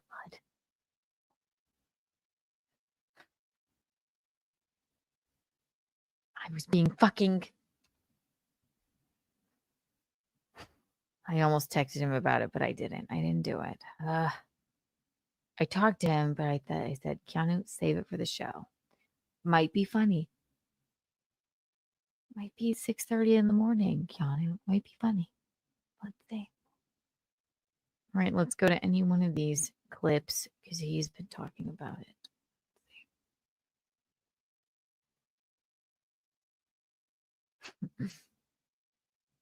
Oh, God. It's too much.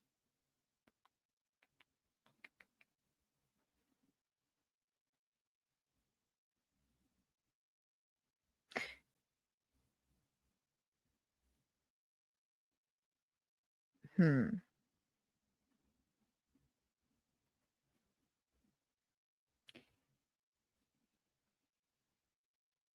right. I'm trying to order these. Okay, I'm going to play a short portion of the Keno Casino clip. I won't fat shame.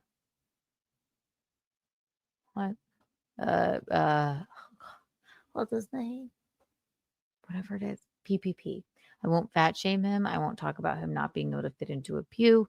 I won't say any of that. I won't be rude about the other gentleman who is quite delightful.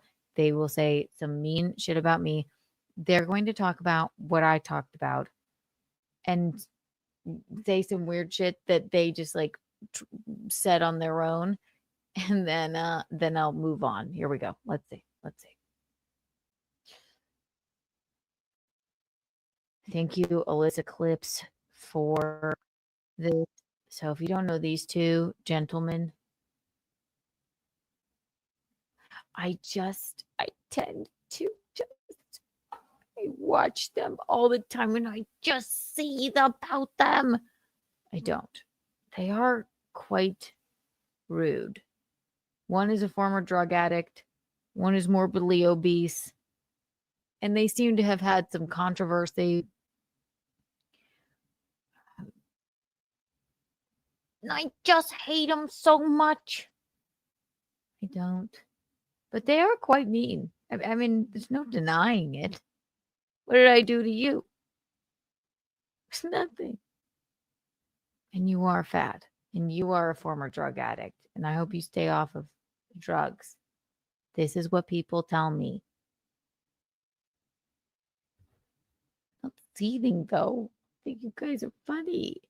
And you wouldn't have things to talk about. You don't need to shit upon me because you're sad you didn't get the scoop, fatty and raspy voice guy.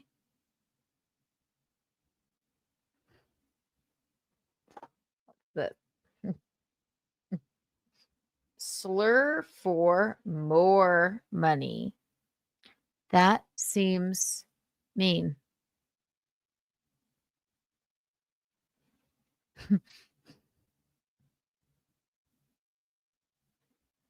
I wonder what he means. I don't know. She won't fat shame the fat guy. I already fat shamed him too much. Hi, Big Black. Okay, here we go. This dirty old emaciated whore, Keanu, fucking looking like a meth addict or some shit. Dirty snake Keanu. I just don't see what I did to deserve that. Is it because I'm giving you information, and you're upset that you're a fat Canadian? And again, I don't want to harp on the religion thing, but I mean, what was necessary about that? Do I look like a meth addict? I smoke. I probably drink too much White Claw, but for Christ's sake.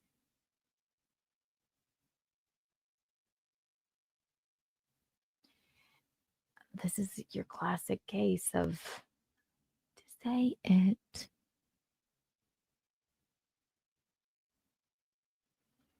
I'm overly religious.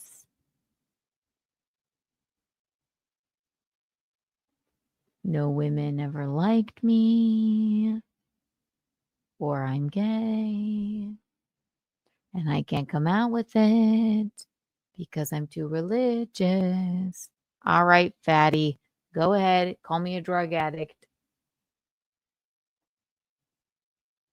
Have at it. You're mean. And also, congrats on being sober, other guy. Raspy voice guy. Dude, now this is one of Ricardo's top people, one of his top staffers, confidants. I hear she was his secretary for years in the Baldo bunker. He dictated to her his closest, his deepest memories and his memoirs and all this stuff. She has now revealed today that Josh Moon was right. Josh, a few weeks ago, speculated that Ricardo. Number one, let me say this to you. They also said that I was going to feel like she's kind of seethed over this. And, she is now saying that Josh Moon is right. I have literally no idea who that is.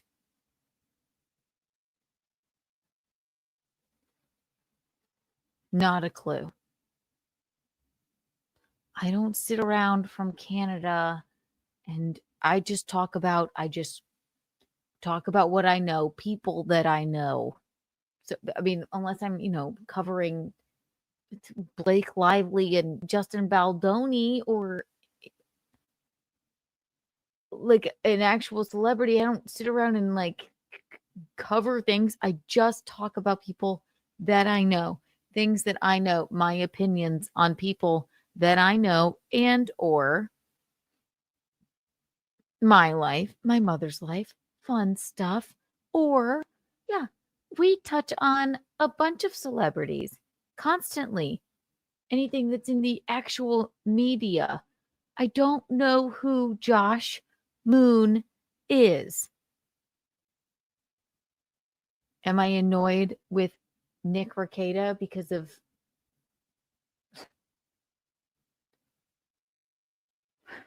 many things? Yes.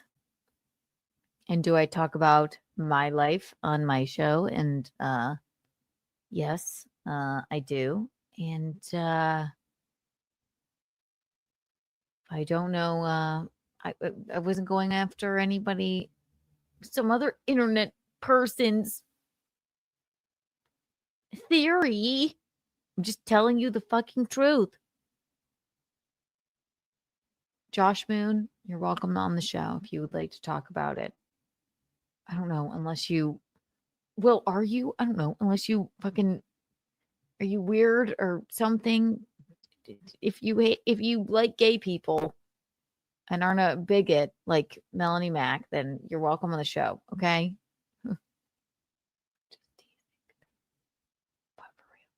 It was on Whippets. Well, it's the saddest words of voice and pen. Josh Moon and the Kiwi Farms was right again. Rekieta confirmed to be fucking hitting the galaxy, guys. What? Is he fucking hitting like the in high Whippets. school? What the fuck is hitting wrong the with Whippets there? That's crackhead Whoa. shit, bro. That's like actual crackhead fucking behavior. Look how he's standing there, Ashton. That's what I was talking about. That is train spotting when Renton is standing there after the age and he's just standing like on the carpet on the shit house. Holy fuck. That's all he's She's a been doing. slut. Oh, that's me. She's a slut. I am fat and a Christian.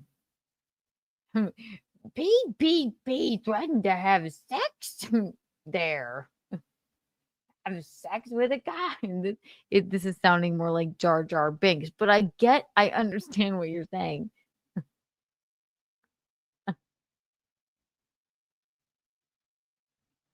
Rest in peace, Gilbert. Oh. Man looks like a bowl of moldy mashed potatoes. He was sprinkled on it. Yeah, he's there's also, I could get into so many reasons why I know that there's some, again, oh my God, is this the Keanu hates and doesn't, well, no, I understand too much about religious grifters episode. Maybe it is. Oh, God, Gilbert, you know what? My friend Alan, who will be on the show tomorrow, one time we drove home with Gilbert. He would have hated you. I opened for Gilbert Gottfried. You fat, mean man. He wouldn't have liked you. Maybe this is. You know what? I feel the same way about him as I do about Melonie. And until they prove me wrong, then I don't know. No, she's a whore. She's a slut. I don't know. I'm like, right. If you didn't have this, you would have nothing to fucking talk about. Go back a little bit. Well, the and Kiwi also, Farm. can you just see a picture of your fucking asshole. I'm not talking about me. One time, one person, $1,000. Talking about you, fatty.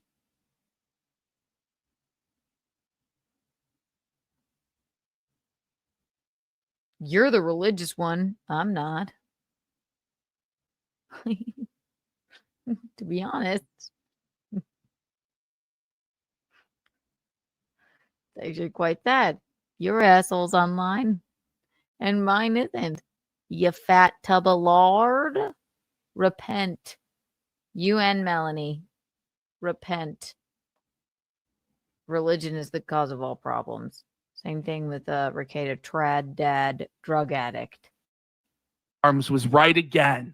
Ricada confirmed to be fucking hitting the galaxy, guys. What? Is he fucking hitting like the in high school? whippets. What the fuck is hitting wrong? the whippets there? That's crackhead Whoa. shit, bro. That's like actual crackhead fucking behavior. Look how he's standing there, Ashton. That's what I'm talking about. That is train spotting when Renton is standing there after the H and he's just standing like on the carpet on the shit house.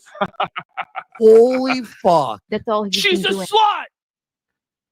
Well, Keanu, I know you'll probably watch this and seethe for a few hours.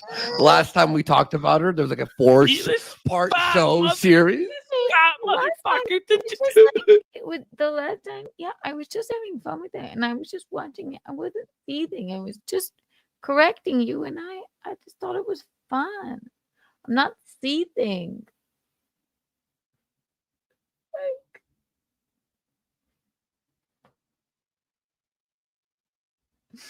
you're damned if you do. You're damned if you don't. It's just so rude.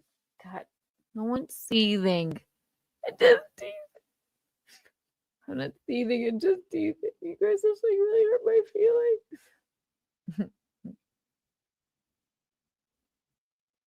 I'm not.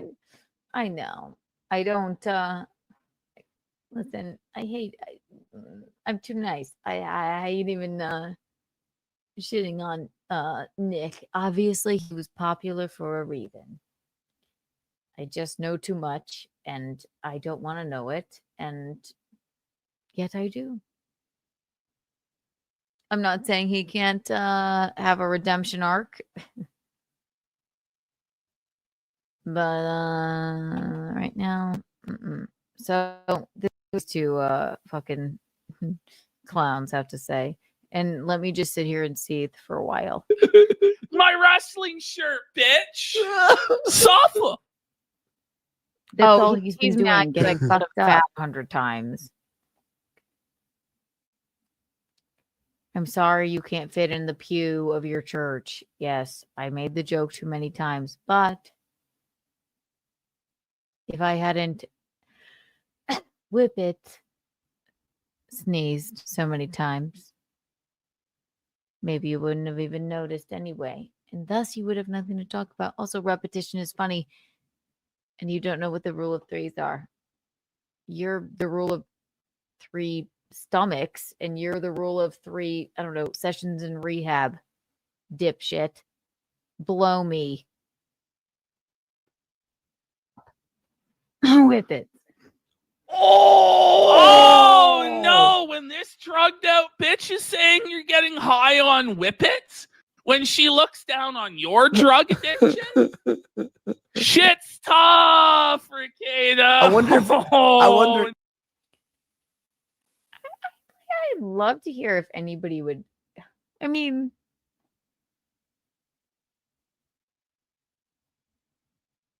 so I don't know. Like, am I a known? No, I'm not on drugs. I hate to break it to you, fatty. So maybe anybody that's a little thinner than you is a meth addict. That's fine. And by the way, you're welcome.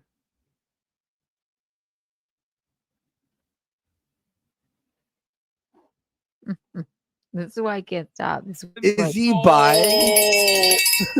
Is he buying the full Galaxy gas can, or is he buying the little ones?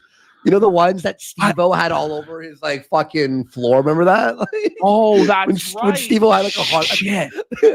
You know, when even Steve-O can't handle the drug, you know it's fucked. So I actually have a list That's what of the side effects of the drug. Wow. That I just sent to you. Okay. So we have here brain damage, liver damage, hearing loss, kidney damage or failure, a lack of oxygen or breathing trouble, a lack of vitamin B12. Whippets prevent B12 from being absorbed, causing nerve damage, a loss of overall coordination, damage to your bone marrow, issues with behavioral development. Yeah, that makes sense. Heart rate disruption, lowered blood pressure, lasting ringing or blood buzzing in your ears, no control over your bladder or bowels. Rekida's having to wear the adult diapers, buddy. He's got Depends on. Next time he's live, we're gonna need the Depends check, Rekida. Also, it says psychosis, which it adds up. Yeah. Serious fucking brain damage, buddy. I just love how the first point is brain damage. And then like it all hearing adds up. loss. That's He's crazy. gonna- Liver damage. He Liver damage. pooped his pants. Yeah, he's really fight ready. Yeah, fucking. By the way, it's just like him trying to talk about how he had he knew the secret nerve pressure point to hit in the neck to instantly KO somebody. Like Rekida has no idea about fighting. In fact, he doesn't know what he even doesn't know. Like anybody who even watched MMA or boxing for even a few years would know better than to say stupid shit like that. Yeah. Okay.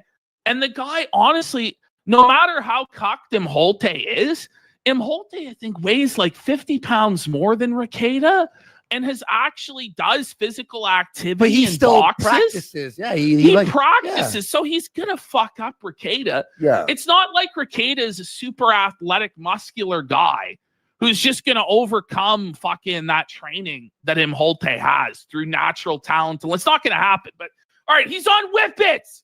He's cracked So I've out. got this on screen for people to see. The everything that he has here, I think he had it before the Whippets, unless he was doing Whippets as well as the other drugs as well. Let's just say this: if you do Whippets, you're gonna be retarded. You actually turn retarded. He actually is retarded. Like there's a significant decline in him. That probably is the Whippets, and that's probably why his voice is all fucked up. Because we've been noticing when he goes on Melton's show and stuff, or that funeral for the law tuber, he sounds like drunk or fucked up in a way. But we know he's getting like drug tested and he has like the alcohol patch. It's like, how is he beating those tests? Well, these Whippets are undetectable on the drug tests. So that's how. That's fucked. That's fucked. All right, here we go. That's fucked. Whippet. And she's terrible. April's smart not to say anything, especially not now. Okay. We're going to get into it as well. I hate to spoil this, but the reason why April hasn't been seen or heard of from anybody, she went to a secret meeting that she only told Keanu about with Rekida's parents, where Rekida's parents sat her down at a dinner. Here's where I get like, okay, you fucking morbidly obese, I don't know, religious, silly mollusk of a man. Here he's going to go, okay, yes, I was talking about Rekida. Yes, of course, am I outing Rekida and talking about the whip it. It's my allergy. Nitrous, yes. Is repetition funny? Yes. Douchebag. Yeah, I did it. Whatever. I was just in my feelings. You don't know April. You don't even know him. I barely know him, but I know more than I want to know. All right. Now he's going to say, because he's he's actually a lot younger than I thought, which is weird. Like this man is like this lard in the right over here.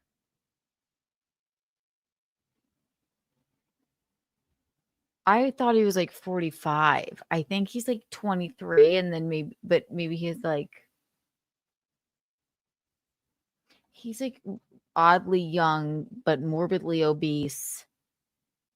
And yeah, he like A-logs people on the internet, and then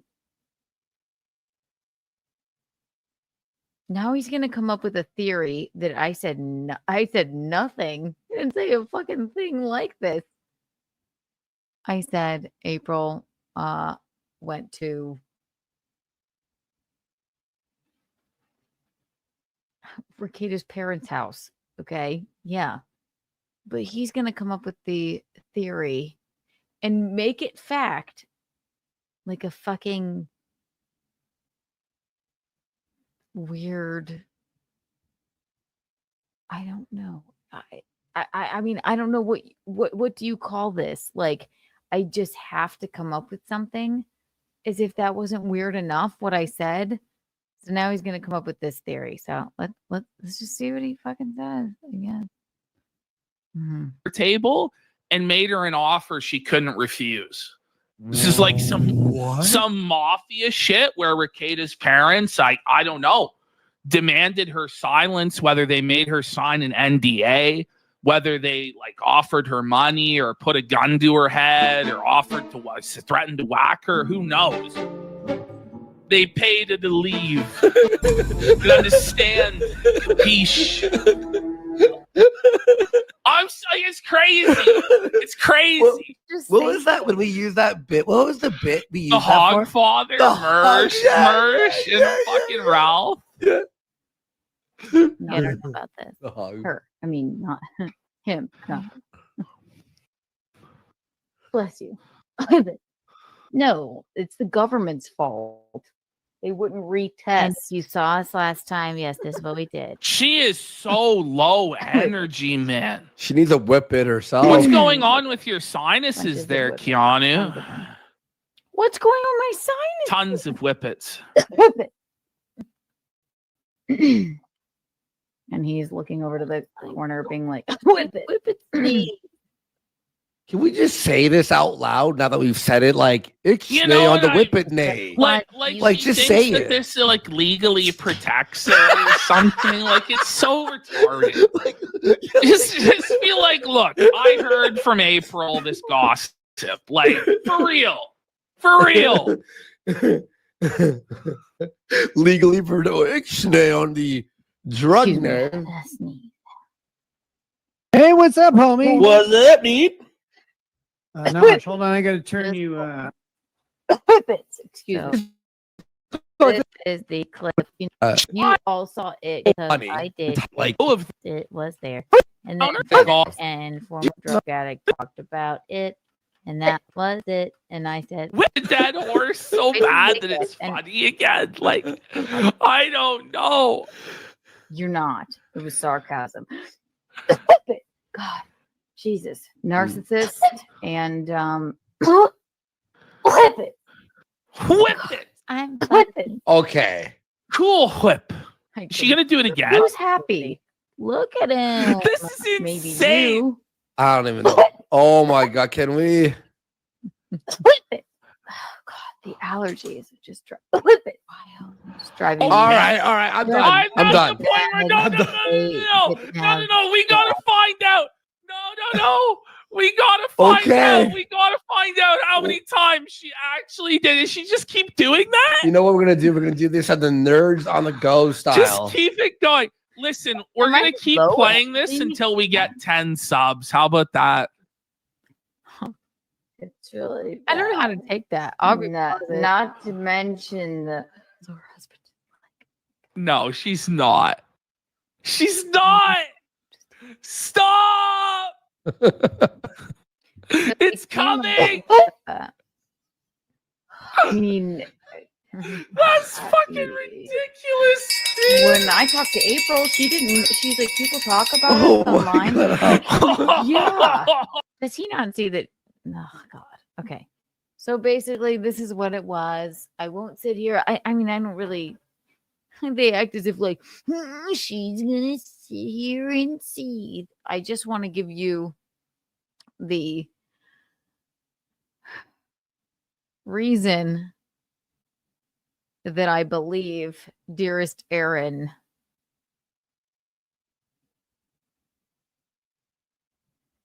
without watching my show in its entirety, outed more things than I did. I certainly didn't fucking out them, and I know that for a fact.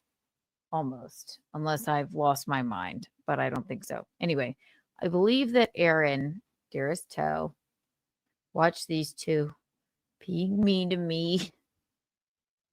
Stupid fat man that can't sit in the pew because he's too fat. Rude man. I went like this. Ah! I'm serious. I was so scared.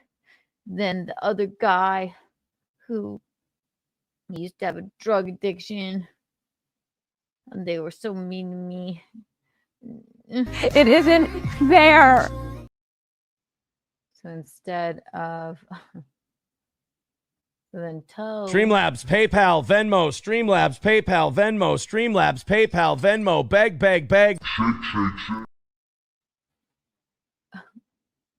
Instead of Toe watching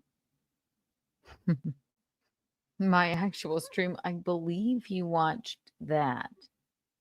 And what's funny is, I mean, I'm not altogether sure, but I'm 99.9% sure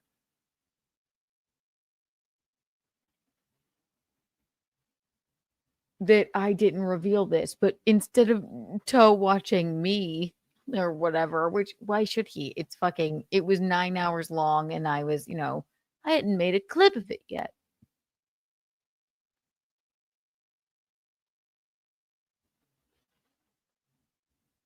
I think you watched that and then revealed more than I revealed. Aaron, because I 100% know I did not reveal. Yes, I did some whip it sneezes, but I specifically was not talking about what you were talking about. So that was just for some context there with the fatty and the former drug addict. And I'm not talking about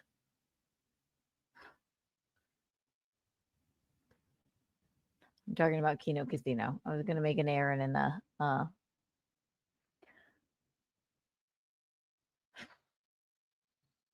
Ricada joke, but I'm not sure which one is. Well, I know which one is on drugs, and I know they're both very uncomfortable with their bodies, seemingly. So I don't know. I just don't want to trigger anyone. Here we go. Let's see. Bing. So now this is where we have to. Why does this always go on so long?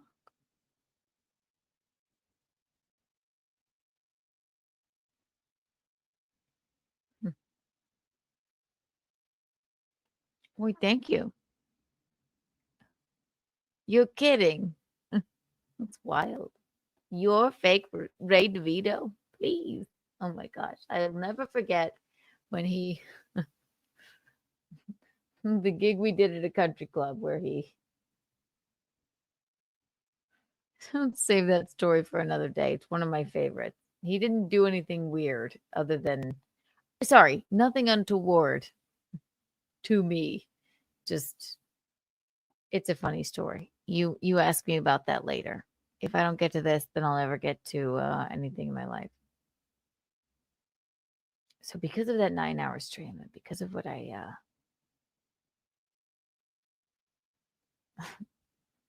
alluded to with Nick, again, somebody you can all fucking like go back and watch, but I swear to you, I didn't say fucking shit about April. Other than, yes, I was worried about her. I did not I swear to you. I mean, unless I've lost my mind and I could have, it was 9 hours long, but fuck. I really don't think that I did. And I didn't take the time to look back. I started to, and then I said it's 9 hours long. Maybe somebody would have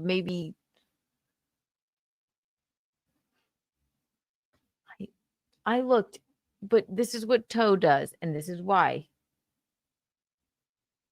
I'm not hating on the man, but I'm hating on him a little bit because he wants to act like I fucking like outed somebody.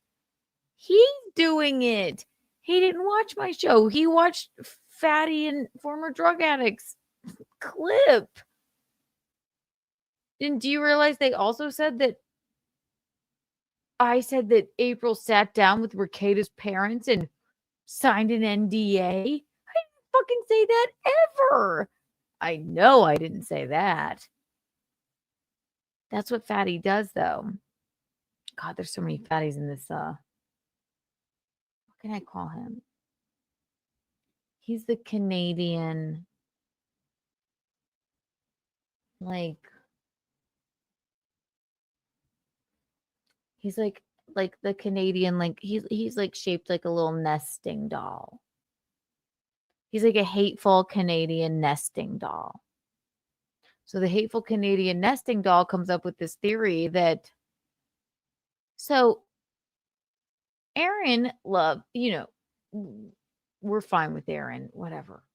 I say the royal we're, okay? We're all right with Aaron. He comes up with this theory. I was watching Keanu's show and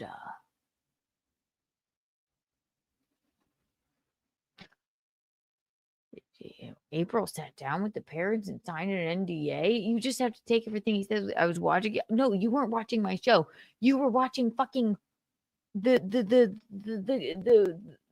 Canadian nesting doll, the hateful Canadian nesting doll, and the former drug addict. And you were listening to Kiwi Farms. I understand that my show was 9 hours long, but it was this much of a segment of it. He goes, I didn't know we were talking about this. I'm like, what are you? That's not true. They came up with that on their own. So you guys are going to have to fucking tell me if I'm wrong, I'll eat my words, but I almost am. No, I'm positive. Specifically was not talking about April in any of this. Just shitting on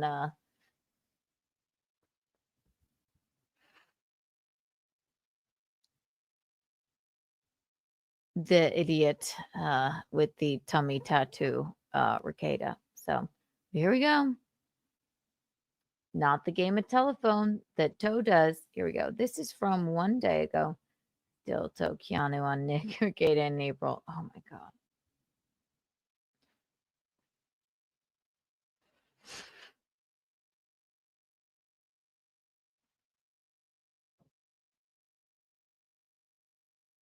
I don't even know which one to do. All right, we'll do thank you, Stalin 19. Yeah, because 2 people clipped it. Stalin 19 for this clip. We always appreciate you. Ping, bing, bing, bing, bing, bing. Going 9 hours again. Yeah, we're not. Show on Keanu Cast. Oh my God. And she's on just before it goes on on her show on Keanu Cast. And she's on just before we go on Friday, I think. And she starts talking about the things that I knew about, but I thought that they were supposed to stay secret. Like that April told Keanu that Nick and her were abusing nitrous, that they were huffing nitrous, and that's how they were getting around drug tests and still.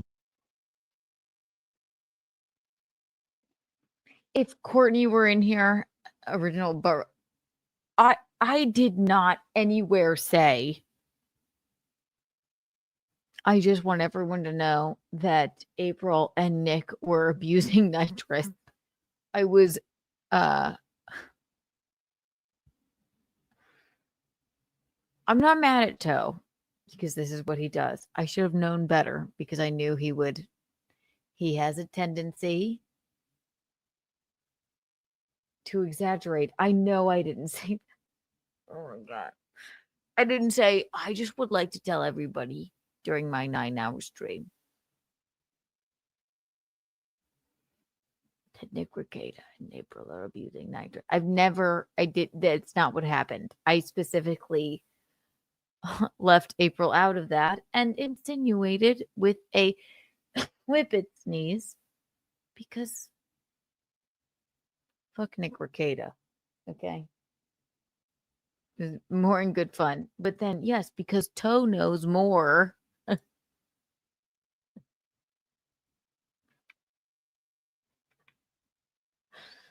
For good reason.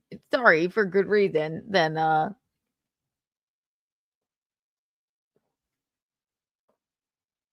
the average internet viewer.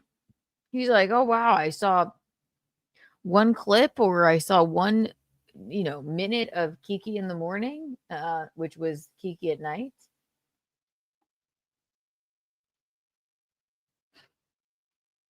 And now I guess the cat's out of the bag. I'm like, Aaron, no, not what happened. Somebody needs to tell me. Honestly, somebody needs to fucking tell me because I don't think that I said that ever on that stream. But this is him right there in the morning. Getting high. Now, that's really sad. And that's when Keanu decided to call me, is because she was like, look, I misjudged everyone, whatever, blah, blah, blah. Who cares? Point is, it's fine. What are you going to do? Past is the past. But, she was worried because April was on the phone with her taking hits of nitrous in her truck. Okay. So she called me up. And like, real when Keanu was on this week telling this story, I was like, no, I wasn't.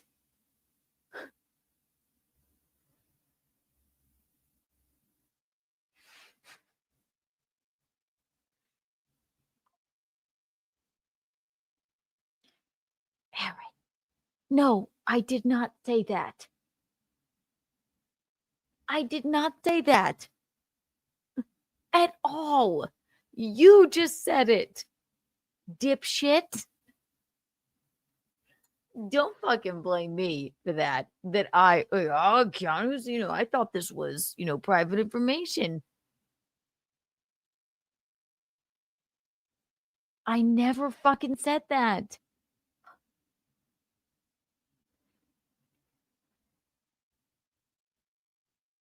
And I'm not confirming that at all. Why would he say that? Somebody find me a clip of me saying that.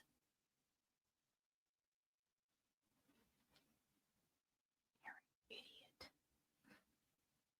He's like, well, I guess Keanu, I saw 30 seconds of her talking about it's on her show, so I guess the cat's out of the bag. Oh God, Aaron. It's not what happened. I know that it was a long fucking whatever. You watch 30 seconds. I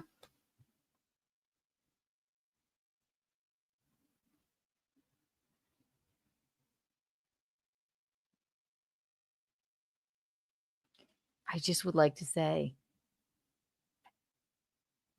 I know it's confusing. I'm sorry, everybody. Right. It's like a soap opera.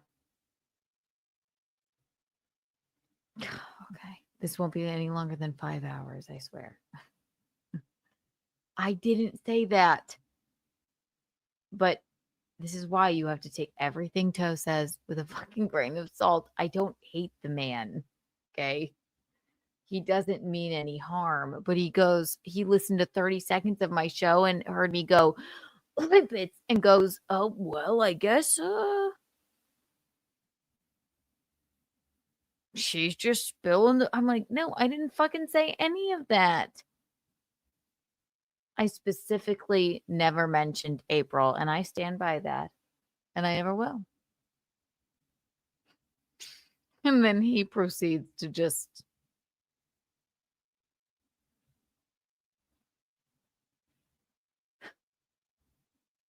Toe! He's probably watching this now. Jesus. Like, Keanu's mad at me. His show's about to start. Should we snipe him? I'm going to send him the link. Like, no. Explain yourself. Toe, if you're watching, no one's mad at you. Just saying. Think you... Here he goes. Watch. Christ, I didn't think we were saying this because it's a bit sensitive. But she's hitting the nitrous. She says Nick's hitting the nitrous, all this other stuff. And like that was wild for me to hear because that shit'll f your brain up in a short amount of time. That is not something you want to be just huffing chemicals right into your brain. I know I'm the prude guy, but the huffing nitrous thing. Again, I didn't think we were supposed to talk about it, but Keanu started discussing it. And Toe.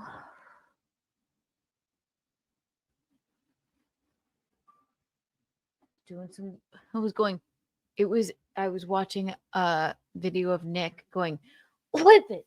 Yes. All right. Hey. I wasn't discussing anyone else. I know that. And I know we know too much or whatever, and maybe, but come on, man. I mean, I'm laughing about this because what am I gonna do now? This is fucked up. Who cares? I guess.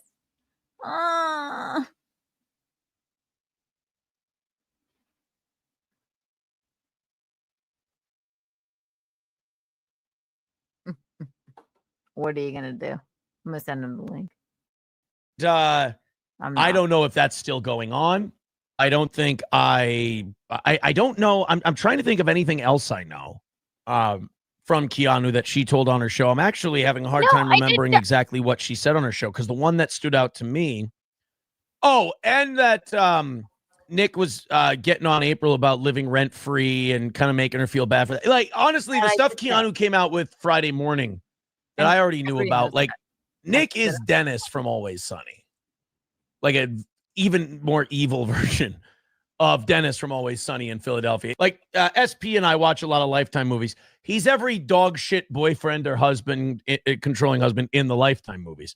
But yeah, just making her feel like shit about a lot of stuff. Like apparently he missed or was late for a drug test and she got blamed for it, even though she wasn't anywhere near the place. It just like really, and go watch Keanu's channel. I can't do it justice. You guys started writing, we started telling some jokes and it reminded me of Keanu. You didn't do it justice because you revealed more than I did. You stupid silly toe.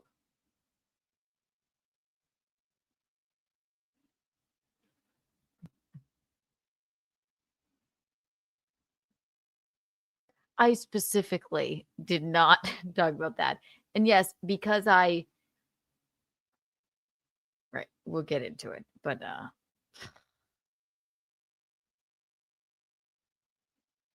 he's like, oh, she's revealing all this stuff. I'm like, no, Aaron, you just I wasn't. I was trying to be, leave it on the, douchebag emotional abuser. And you're like, oh, she's talking about it, so I guess cat's out of the bag. Let me tell the whole world everything I know, because I promise you, I mean, someone, unless I'm wrong,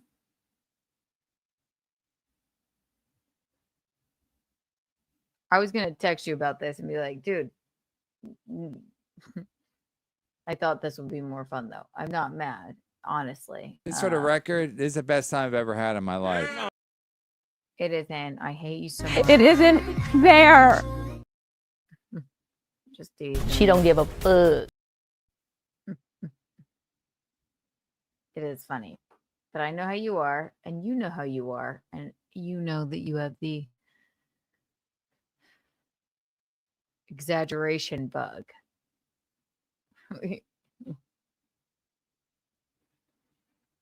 Funny. He is okay.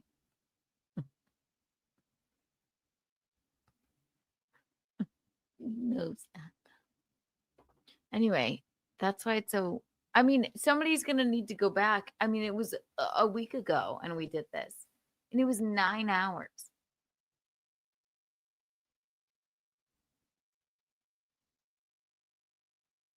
but we only talked about it for probably an hour at the end. But I do not. Yes, I did about 100 with it sneezes talking about Nick Rekieta. Okay, it's just a joke, allegedly. I really. He doesn't remember that. He didn't sit there and watch it all.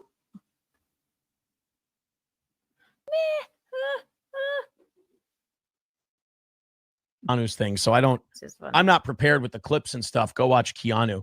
But yeah, like watching her tell everyone was like oddly kind of uncomfortable for me. Cause I'm like, I thought we were keeping this stuff, under the hat. And there's other stuff she didn't tell.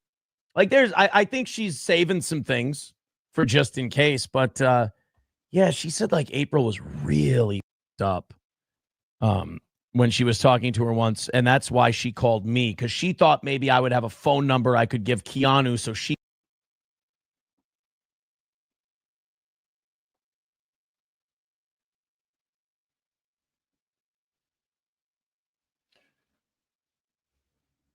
Cat's out of the bag now, dog. Like, yeah,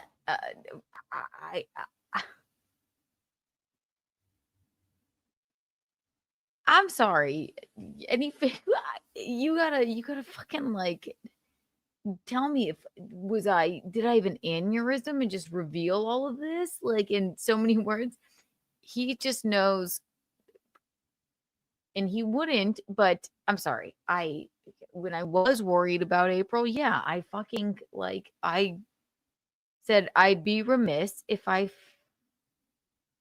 I won't say anymore because he will for me. And this is, quite a few months ago, and it fucking sucked. And I was fucking terrified. I'd rather fucking do something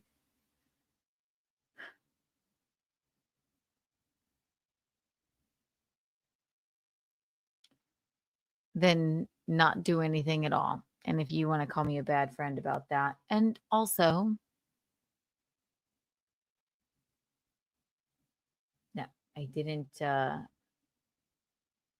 I figured it out in a different way, and I didn't. Anyway, I don't need to explain any of that to you. Toe will. Anybody that wants to fucking tell me that I am not coming from a good place, you can all suck my fucking dick. How about that? And you can take that to the bank. And I'm not mad. Let me also say, I'm not mad at Aaron for this. I gotta he knows not what he does, I guess. But this is in no way what I said on that stream at all. He just goes, oh, she's going, I guess the whole story's out of the bag. So then he just said it. No.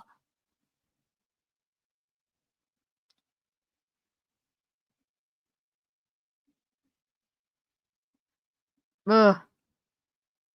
She could contact someone and tell them, April needs help. Basically, she wanted, I think she wanted April's parents' phone number from me, which I did give her. But yeah, it was the nitrous thing. And then she said she was talking all goofy. She said she was hitting, she told Keanu, she's like, oh, sorry, I just did a hit of nitrous. And Keanu's like, what the fuck? And then she's like, yeah, we've been doing that to get around the drug test. It's like, God damn, that is, I don't get that. Let me go ahead and say, this is why I say you got to take everything he says with a grain of fucking salt. I never in my fucking life said that, ever.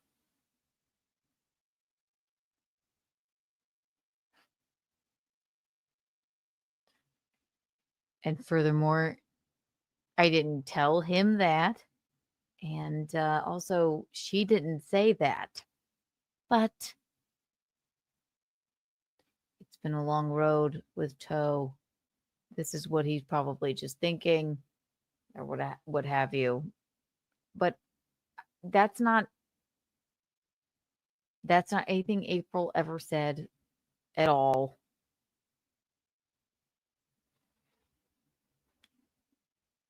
To me. And why would she?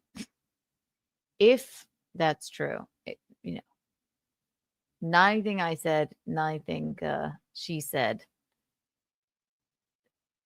It wouldn't shock me about Nick. But again, I don't talk to the man, so he's an exaggerator. So there you go. Other than that, though, I mean, he's not wrong. He's just thinking what, like, other people are probably thinking, but you're saying it out loud and saying I said it. So, no one's mad at you, Toe. Just come on. I don't understand needing to get high that badly. Either just do your fucking drugs, flunk your drug test, and just be honest and be the junkie that you are. Like, putting in the effort to like hide it and do other things is just so. It's like extra junkie white trash behavior. Like, I know that there's a reputational damage that drug addiction does, but like doing skirt around testing and legality drugs for some reason to me is like even more white trash.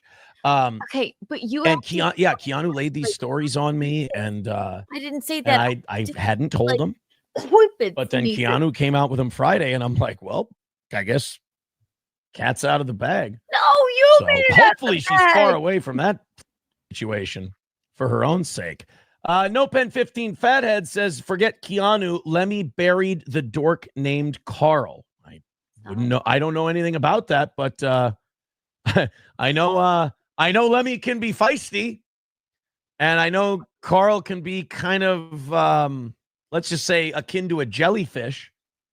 So I can see that matchup being bad for Carl. MN Viking says, so does anyone know if April is okay now or alive? Hopefully she's getting her shit together. How is Nick not locked up for all this shit? April seems like a follower. I understand. Hi, Tex and Patrick. Addiction's a bitch, man.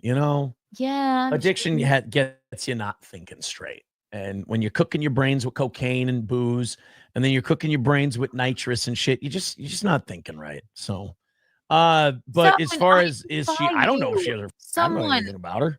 Anything I know is secondhand because Keanu Look, he's about to say it again. Go ahead. needed somebody to talk to because.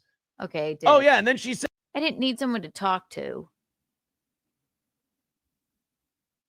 Since I didn't make it out of the bag, I made a few nitrous sneeze jokes about because I fucking hate Nick Rekieta for making my friend fucking cry, and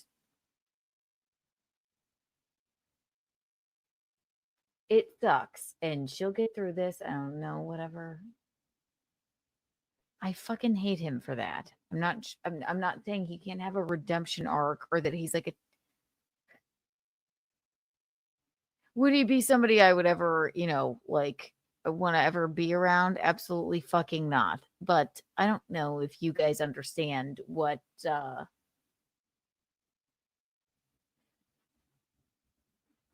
kinds of things that she said to me about him. And I don't like that. So excuse me for making fun of him and doing a few, whippets sneezes. Excuse me. But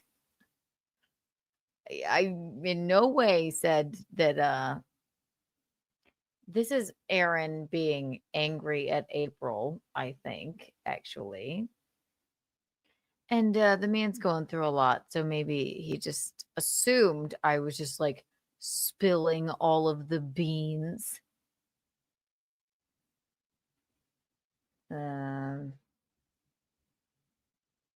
But somebody correct me if I'm wrong. I definitely didn't. And I'm team I'm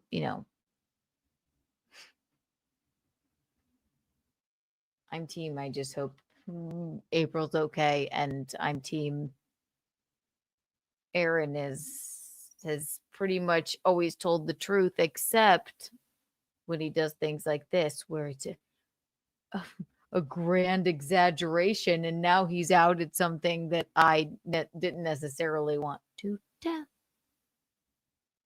Unless I've lost my goddamn mind, but I don't think I did. But I'm not, nobody's mad. No one cares. And that man's hurting too, you know. Anyway, that's all. So yes. He's about to say it now. Yeah. I didn't the other like insane exaggeration. Like I called it, I'm so sorry. I was in a panic, and I said I called called a few people actually, and tried to figure out, because I'd rather do something than not do anything and regret it fucking later. And then when I talked to Aaron, yeah, I went, who was like, or maybe he remembers it a different way. But anyway, let's let him go. Said that she told Nick about it. She's like, yeah, Nick, she's doing nitrous. This is when she realized, she goes, oh my God, I've been snowed by this guy. He tricked me. He's a monster, in her words. Was that he basically tried to shut down Keanu's talk of the nitrous thing and just like, yeah, it's. You always have my back here. Yeah.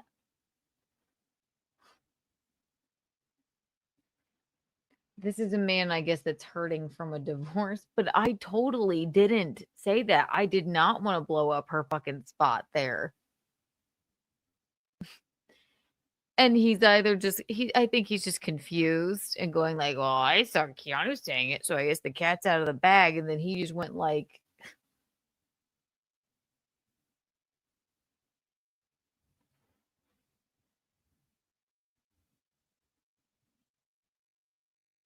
nuclear about it. But, I mean, I get it. It's not hurting anyone except for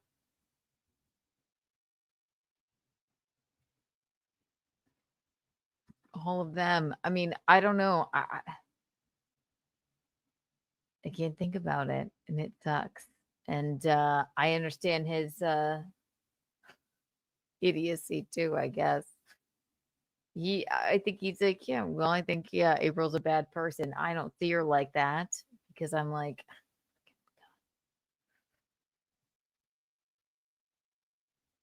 I don't think I'll ever forget those phone calls about Nick, to be honest with you. And what's even more upsetting is that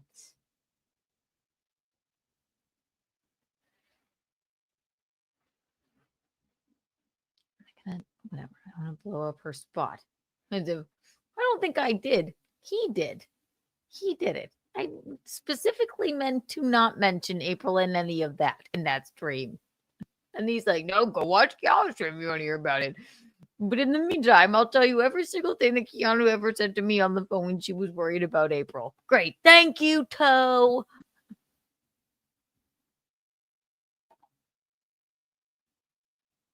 I'm not mad. Should we call It's him? fine. Don't worry about it. Like, just trying to, nothing to see here, folks, go away. And she's like, wow, what a piece of shit. He really doesn't care. And I was like, I told you that. She's like, yeah. I can't blame someone else for needing to find out the hard way. I mean, I live that way. Then Keanu also told me that the two postmenopausal ladies that are trying really hard to get to where this show is, but then also this is true, pretending that they don't do exactly the same things I do. Apparently, I really pissed them off by calling them postmenopausal. No. Keanu told me that. She sent me a clip. I was very happy about that. And then also, when Keanu broke down the analysis of why Patrick Melton's a homosexual, apparently the girls accidentally played that on their show, and they backed down immediately. You know the slut-shaming redhead and the lady with the glasses, her friend, who just like,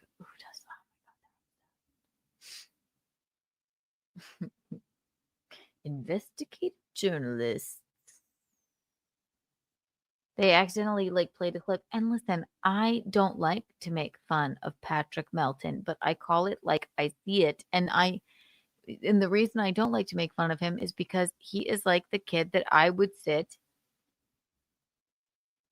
with in the lunchroom if they were fucking sitting alone. I just have this sense about him, and I know he's so fucking heinously mean about me. I know he is. But he has the biting meanness of a bullied kid, and I understand that, which makes me want to like him more. So I did say, and I was talking about Chad's lanyards because I just thought it was a slow day in the Melty newsroom, and I thought this was ridiculous.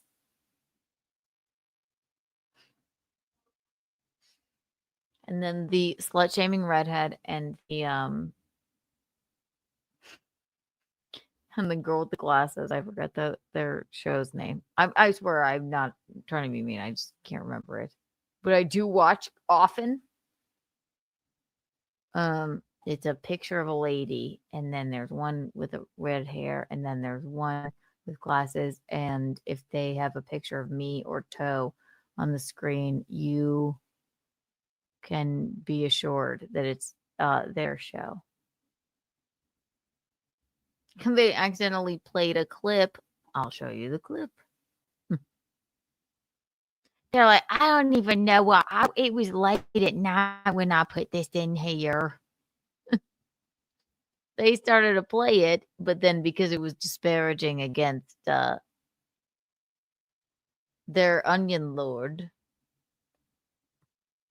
they stopped, which I found funny. So of course I texted Toe about that. So that's what he's talking about. If you want to see it, I'm sorry. Are we really going to make fun of Chad's lanyards? Chad took the time to do those lanyards. And I think it's rude. If I can't find it, I will literally die. Did they get rid of it? Oh my God. It really doesn't matter. It's that much of a non. Oh my God. Anyway, they did. They found a way to get rid of it. Either way, this is what he's talking about. They tried to,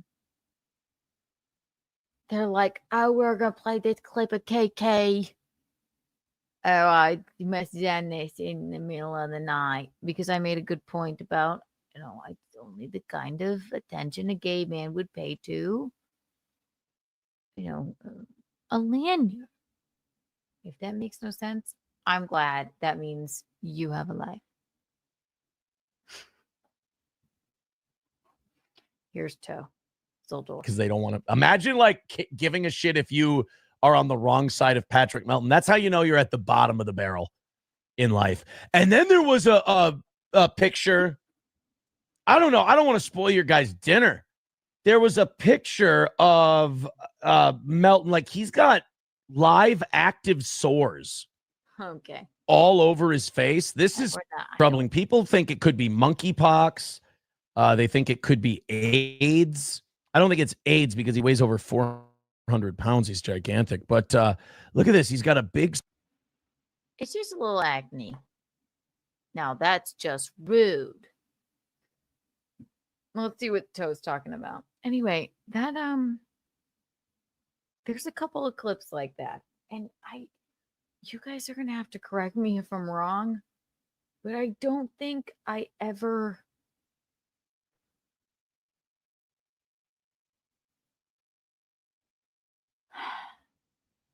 I don't think even Aaron did it on purpose.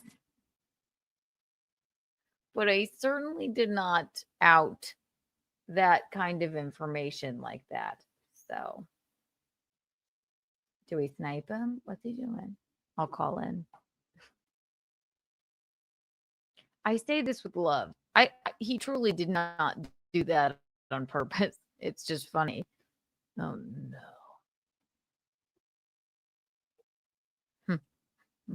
He's just talking about the. Should I ask him? Should I confront him? We're sniping you.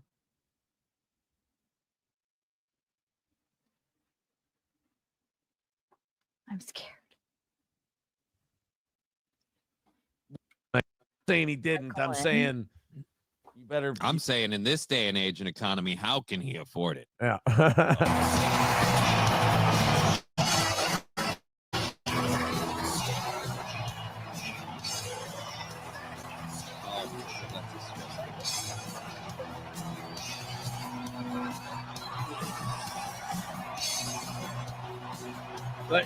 Come on, dude. All right, what the hell? Elon, first, comb. Second, take it easy, okay? Thank you. Third, that kind of dance, as Newsom has proved, is only supposed to be used in front of burning buildings and Right. the ruin of your state. All Yeah. right? Don't look so happy. You're only allowed to be that happy if there's a wildfire that you helped cause.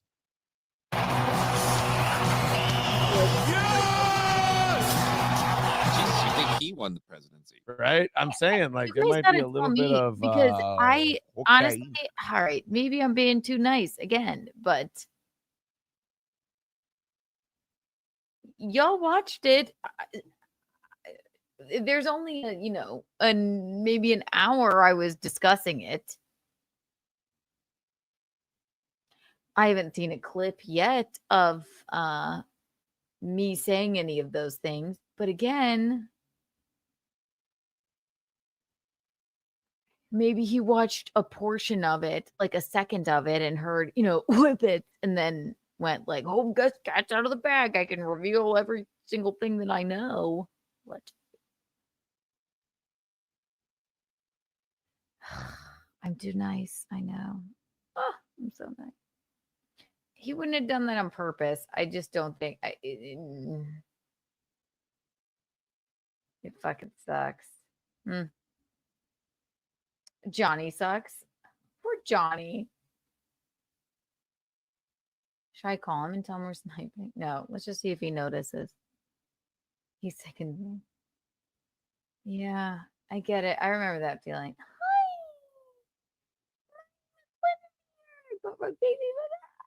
Baby, it's a geeky in the morning. All right, just a little of this while I smoke a cigarette.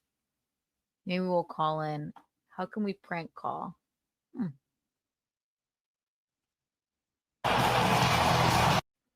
I started thinking a little of the coca plant. Notice his mind is going to start moving a shitload faster than his mouth. But his mouth is going to lopsided, and his mouth is going to try to keep up. Looks like This was no ordinary victory. This was a fork in the road Tell of me human Alan civilization. just like That's cocaine talk. Like that, you get. Well, but have you watched him? That's him talking too. He talks like that a lot. I'm not saying he's not. I didn't say this was the first time I believe he's done it. By the way, guys, why the cheap wallpaper? Why can we get something that seals nice on the bottom? This looks like you ran it out of a Canon printer. Elon Musk. Look at It's that. shelf paper, Johnny. Boy, I love shelf paper. It's not. Yeah, we deserve better Elon Musk in America. Maybe this was a Doge move. Maybe he did it on the cheap. So old bedhead here. That was weird. Says this is a fork in the road for civil. That's cocaine talk. That's like, That's a nap, and it messed with your hair because you just passed out for a couple yeah, minutes. exactly. You took like a 15-minute nap because you were bored and you knew it was a long day.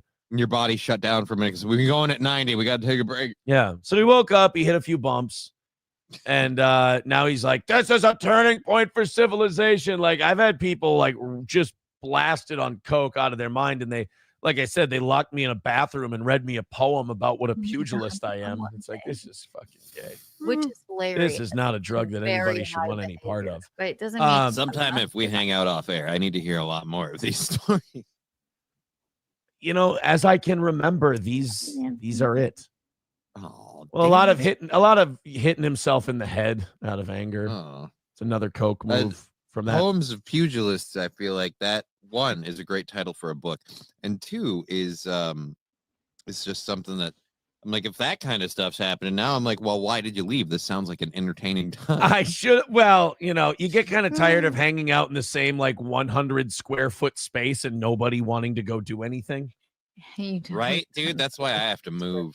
One thing people on cocaine, a big complaint I have when people are on cocaine, their whole existence becomes about where's the cocaine? How close am I to the cocaine?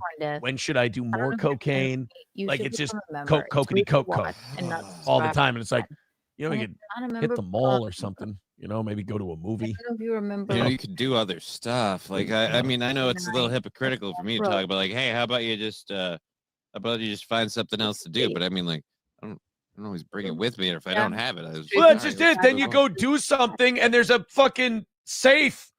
They're hauling along a safe full of coke. If you because you can't not have your coke with you. Downloading, liking. Jeez, I mean, to Keanu cast wherever you find your people on cocaine are just all about the cocaina.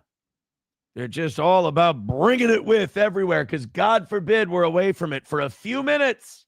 I figured. Oh, dude, that might be a substance thing though, because as I say this, I realize I am a bit of an outlier because potheads in general be like, dude, man, I got some weed. Do you got some weed? We need some weed.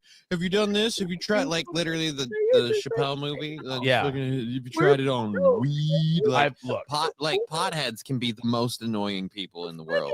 And that's where anyone that doesn't like weed, I'm like, yeah, you've met too many potheads. Like, I totally understand. Fuck them.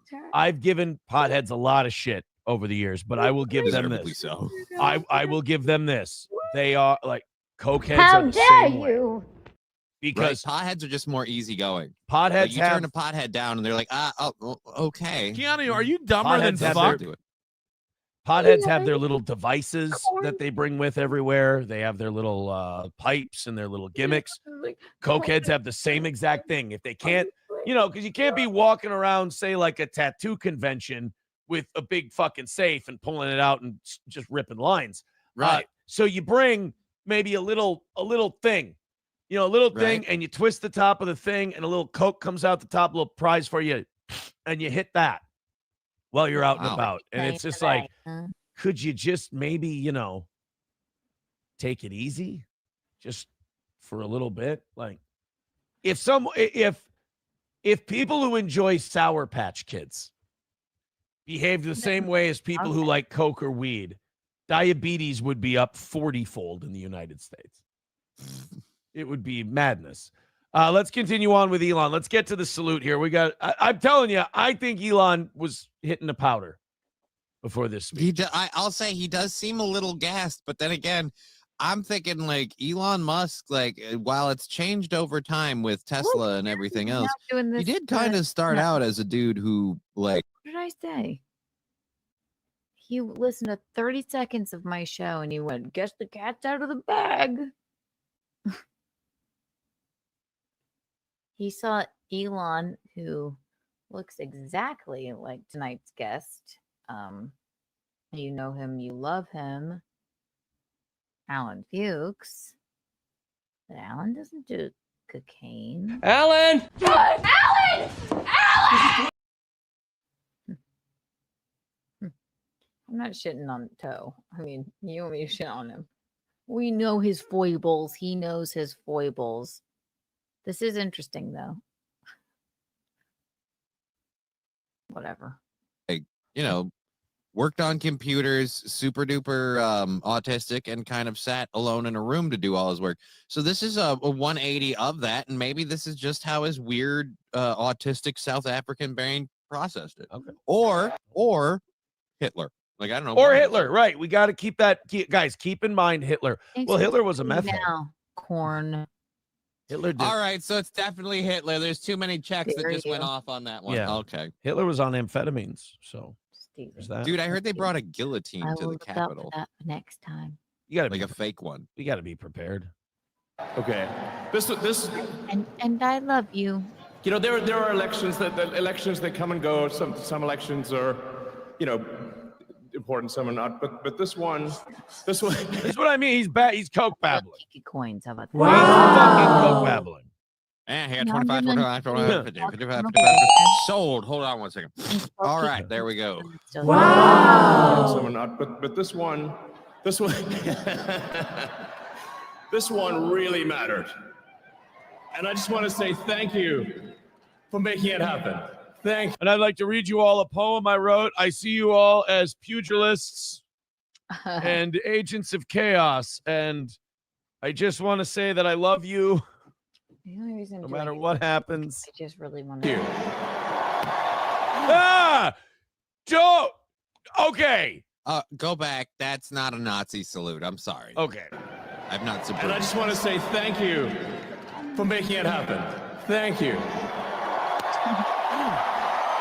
It's very on the line. On the Especially line. with What the the flat fuck else could it be? It's again. I have no idea what. Hold on, it's kind of Look, I was already uncomfortable with the level of involvement he bar has. is huge. Now I'm just trying to glaze it over. I think he was trying to explain to people that, look, in a lot of cases, your patriotism is here, but because it's allowed him to go to here. You know what I mean? Okay. So he's just giving examples. I thought maybe he was showing everyone how tall Ben Shapiro wishes he was. Oh, he was pointing to where, or to how tall Byron Trump is going to be when he finishes his growth spurt. I mean, what is it not? I mean, like, what is it? Tell me how it's not a Nazi salute. And I know people said, like, well, right after this, he said, my heart goes out to you. Yeah, a lot of people use that phrase. They don't then pound their chest and hold their hand out. And I feel like the goose stepping off stage was a bit much, if we're honest. And like the inside of his suit being lined with the words Did I miss Octo-Union. something? Yeah, dude. Our Mars missions being funded by a certain group's gold was a little off-putting for me. I just, I'm savings are savings, but Here's where I'm at on the Elon thing. I'm at this point. Them. No, I don't think he did. In all seriousness, I don't think he did a fucking Nazi salute. I don't think he was consciously Sieg Heiling at the inauguration. But as much as you I also don't think if you're being genuine and not just being a Trump cover-up artist, you also can't look at that and go, oh, yeah, that was a good idea. That was harmless. No, it wasn't harmless. That was it was an fucking autist dumb. who was maybe zooted. Yeah. It's a zooted autist getting a little too excited who shouldn't be allowed Feeling in public. himself too much. Yeah. Thank you for making it happen. Thank you. Also, the biting the bottom lip while you do it doesn't help. Listen to the grunt. He throws that shit out there. He's picturing Bezos' wife as he does this. He's looking at Lauren Sanchez's titties and throwing that hand out. He was holding his hand to how high his boner got when he was looking at Lauren Sanchez. What? No. And this is Elon Musk too, like the South African. As much as it's weird. I don't think it's a freaking, now that I've seen it so fast, as much as maybe Aaron would laugh if it were something untoward, I think that Elon is just sort of, he named his kids like asterisk @567 star sailboat. He's just weird. And that's how he dances. So I don't think there's anything to look into here. But Nick Cannon, like he has a natural like urge to procreate. Just like, nope, let's make more kids. Yeah, I'll pay for it. Don't hold the hand out, bite the lip, and grunt. That's the trifecta of Nazism that's gonna trip you up. I thought it was it's that audible grunt when you let loose even Hitler didn't give a grunt when he let out He's just giving her because he cares about his country. I don't know why everyone's so worried.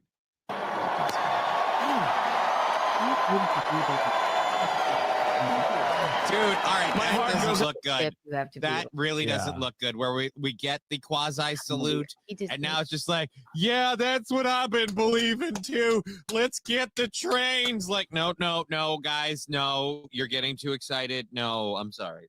Oh. But even people who have Nazi beliefs in the United States and like don't think they're Nazis and would see a Nazi salute and go, whoa, dude, what the like, look, Pump the brakes. I think they control the media and Hollywood and disrupt our civilization too. But like, I mean, let's not fucking go overboard.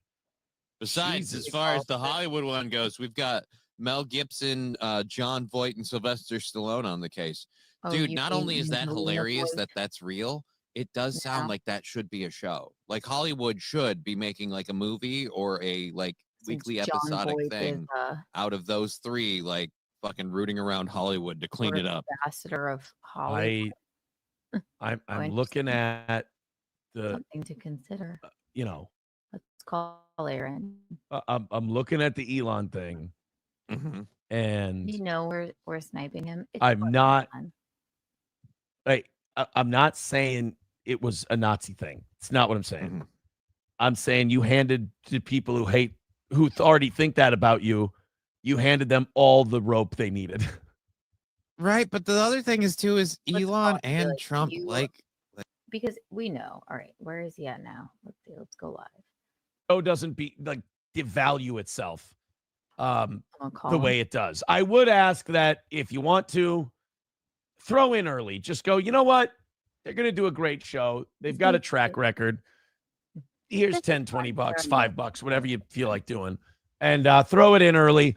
I would really like I stole to see that get taken care of, get ahead, stay ahead, and not because I feel like I'm bothering you. I don't want to be a bother. I don't want to take. We got a lot of show to do today. It isn't It'll be a very fair. good one, but I also don't want to be a bother Call to him and people confront him about while we're supposed to be having fun and doing a show. So my spot. I know it's a fun bit for people. I know they have a good time. And look, and if you're going to Streamlabs, keep doing it, PayPal, you're going Venmo, to. Streamlabs, PayPal, Venmo, Streamlabs, PayPal, Venmo, I will say I beg. think it makes for a better show, a better performance, and an easier. I mean, people say, "Oh, I want old school Steeltoe." Like, well, I think if that goal stays ahead, I think it's a lot easier to give old school Steeltoe than be way behind at like 8 o'clock, and then go, let's jump the fuck around and see if we can get something that grabs people and makes them want to contribute. So let's go nuts. Let's do it. Let's go crazy. Let's look for the purple banana till they put us in the truck. Dead game with. Could you do me a favor and call back in 2 minutes? I do not have the phone hooked up to the board. I'll think about it. Actually, no, call back in 14 seconds. Okay, sure will. All right. Absolutely. Maybe he didn't know we were sniping him. I feel bad. It was all in good fun, Aaron. Can someone count to 14 for me? Oh my God. I'm scared. All right. He blew up my spot.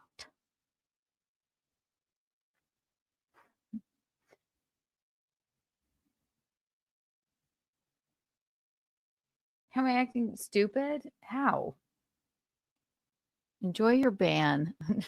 What? And thank you for calling me smart. I am quite intelligent. This is fun.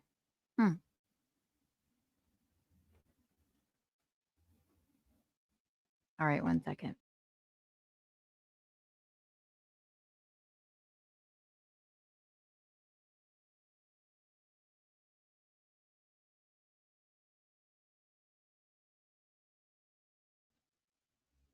I'm not banning anyone. It's just a joke, ladies and gentlemen. All right, let's see. All right, we're going to confront him. We're going to confront him about. No, we're not. Look.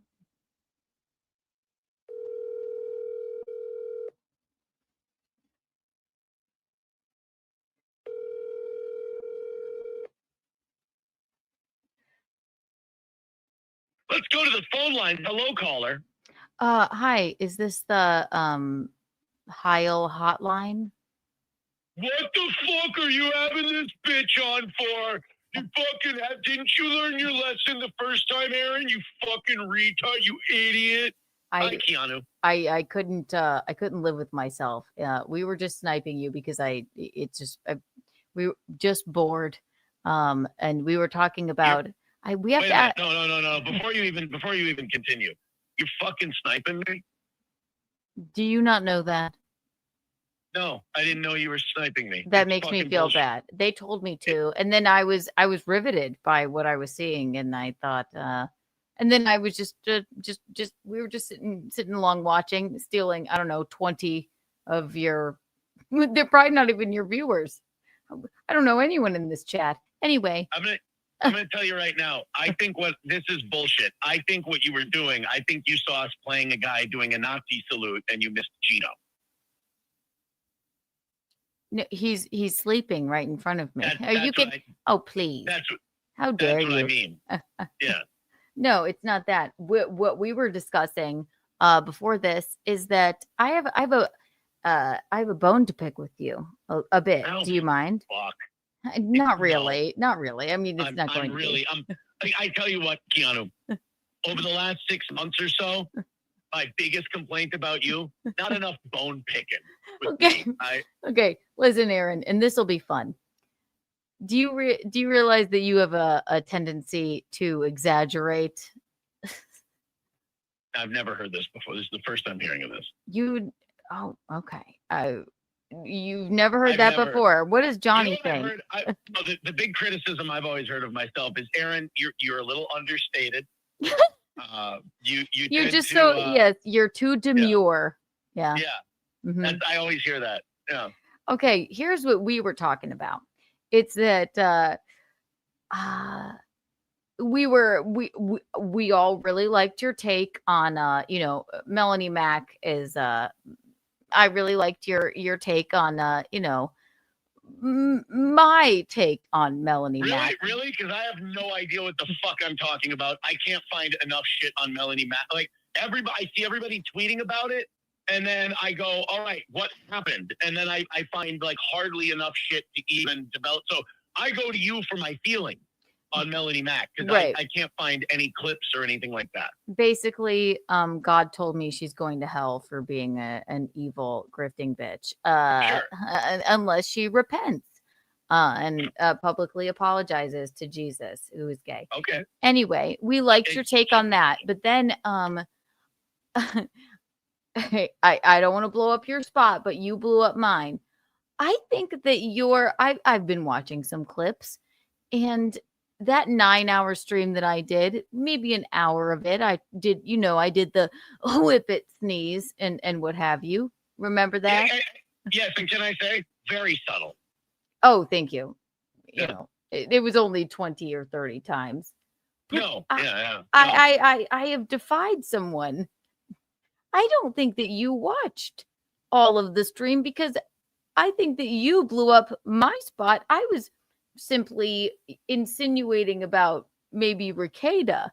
I think that you then spilled the whole beans on the whole situation because I certainly don't think that I did. Did I really? First of all, I watched your clip, and maybe it's because It wasn't even. Yeah, right. I think what happened was I had the curse of knowledge. Exactly. Okay, perfect. Okay, so I'm not insane. You blew up that spot because I was going nuts, and I almost texted you and said, like, dude, did you watch like all of it, or did you watch? I mean, you spilled the entire beans on that because I certainly didn't. You did, and I'm not blaming you. Okay. No, I will take responsibility for this. Perhaps my curse of knowledge caused me to skip steps 2, 3, 4 and go right to 5. Right, because yes, you have the curse of knowledge, but you're like, well, Keanu's talking about it, so and it was uncomfortable for me to watch because I thought we weren't talking about this. All I did was a few whip it sneezes, and then you went, well, and then you spilled the whole beans. Can you admit? Maybe I hadn't even thought about that until you mentioned it, perhaps, but in my defense, I ran to step 5 because the whole internet had run to 2, 3, and 4 and gone all, everyone, was doing this to get around the testing and everything else. And I was like, oh, so people heard what Keanu had to say and they're kind of taking it that way. And I don't know if I was insinuating, and then you made it so. Beans. I think you became the whisper, and I became the confirmation. Exactly, but then you said, "Well, it was so, I mean, I thought we weren't talking about this, but I guess since Keanu, said the whole thing, I guess I'll just say it." Let me say this. I was being subtle. I am as fair and balanced. I am notorious for not being able to keep my fucking mouth shut. I am vindicated because I just sat here and went, did somebody tell me, did I fucking say that, or did I just do a few whippet sneezes about Ricada? You did 30. Okay. And I think people read between the lines. I said nothing though. I said nothing though about April, and then you blew up the spot. So, ladies and gentlemen, I am vindicated here, and I just wanted everyone to know. I have taken responsibility for the fact that I think you put it between the lines. I just put a giant magnifying glass between the lines and went, look between the lines here. I didn't. Now that you mention it,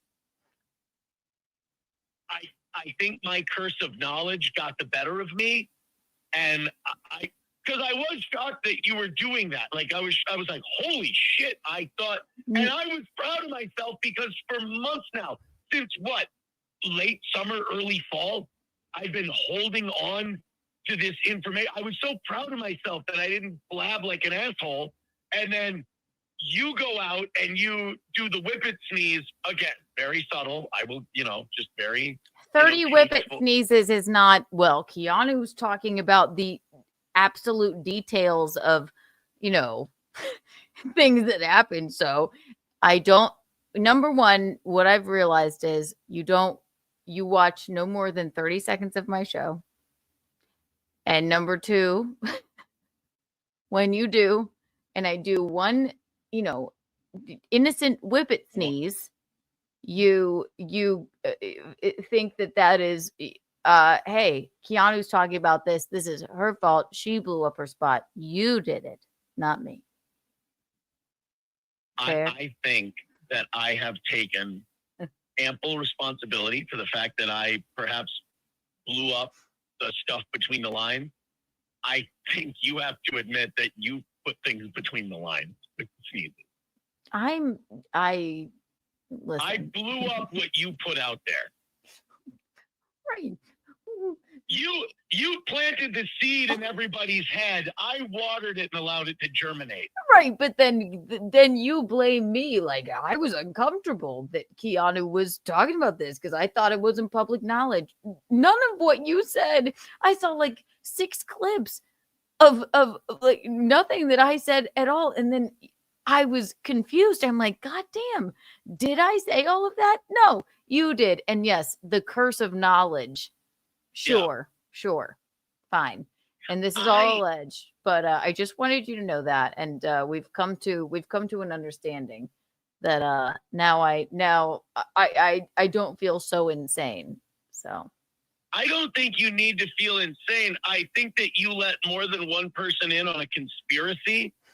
And then when you let out half the conspiracy, the other person was like, oh, I guess we're talking about the thing. And then I let out the other half of the conspiracy.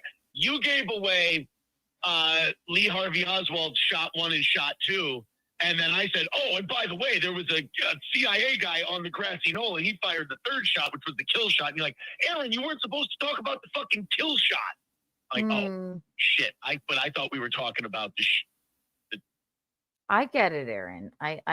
Listen, I should know better by now, but I did a few whippet sneezes and talked about a tummy tattoo that, by the way, is absolutely hideous. I mean, Here's what I did. I watched a couple minutes. It was not 30 seconds, but I watched a couple minutes of the clip, and then I made the mistake of reading the comments. And in the comments, they were going, "April was doing that." I'm like, "Holy shit, we're really fucking good. Jesus Christ, we're really." And yes, they ran with that part. You never specifically said that part. Thank you, Aaron. Because I did think, I almost texted you about it. And I'm like, dude, did I fucking say that? Because I really didn't think that I did, and then I thought it would be much better if I did it this way and called you out on it. I want one thing though, because I'm feeling chastised like a school child. I want one thing. Okay. In grading on a curve of my ability to keep shit secret, I did remarkably well with this one. Okay. What would you? All right.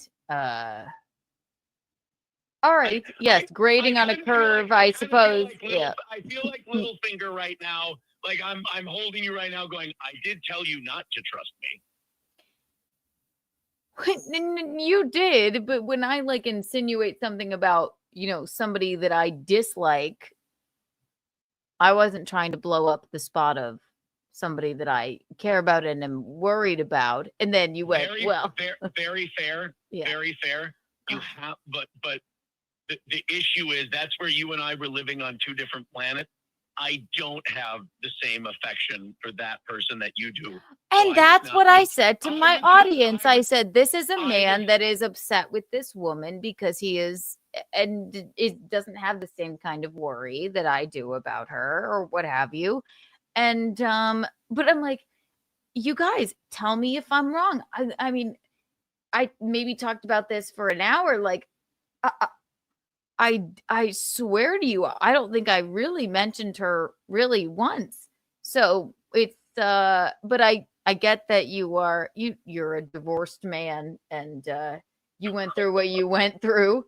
And, I guess I understand it, which is why I'm not mad at you. Jesus, I wouldn't be fucking calling, but I am vindicated because, it certainly wasn't, what I did or said. So I will say this, and then we'll go. And thank you very much for bringing this up. I will say this. This is called growth because you're bringing up your concerns to me in a much healthier way than say I'm going to pick a random thing. You're trying to have me thrown in prison, and I appreciate that. I'm trying to have you thrown in prison. What does that mean? It's a show. Okay.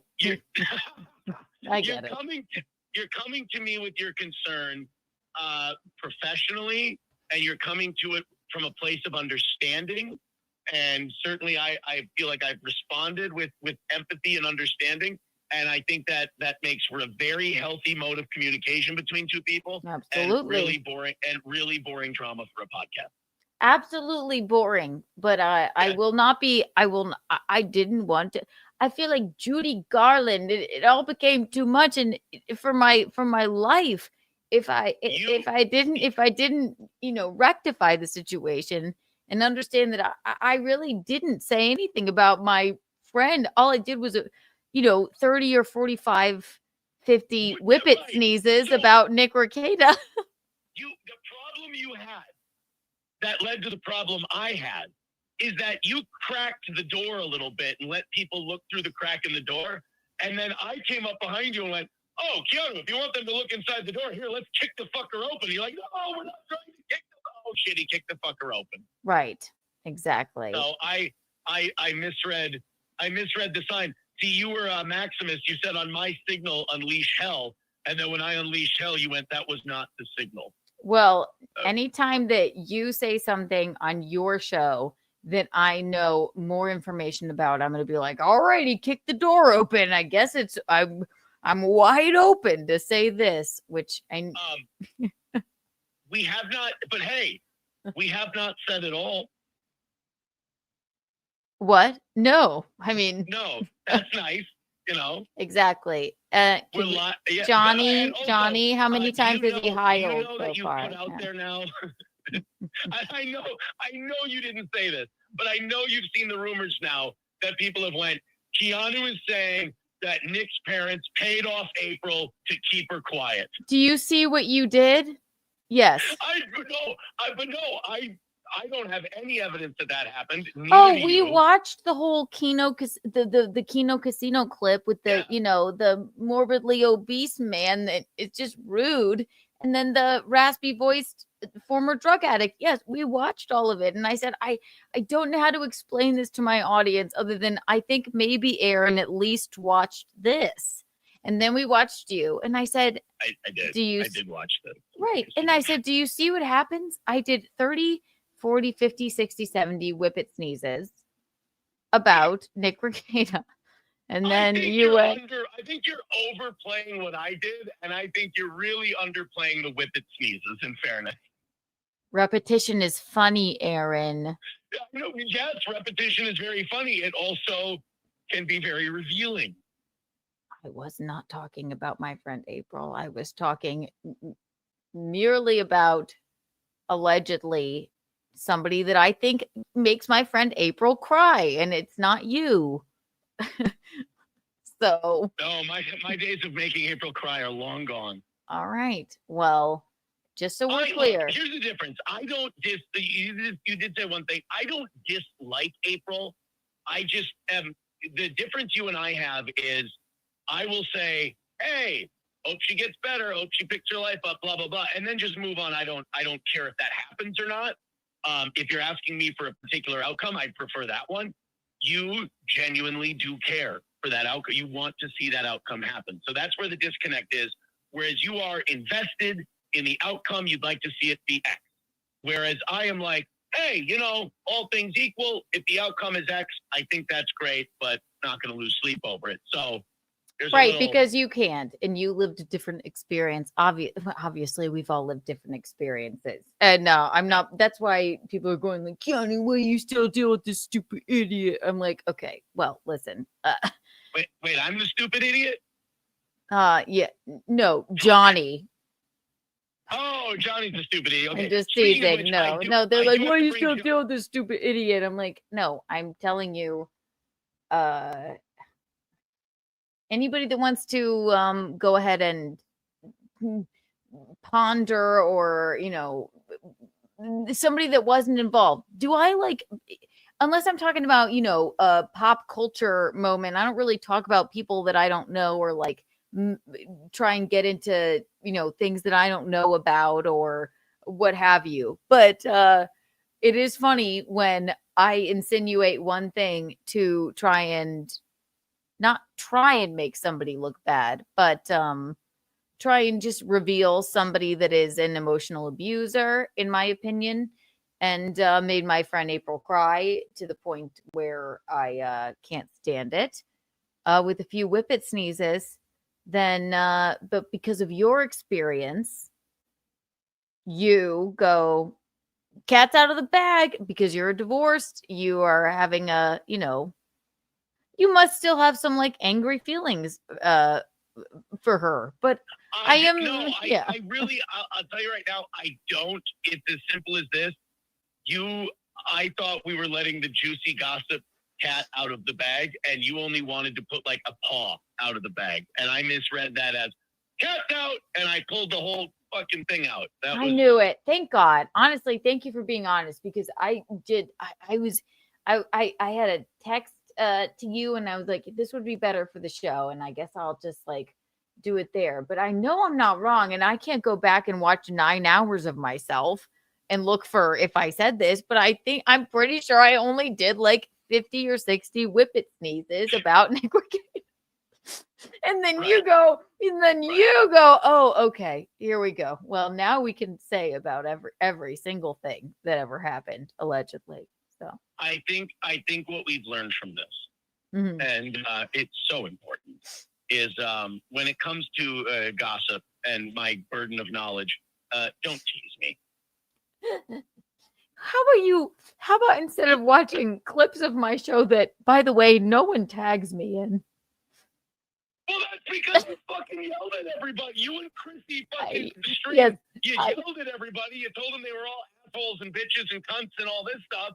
And then you're like, why don't they clip me? You abused them. They I'm feel not abused. asking them. Listen, none of that was my doing whatsoever. It's all a big misunderstanding. You're saying And it's all Chrissy and Frank's fault. no. I didn't write that text to that troglodyte. If we're talking, yeah. But what text are you talking about? oh, somebody says I found it 5 hours and 18 minutes. Did I say something like that? Okay, so somebody, thank you. Aaron, member for 15 months. So you're saying I did say it, but I highly doubt Aaron went back and watched that. And if I will eat my words. Wait a minute. They're saying that you said that she was doing them? I'm sorry, excuse me. We were talking about the Clipper thing, which I don't even want to talk about. I never had a fucking problem with the goddamn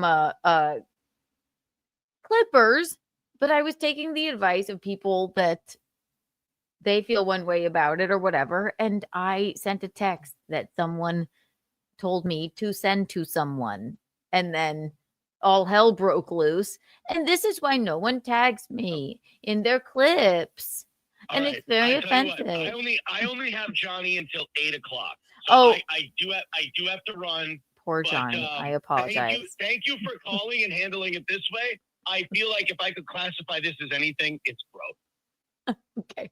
You did nothing wrong other than be ridiculously exaggerating. And yes, it's not cat out of the bag. I put like half of a claw out of the bag, and then you let it out of the bag. So there you go. I feel I'm okay with that. I will take responsibility for that, and you control those allergies, and maybe this wouldn't happen. Limit. Take care. All right. Bye, Johnny. Bye. There you have it, people. 5 hours and 18 minutes. Should we go and take a look? If I did. I mean, but so say that I did maybe mention something at 5 hours and 18 minutes. And thank you. I love you. Oh, you're the best member for 15 months. I love you. He didn't go and watch me for 5 hours and 15 minutes. He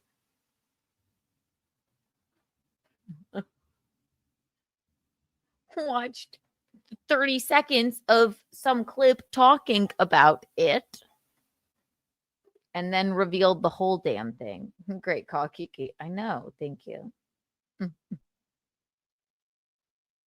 You mentioned it, the whip it 5 hours. Right. Oh, so that's when I started the whip it sneezing. I was only meaning to talk about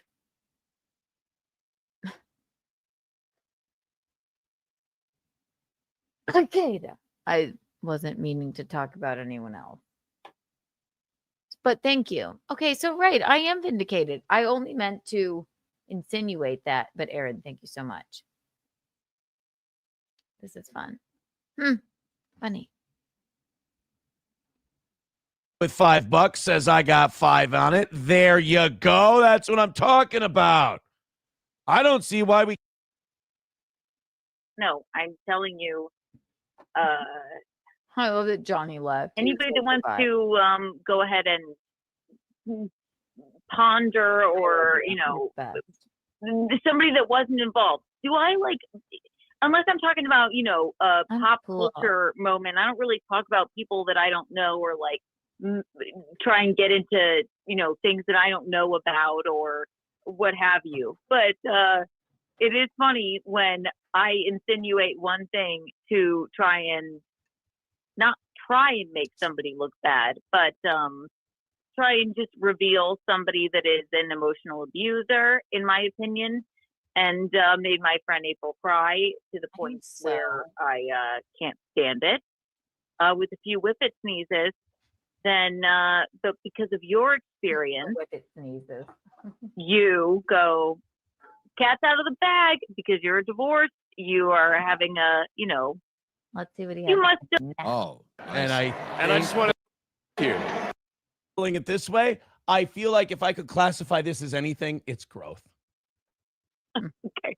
You did nothing wrong other than be ridiculously exaggerating. And yes, it's not cat out of the bag. I put like half of a claw bag, All right. and then you let it out of the bag. I feel I'm okay with that. I will take responsibility for that, and you come on back.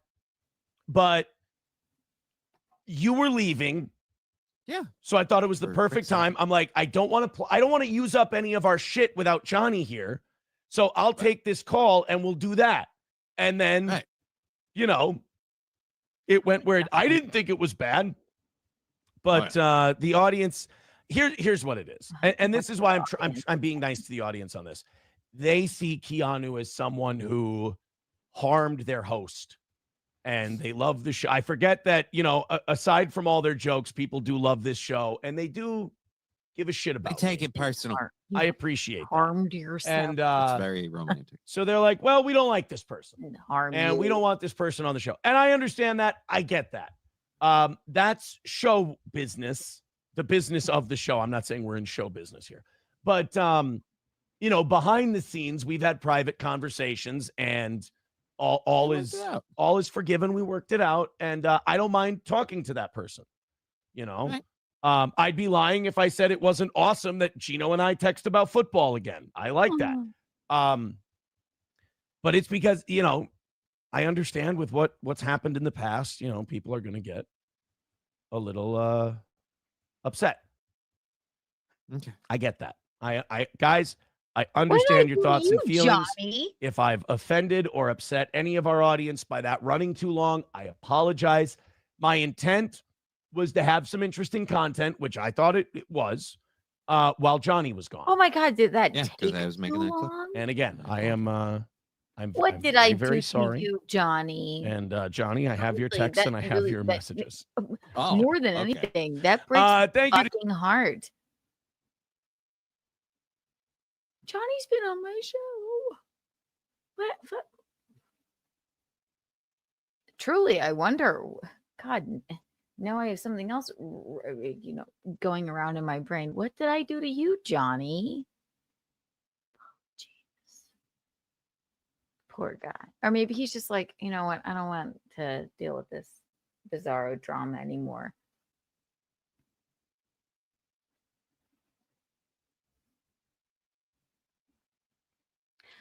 You know what I miss? Not miss. Okay. That's a heavy word. But I do remember, you know, hanging out with in person April and Johnny and Toe and Gino. And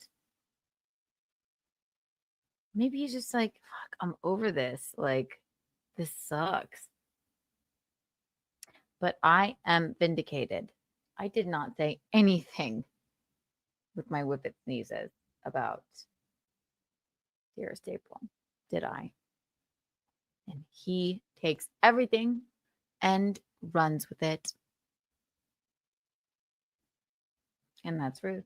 Novel. Opinionated news guy. Thank you for the $5. Didn't that dude ever get his wife with his permission? Yes. Isn't that wild? People always accused us of we only, you know, no, we only hung out with them twice in person, but Gino and I will tell you 100% of the time, we really liked them so much. We weren't swinging with them, but we really did have so much fun with them. Sad. Here is your Kiki Bond opinionated news guy. And yes, that is what happened, according to him.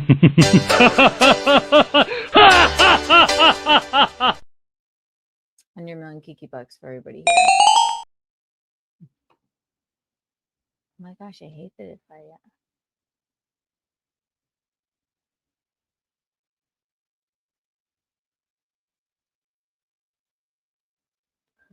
Kate Bush World.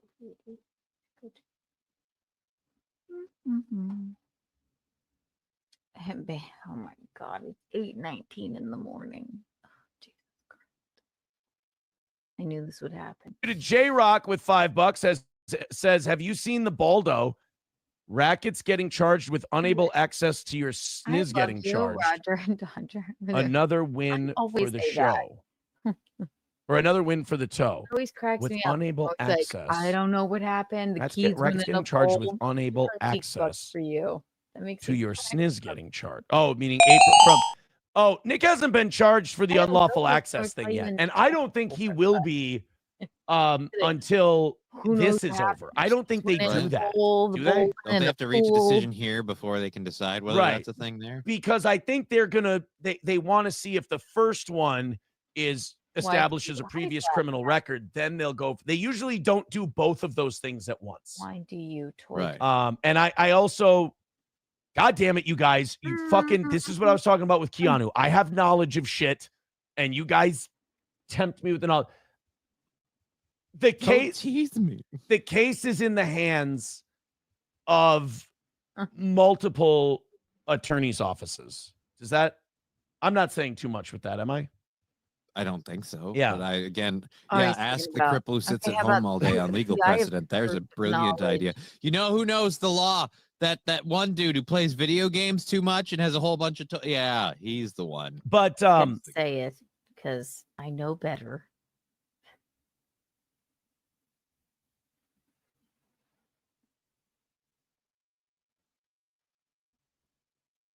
That whole thing, and it's not what you guys are probably thinking, but look, I have the curse of knowledge, but the I don't know,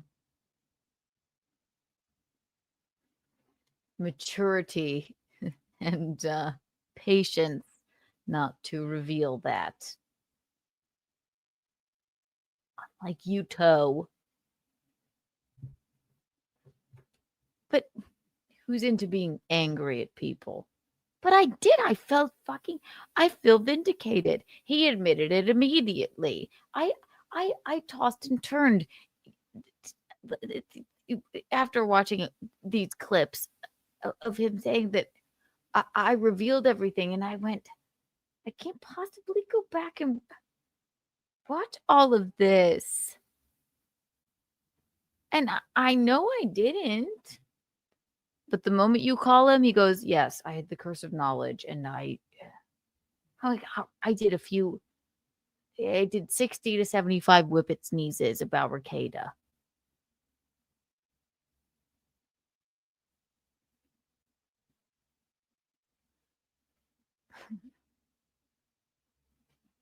That's hilarious. But he fucking says it straight up the moment you confront him. But look what he's doing now. I know he's like, look, I have the curse of knowledge. Look what I'm not doing. I'm not opening my mouth about any of it. Oh, there we go. That's all. It's in the hands of multiple jurisdictions, shall I say. And I don't think that, and one of the jurisdictions already has things going on with him. So I don't think they're going to do that at the same time. Okay. So I think that has to wrap up first. There's like local, state, and federal, and there's multiple levels that possess the case. So oh my God. They're just be patient, J-Rock. James with $4.99 says when Johnny was in the NLO. Do you see what he's doing? Oh my God. He has the curse of knowledge. He's revealing his own knowledge. Oh my God. Insane. Hello, chat the other night. I gifted him a membership. He didn't thank me. Why not? Yeah, a little sheltered. And was the best decision of my life. Like, I didn't think about the internet once. I popped up a Rumble chat on the inauguration. That was the farthest I went in. Any attention to him at all whatsoever. Here you do. Promised you something. Let me know and I'll get it to you. Here, just let me make this statement for you, James. And this is an evergreen statement. Rest assured that Patrick will always have meltdowns about Steeltoe and get really emotional and project his feelings and say other people are feeling. Aaron makes him feel a lot. And know that we will always laugh and have a good time about it behind their back and in front of their face. That will be my statement forever and always. And we enjoy ourselves. So thank you, James. Mindy becoming a member for 29 months says another anniversary for me. All right, let's pick this back up. Streamlabs, PayPal, Venmo, Super Chats, Rumble Rants. I'm really sorry for any interruption. Yes, Mindy, I did get the email, and I am working on that as quickly as I goddamn can. I promise. And I'm sorry that that became a thing back in those days. So 290 away from today's goal. There's 199 from James says, thanks, coach. You're welcome, buddy. I should have a name back for people with the coach nickname. Like, I like the coach nickname. I'm sorry if that upsets anyone. I think it's fun. I should say, thanks, kid. Thanks, sport. Sorry, guys. Sport's a good one. Sport, I think. Thanks, coach. That's not really gender. Thanks, coach. You're welcome, sport. It's really. I appreciate that, James. All right, let's rally up. Streamlabs, PayPal, Venmo, Streamlabs, PayPal, Venmo, Streamlabs, PayPal, Venmo, beg. Venmo, Super Chats. Okay, let's go to the pastor guy. This is what I wanted to go to before Keanu called, before Johnny had to leave. We now officially have our $10, $20, $50, and $100 donation drops ready to go. We have them all. We're set. This guy was one of those unseen, unsung heroes of the inauguration. This guy came out of fucking nowhere. And like people yesterday, people were expecting, Trump shutting down the border, changing the name of the Gulf of Mexico, pardoning all the J6ers, and we'll get to all that stuff. But there were a few things that came out of that inauguration that a lot of us, they were a nice little Easter egg. And one of those things was Reverend Lorenzo Sewell from the 180 Church. Let's this is the way I wish all pastors were. I grew up Catholic, and our priests would be very boring, and they would be very monotone, and then they would molest children. And all right, here we go. Opinionated news guy, thank you for the $5, darling. I went to one of the inaugural balls. These tardos didn't. I should be on Kiki's show before them because I won't cause drama. Just fun. I'm more important. Oh, you are. I adore you. And I like that you've been to, not even just an inaugural ball, just a ball at all. I love that about you. We do something radical. 100 million. What's a larger number than a million? Trillion? Gazillion? I never do this. 100 gazillion. Kiki coins for you. Wow. And since you've been to a ball,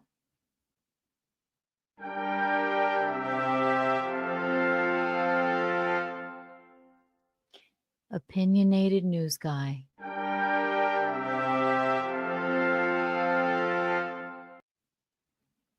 You can take that to the bank. See, I make it worth your while. All right, I have to go soon. Look at my lip. I cracked it during the this happens to me every winter. It hurts, I tell you, it hurts.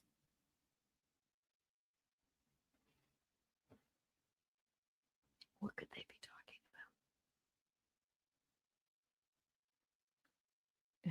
about? Look at that. It hurts me. Kitty. Now I'm delirious. Do you see what you've done to me, all of you? It wasn't your fault. Actually, it's his fucking fault. Thompson turned all night. Like, God, did I blow up anyone's spot? In the moment confronted, he goes, "You're right. I don't know if you guys watched what we watched if you're just tuning in, but I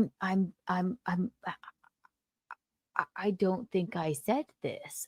I know I didn't say it.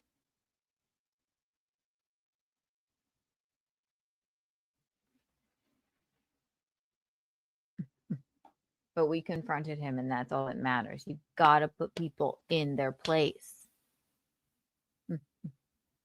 Funny, funny, funny. All right, kiddos.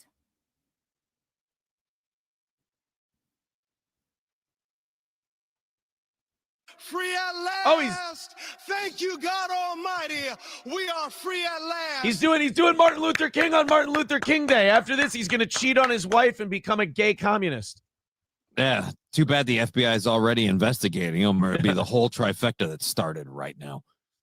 Jeff Bezos is looking right now going, I feel like I've heard that line somewhere. No, Jeff Bezos is probably doing the math on, all right, so if I assassinated everyone that looked at her tits, like in the next month, how much does that cost me? Can I get a pardon? And by the way, tell me Elon's not on coke. What the fuck, dude? Oh, dude. Come on. That's the best pause ever. Well, maybe it's just because, again, we noticed this on the pause. Maybe he's mid-blink or something. Well, I suppose that's about as close to mid-blink. If you turn this guy's shoulders a little bit this way, it would look like JD Vance is fucking him in the ass. $100 cover and he's really enjoying it. And he's slight. He's a very slight man. If you believe where the Spirit of the Lord is, there is liberty. Come on, put your hands together and give your great God great glory. Holy shit, that guy was yes. As they say in Canada, that guy was giving her. You watch the clip.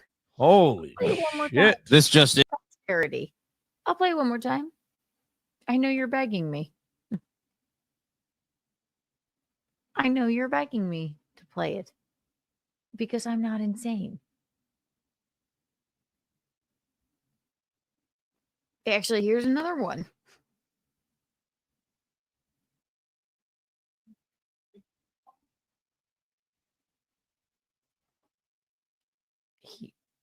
I just didn't do it. It just didn't happen. Look, just for posterity. Here we go. Again, here's a Johnny, early Friday morning. Keanu was spilling all the April beans. Uh-oh, what are the April beans? Yeah, well, keep up on this stuff because my sanity is nice. Right, exactly.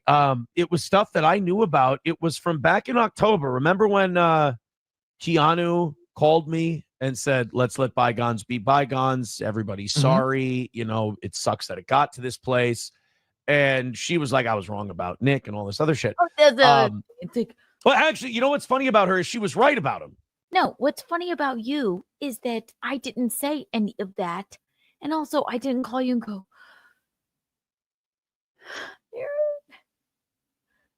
I was wrong. I miss you. I love you. I was wrong about everything. Let's let bygones be bygones. You were right. I was wrong. I didn't say that at all. It was very different than that. But I got to give him a little credit here.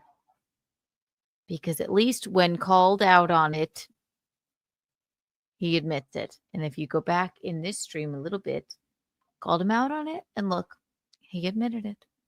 But look at the pain and strife he put me through. I'm just at first. And she said to me, she goes, no, I think they knew what my triggers were and they knew how to play at them to turn me against you. And I'm like, don't worry about it. I get it. I understand. Like, you got worked by a master manipulator, in my opinion, 2 of them, but whatever. So Keanu goes on, and I didn't know that she was going to do this. I had no clue. But she called me back in October because she wanted April's parents' phone number because she thought it was important that she get a hold of them. Okay, and seems like a I don't even want to play this because it's like It is so not what I said at all. Thank you, Aaron, member for 18 months. You're the best. Right. If you go 5 hours into that stream, I hardly said that. So she goes on and says this. And Aaron admitted it, at least when you call him. Right. But fuck, I would have. I just keep sitting here thinking, reeling over it in my head. And like, God, what the fuck? But he does a show. So we won't harp on this anymore.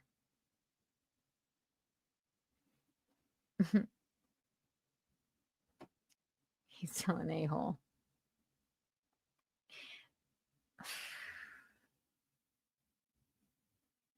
Thank you, opinionated news guy. I get it. I mean,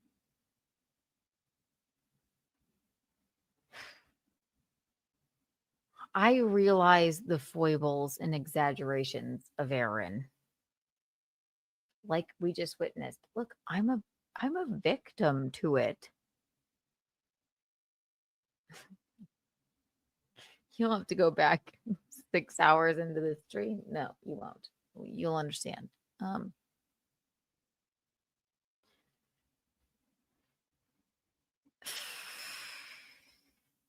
I think he'd call himself that. I just there are worse people in that situation, I feel. But yeah, of course, an a-hole. He made me feel as if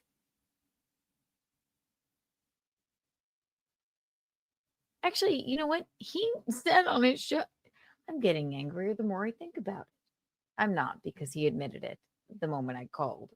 And if I had texted, he would have been like, yeah, I got out over my skis. Because I heard you do, mention something like that. And then he told the whole fucking story.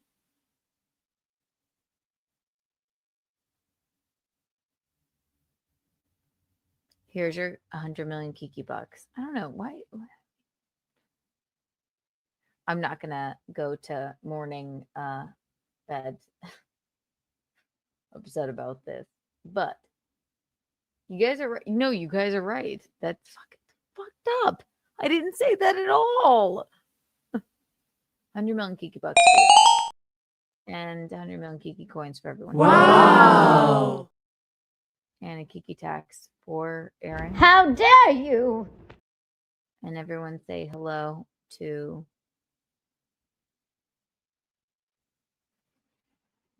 the love of my life. He's gay, but he has a special connection to classical music. There's many things that are interesting about him. There are. It's true. All right, I have to end this. But it is interesting. I like these evening to morning streams because we really get to know each other. We really go through the whole we really go, it's like an arc of, it's a whole story arc. It's like here and then and then it goes back down. And we kind of figure it all out and we come to a central thesis of the entire show.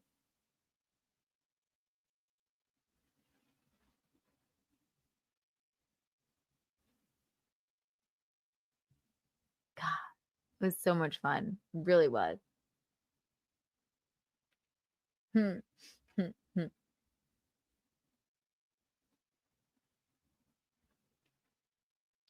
be rude if you're being rude. If you are, I really don't care. Too cute, all of you.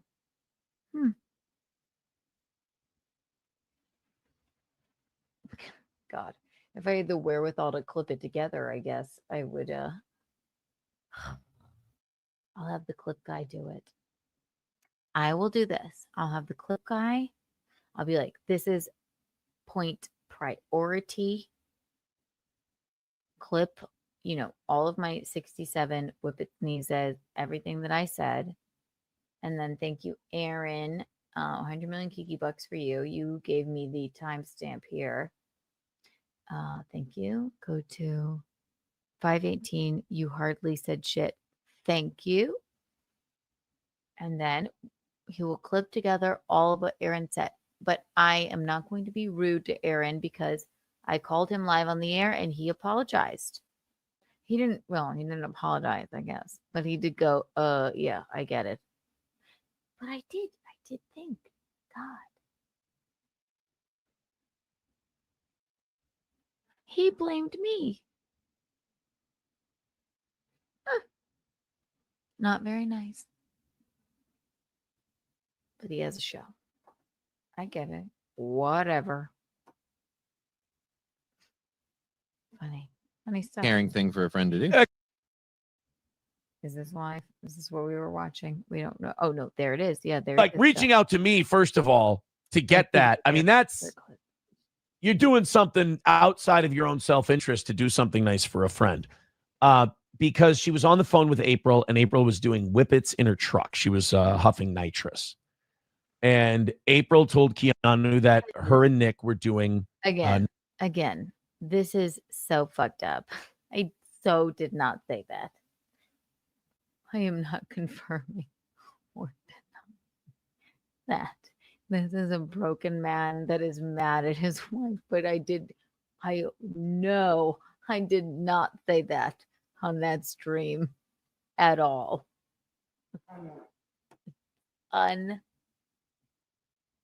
Unbelievable. It's funny. Opinionated news guy. Thank you for the $5. He backs out when confronted, then goes right back to being an ass after you leave. It's a bitchness move. Made move, and he's a fake man. Yeah, I'm aware of his 100 million Kiki bucks for you. I mean, you don't need to tell me twice. They're just bigger assholes in that situation, if you ask me. And I understand a Mike persona. This does kind of bother me, though. Now that I think about it. See, like how we come to an understanding with each other. Bothers me a little bit. Because I felt sort of gaslit into thinking that oh my God, was I just so fucking stupid that I said that? I didn't. I said fucking none of that.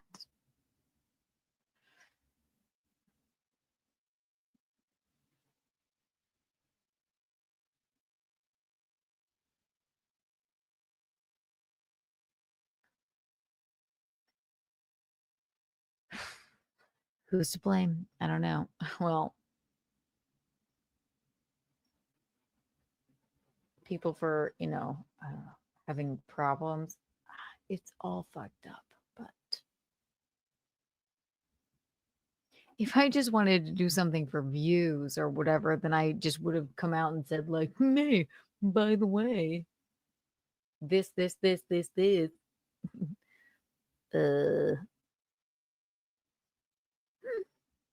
He knows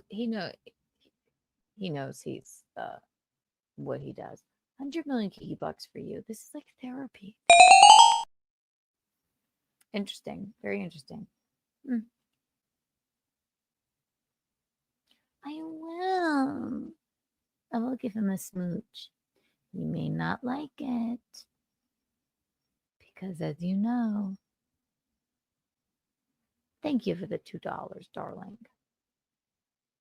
He's gay, but he has a special connection to classical music. There's many things that are interesting about him. Many things that are interesting about him. I love you, Curtis John. Curtis John. Do you know what I just realized? Curtis John, I was just telling them about all the Friedels.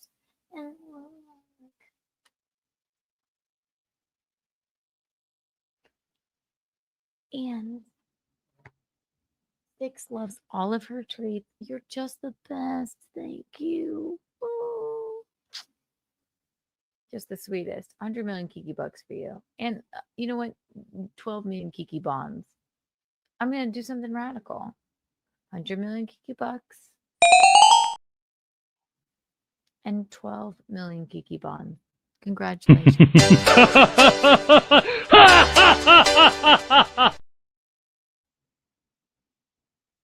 Shave Gino's beard. It's a prank show now. I cannot do this to myself. Wouldn't that be funny? He's not asleep enough, I don't think. In the middle of the night. In the middle of the night. It would be funny to do like a little prank show where I painted his toenails or something. But he would probably like that. Next time. I used to do that to my brother. Hi, push-ups. Hi. The curse of knowledge is not the same as pretense of knowledge. Hi, push-ups. Yeah, it's pretty fucked up. You're right. All right.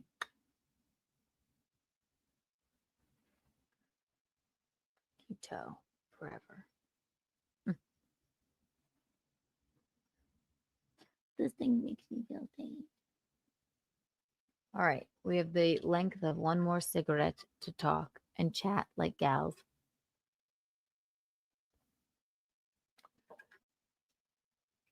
Do you want to know what you have to look forward to?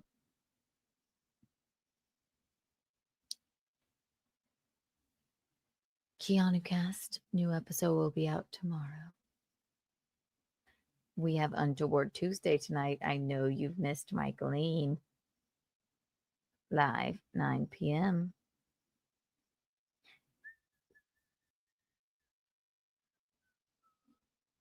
He's young, he's fun, he's fabulous.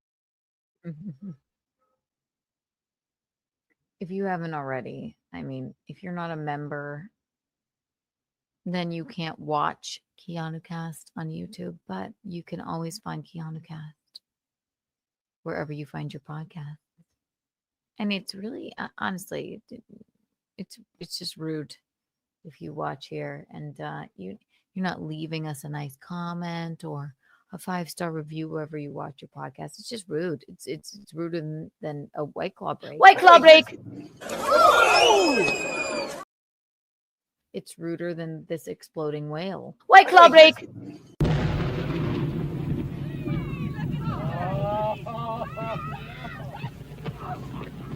All right, Fred, you can take your hands out of your ears. Here comes pieces. The blubber of it broke people's cars. Okay. It's ruder than my mom thinking this was me and my friends. White Claw break. She legitimately thought that she's like, I just saw that and I thought it was like you and Frank and Chrissy and Gino. I'm like, how is that? I mean, for like weeks. I'm like, also, wouldn't you be concerned? Michaeline will be here tomorrow. Become a member. Subscribe if you're not subscribed. Listen to Keanu Cast wherever you find your podcast. Tomorrow is Untoward Tuesday at 9 p.m. and Wednesday, if you are in the Philadelphia area, Eugene and I will be at the Punchline Comedy Club, but I'm not leaving yet.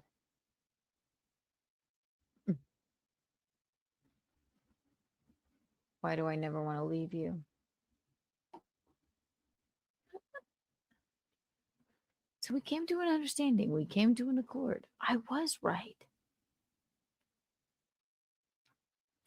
Fucking right about Melonie Mac, too.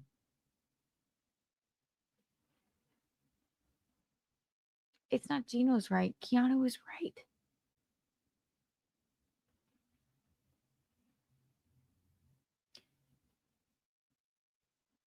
I may not always be right, my grandpa said. But I'm never wrong. I don't even think that applies here. I just wasn't wrong about anything I said tonight. I'm vindicated. Did you enjoy MAGA Day? I enjoyed the fashion. I'm not very political. I'm happy. I do feel like everybody had a well, I mean, not everybody, but a lot of people had there's a lightness in many people. And I mean, God, Melania in that outfit. The fashion, I need that hat. I need it. I think it's pretty cool. I think it's pretty cool what's going on. I hope everybody could just like chill out, and then we don't have a president that's like pooping his pants. That no one even like realizes is president. That's all I really know. And for the fashion alone, I'm into it.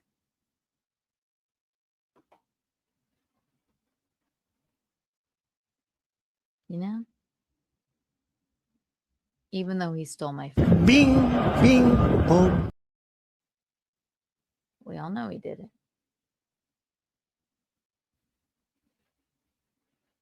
It was amazing. I love that hat so much. I need it.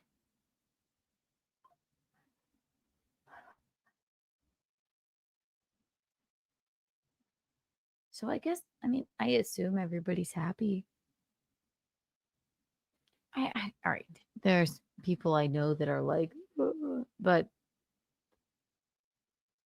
give it a week's time. No one will notice, except, things will be cheaper and maybe everyone will be a little bit safer, and we'll realize that we even have a president. The other one was like halfway dead. And that's my unpolitical take on it.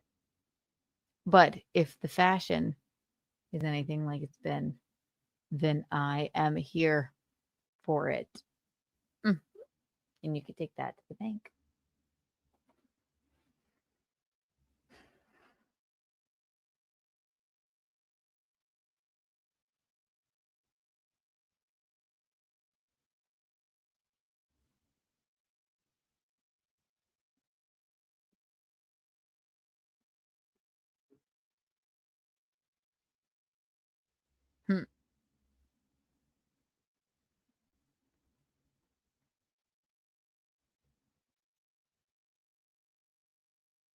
Hmm.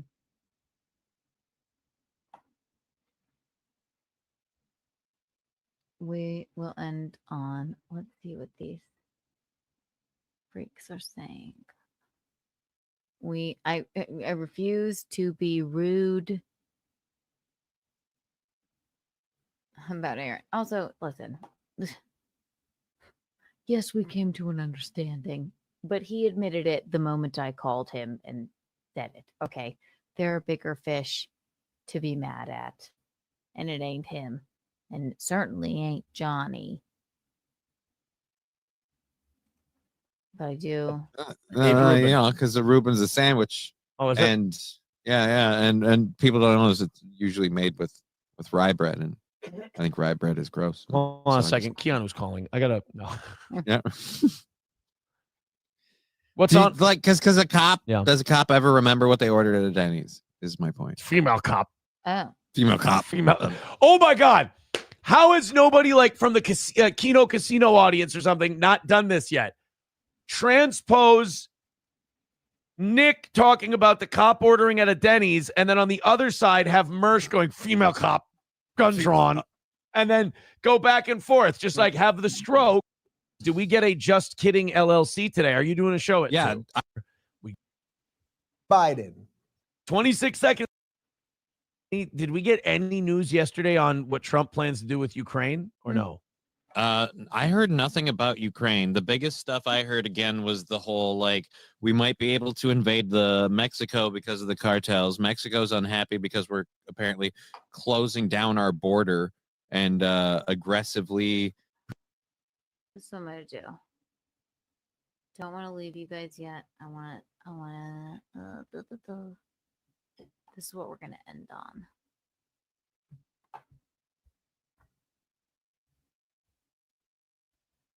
Eugene, what's up? It's like, you dumb bitch. What the hell are you doing? I'll tell you. This is what we're going to end on. Aaron. Hi. Aaron James. Is it pleasant or is it disturbing? Here's what we're going to end on, guys. You're going to love it. Just because I don't want to leave yet, I like to end on with a cigarette and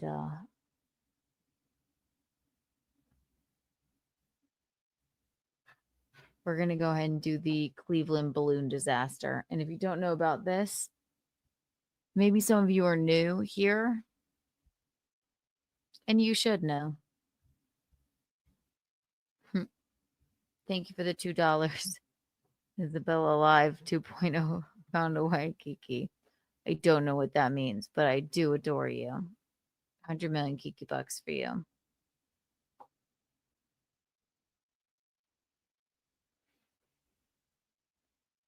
Do I sound like ASMR? We are now going to talk about the Cleveland Balloon Channel. Or is it my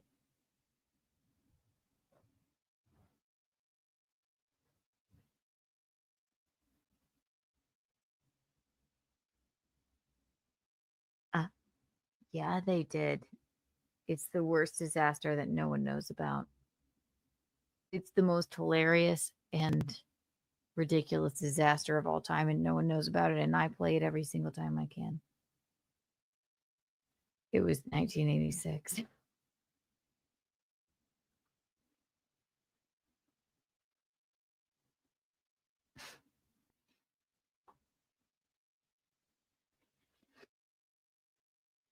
It's already playing because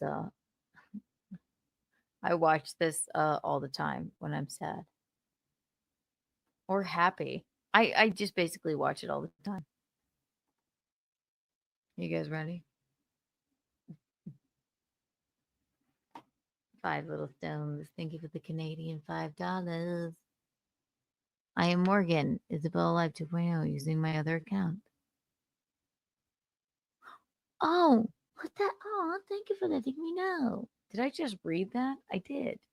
Oh, no. 100 million Kiki bucks for you. Bing, bing, bing, bing, bing, bing, bing.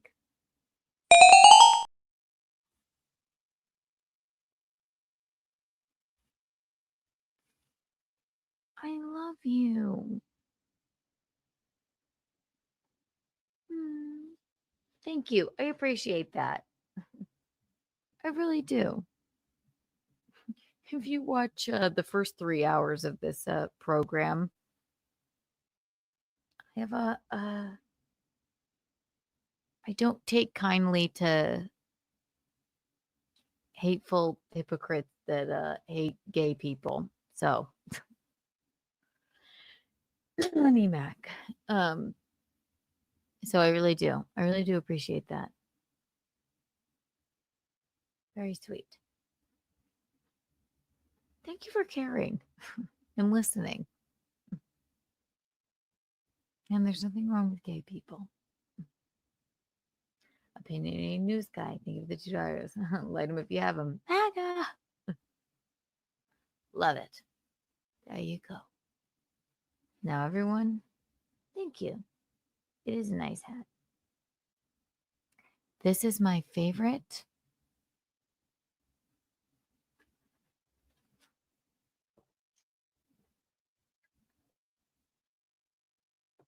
disaster that ever happened. It's the only reason I know about Cleveland.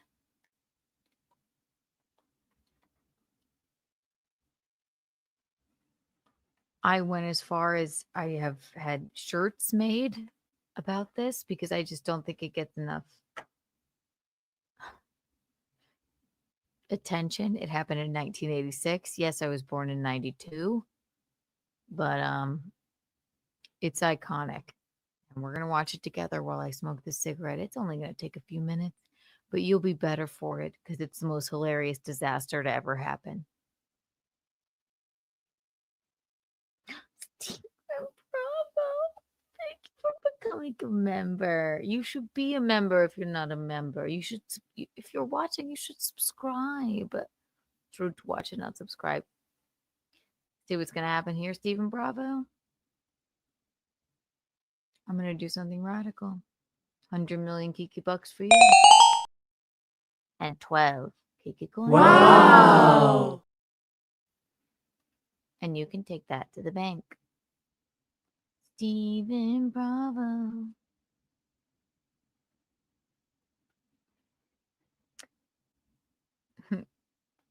Here we go.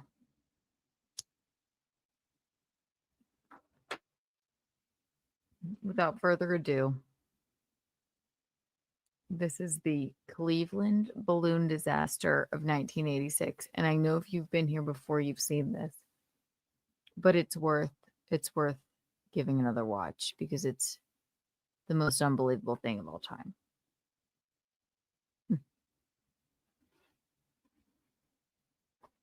Aren't I? 100 million Kiki bucks for you.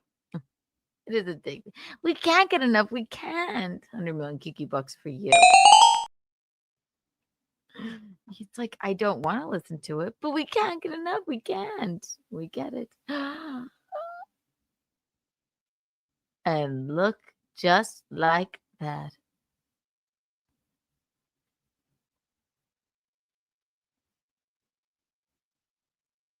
Opinionated news guy, as if you haven't done enough for us already. Thank you so much for becoming a member. I'm going to do something radical. Should I just do something? I could do something crazy. Claw break. Oh my God. Oh God. White claw break.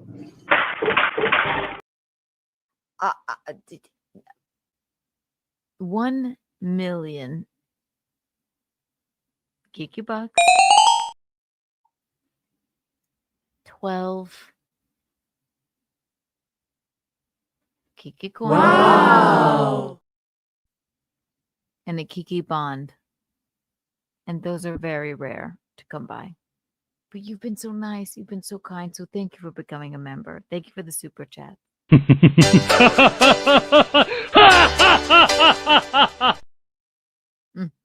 Y'all are fun. And you also have nothing to do. This is the best time ever. Welcome. Yes, like McGuinevere will tell you.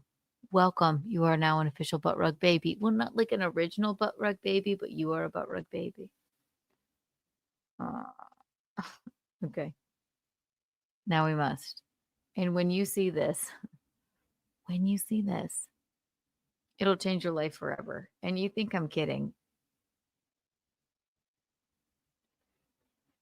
I'm not. I had shirts made about this. I was born in 92. This happened in 1986. But it deserves to be played over and over again because it's the most ridiculous disaster to ever happen. And do you guys know about Cleveland?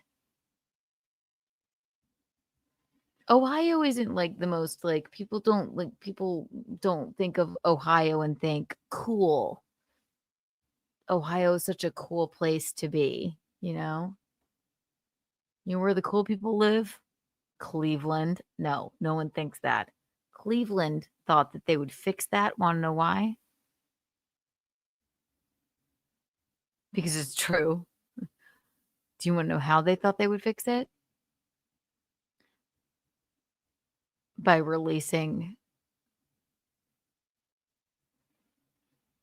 a bazillion balloons into the air. Because when you think cool, you think, I know what'll fix this city. It'll be this. Just gotta tell you. Here we go. 1, 2, and 3.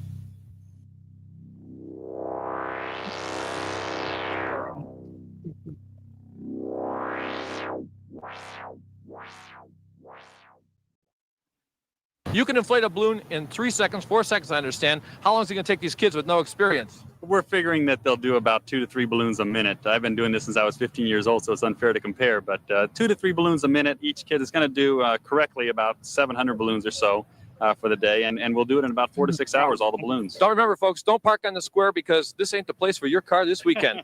Back to you. Sounds like fun, David. I Thank understand you. we might have a northerly wind too, so they'll all wind up over Canada. Huh. They'll all wind up over Canada.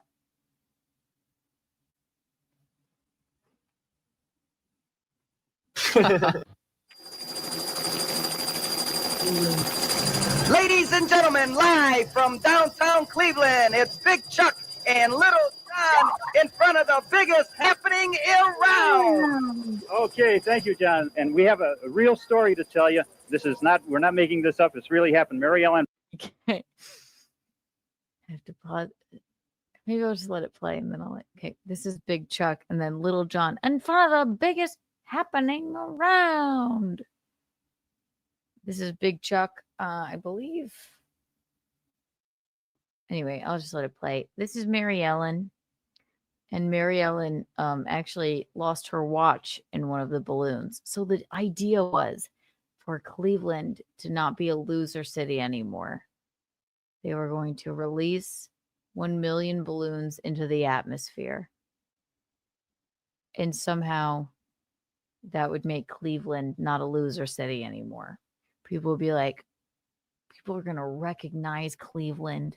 This is what we're going to be remembered for. People are going to love Cleveland for this. And there's nothing more Cleveland, Ohio, than being like, what can we do to make us cooler? Let's release 1 million balloons into the atmosphere. So they rounded up everybody. People's hands were bleeding. This is Mary Ellen. Her watch got taken away. And then this is Big Chuck reporting on the scene. And I'm going to show you that he kisses her on the mouth for some reason. And then I'm going to let it play. And then maybe we'll talk about it after. How about that? Okay. Let's go. And bought 2 bunches of balloons to give to John and I here. She came down, and one of the bunches of balloons she had tied to her watch. And the watch opened up, and the balloons took the watch, and it's now going out east somewhere. So John and I say, if anybody finds Mary Ellen's watch tied to a bunch of balloons like this, and if you return it to the station, we'll have all kind of rewards for you. Okay, thanks for coming down, Mayor. Who do you have there, John? What is your name? Tanya Pugh. Okay, Tanya, show everybody what you have. He kissed her on the lip. I know I said I wouldn't stop, but this video means so much to me.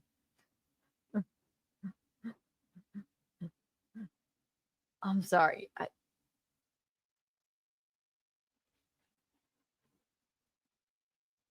We'll have all kind of rewards for you. Okay, thanks for coming down, Mayor. Mary Ellen.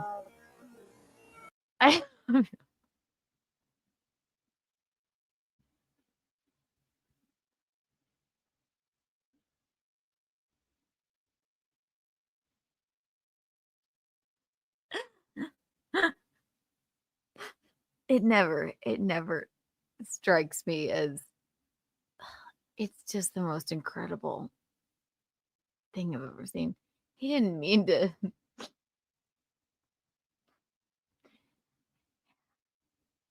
I don't know why he kissed Mary Ellen on the lips, and I don't think Mary Ellen knows why she kissed him back. But if anybody does find her watch, they'll have all kinds of rewards for you. It kills me. I love it so much.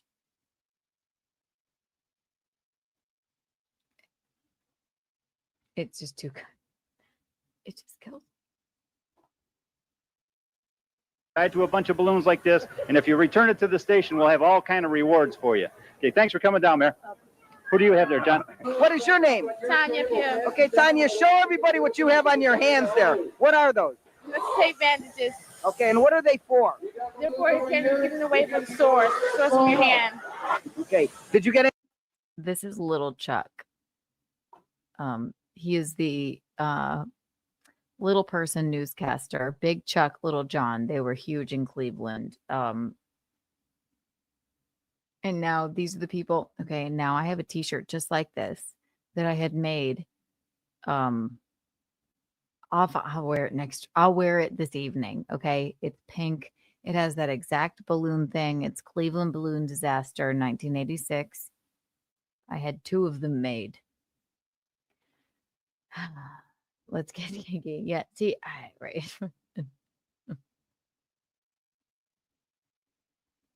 She got her reward. She got a big smack on the lips from Big Chuck, right? Oh God, the humanity. What do you see? Thank you, opinionated news guy. It's too good. Too good. They were like rock stars. Yeah. Big Chuck, Little John. Thank you for the $2. Oh, amazing. It's just amazing. All right. I won't stop anymore. All right. Maybe I'm lying, but here we go. Here's Little Chuck. Big Chuck, Little John. And then here's all of the people that were tying balloons for 6 days, and their fingers are bleeding. So There. What are those? Tape bandages. Okay, and what are they for? They're for getting away from sores in your hand. Okay. Did you get any blisters? Yeah, 3. Are you having a good time? Yeah. Are you tired? Yeah. Okay. Okay, Chuck, as you can see, they're going strong. They're blowing them up. I still think they have the record. Back to you, Chuck. Look at the balloons. It's something that has been in the planning stages since March of this year. So a lot of technical research and research through the city permits. It's endless. It's absolutely astonishing to try and get something like this off, let alone waiting for good weather. So this is a big plus for Cleveland. Oh, it's something that, they predicted 70% chance of showers today. And I think this is a prime example of what United Way is trying to do in terms of saying, it's Cleveland, it's your time. It's time to say yes. It's time to say it is a happening city. We are on the move. It's no longer the butt of jokes or anything. I've been in this. This is also a hilarious. I love this guy. Hi, Zool McCool. Nothing can top the 1979 disco demolition night. Thank you, because I love you. And you must know that, yes, my family blew up those records.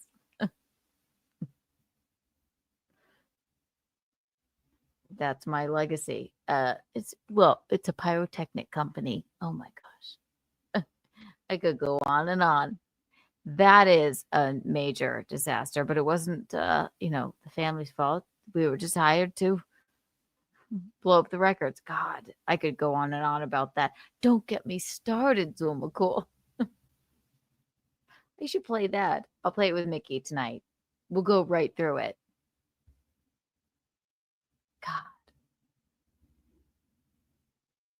God. Yeah. These bizarre disasters. You know what?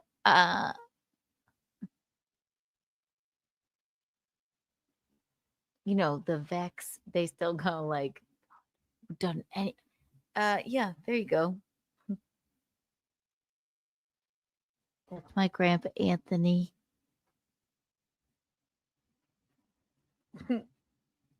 They loved my grandpa Anthony, the Vex. My grandpa Anthony and Mr. Vex, they invented the exploding scoreboard. They wrote it on a cocktail napkin. And then one of the things was disco demolition with is it Dahl? Steve Dahl? Yeah. But then it was a riot. People started. It was a horrifying thing, and then they couldn't get people to not riot. Wild. So yeah. Hi, Bill McCool. Honestly, we really do. I've tried to convince my my dad, my uncle, my mom. Not convince them, but I'm like, who can I sell it? Like, you have so much fucking.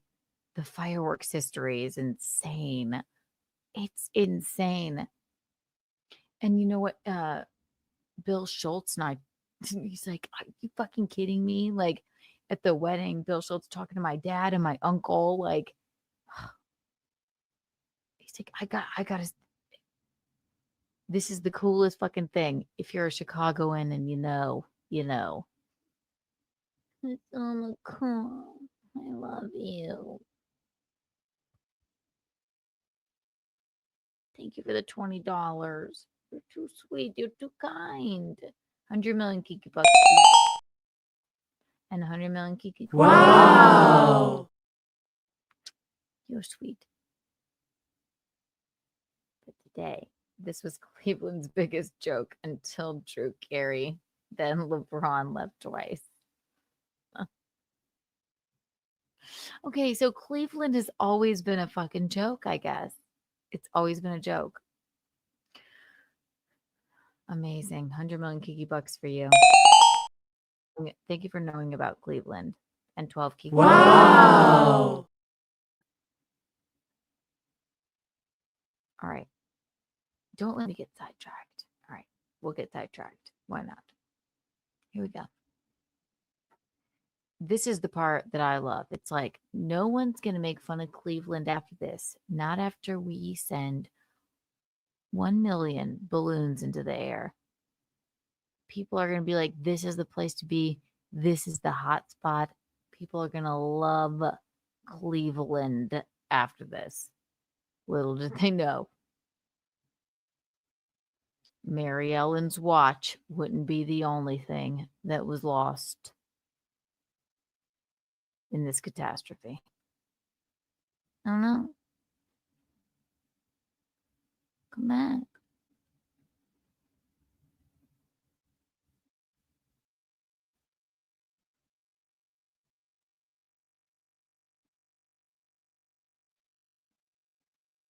The city now for 6 months, and I absolutely love it.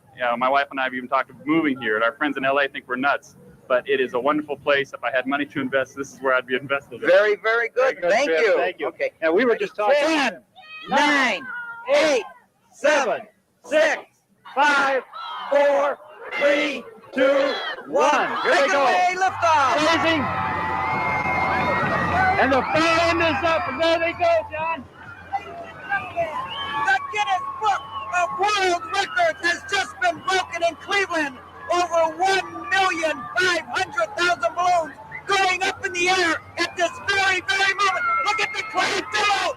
We did it. We did it, John. There it goes. It's completely covering the terminal tower. Look at that. I want to sing up and away.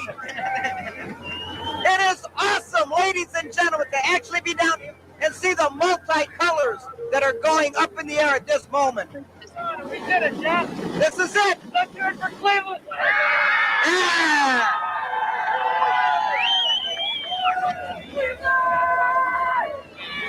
Ladies and gentlemen, there is no mistake on the lake anymore. Cleveland has now broken the Guinness Book of World Records and released over 1,500,000 balloons.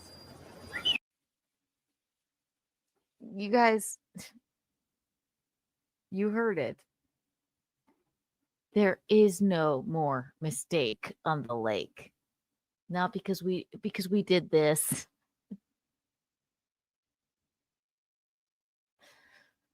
Yeah. This is like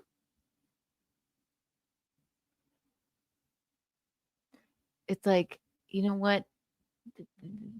This will put us on the map. Nothing says cool like balloons.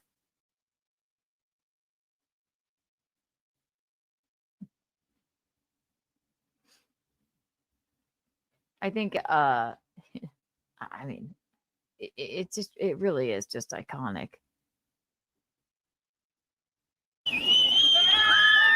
Think of that, Chuck. The Guinness Book of World Records, the Cleveland home of the Rock and Roll Hall of Fame. All of this in Cleveland, Ohio. The All-American City. How many events can we take over in 1986?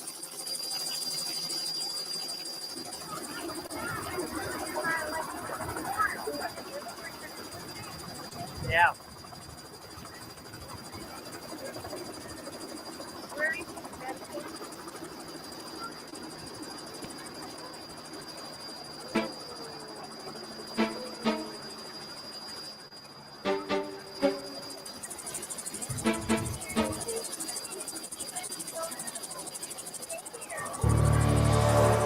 It's been an exhausting search for these Coast Guardsmen. They've been out on the water most of the day looking for two 40-year-old Cleveland men, Skip Sullivan and Raymond Broderick. They went out fishing about an hour before last night's heavy storm blew through. This is their boat, a pair of life jackets still in it, along with a hat and a fishing pole. The boat's motor is gone. Its sides are battered, apparently from pounding all night against this section of the breakwall off Edgewater Park. That's where the Coast Guard found the boat about 8:30 this morning. Ironically, that big balloon launch in Cleveland today is one of the things that's making this search so tough for the Coast Guard. Can you imagine? Exhausting search for these Coast Guardsmen. They've been out on the water most of the day looking for two 40-year-old Cleveland men, Skip Sullivan and Raymond Broderick. They went out fishing about an hour. Prayers for Skip and not prayers, but rest in peace, Skip and Raymond Broderick. Skip Sullivan, Raymond Broderick. Imagine if you're the Coast Guard and you're looking for two men that got lost at sea because Cleveland decided to do something so stupid as to release 1.5 million balloons into the air. So if you're looking for a life jacket of two fishermen and it's just a sea of balloons, you're not going to have an easy time. It's not funny, but it's very Cleveland. Just saying. Just saying. Ridiculous. You all killed the birds and the people. They did. They did. It was an environmental fucking disaster. And two men died. They were just fishing. They got lost on the freaking Great Lake. They couldn't find them because of all of the fucking balloons. Patrick Rowe, thank you for the 99-cent super sticker. Oh, doll, thank you so much.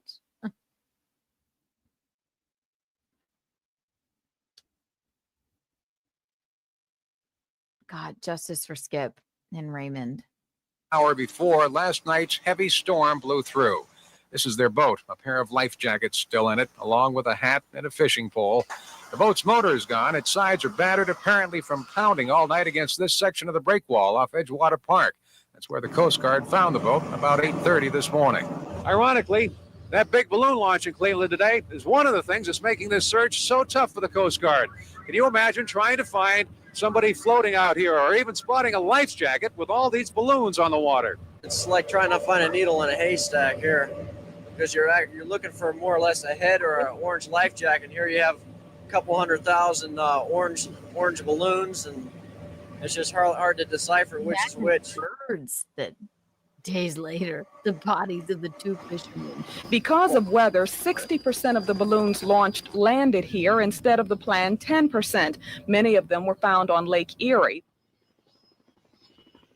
Great. Is Aaron from Cleveland? But the balloons that covered the lake and caused concern on Saturday are no longer here today. No one's quite sure where they went, but at least they're no longer posing a threat to fish and wildlife, and they're not littering the lake.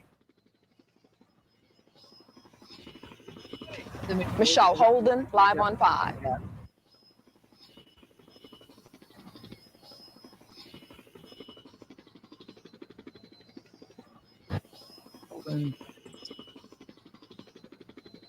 Now, listen.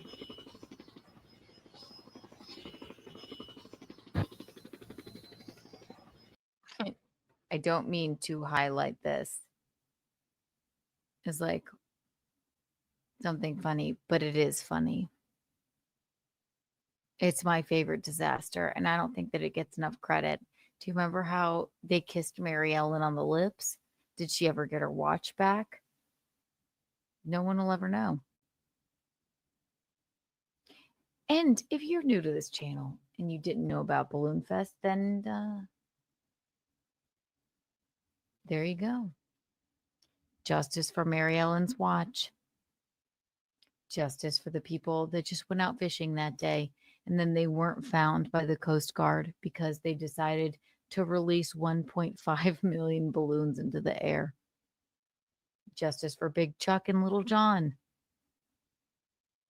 Justice for the guy that said, this'll be it. this will be, no one's going to make fun of Cleveland anymore. No, this will be Cleveland's defining moment. You thought people made fun of Cleveland before.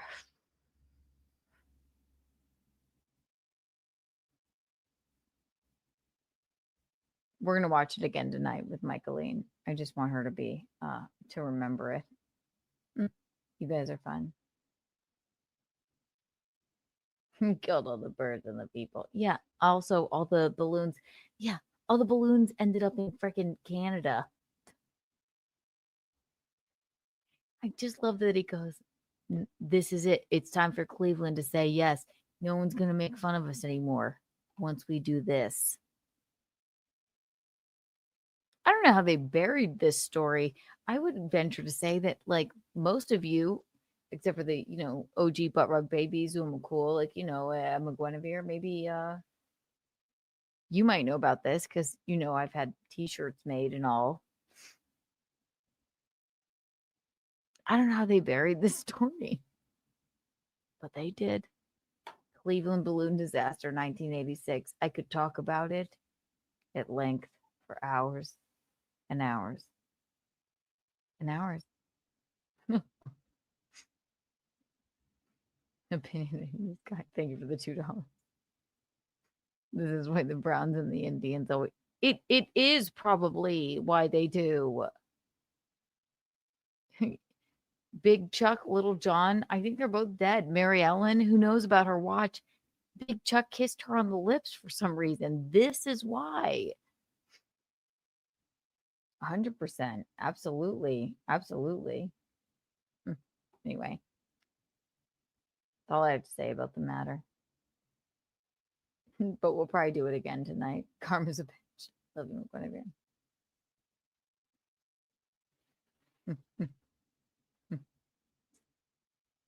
People in Cleveland are always prepared for the beauty of seasonal change, especially when they go from winter to construction or destruction. Yes. Oh, should we do the whale explosion? Then we'll go. Yeah. Why not? Right. This is the other. Actually, this one. God. And it was a. This one's fantastic and made by the same people. Then we'll leave.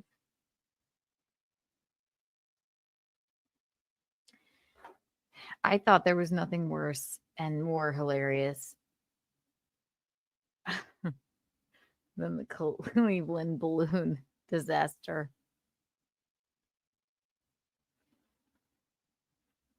Of 1986 until I found this.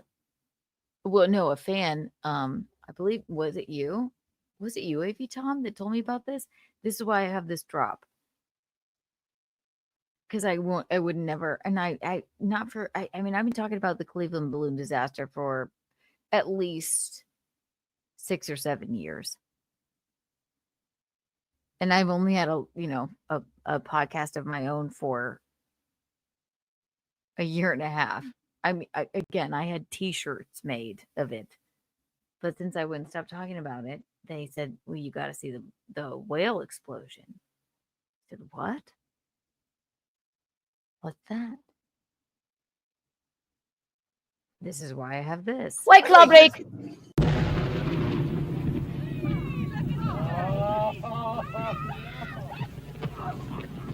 All right, Fred, you can take your hands out of your ears. Here comes pieces of... My cousin. Are you Mary Ellen's cousin? Is that why you're here? I'm so sorry that Big Chuck kissed her on the lips without asking. That's rude. 100 million Kiki bucks for Mary Ellen. That's so rude that she did that. That he did that. And I'm so glad she found her watch. Justice for Mary Ellen. By way of Kiki bucks. Now this.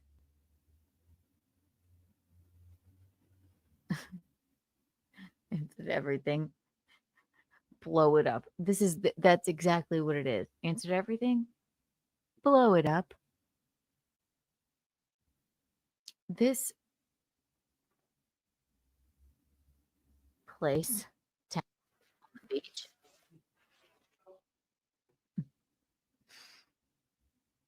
This beach town in Oregon found itself with a particular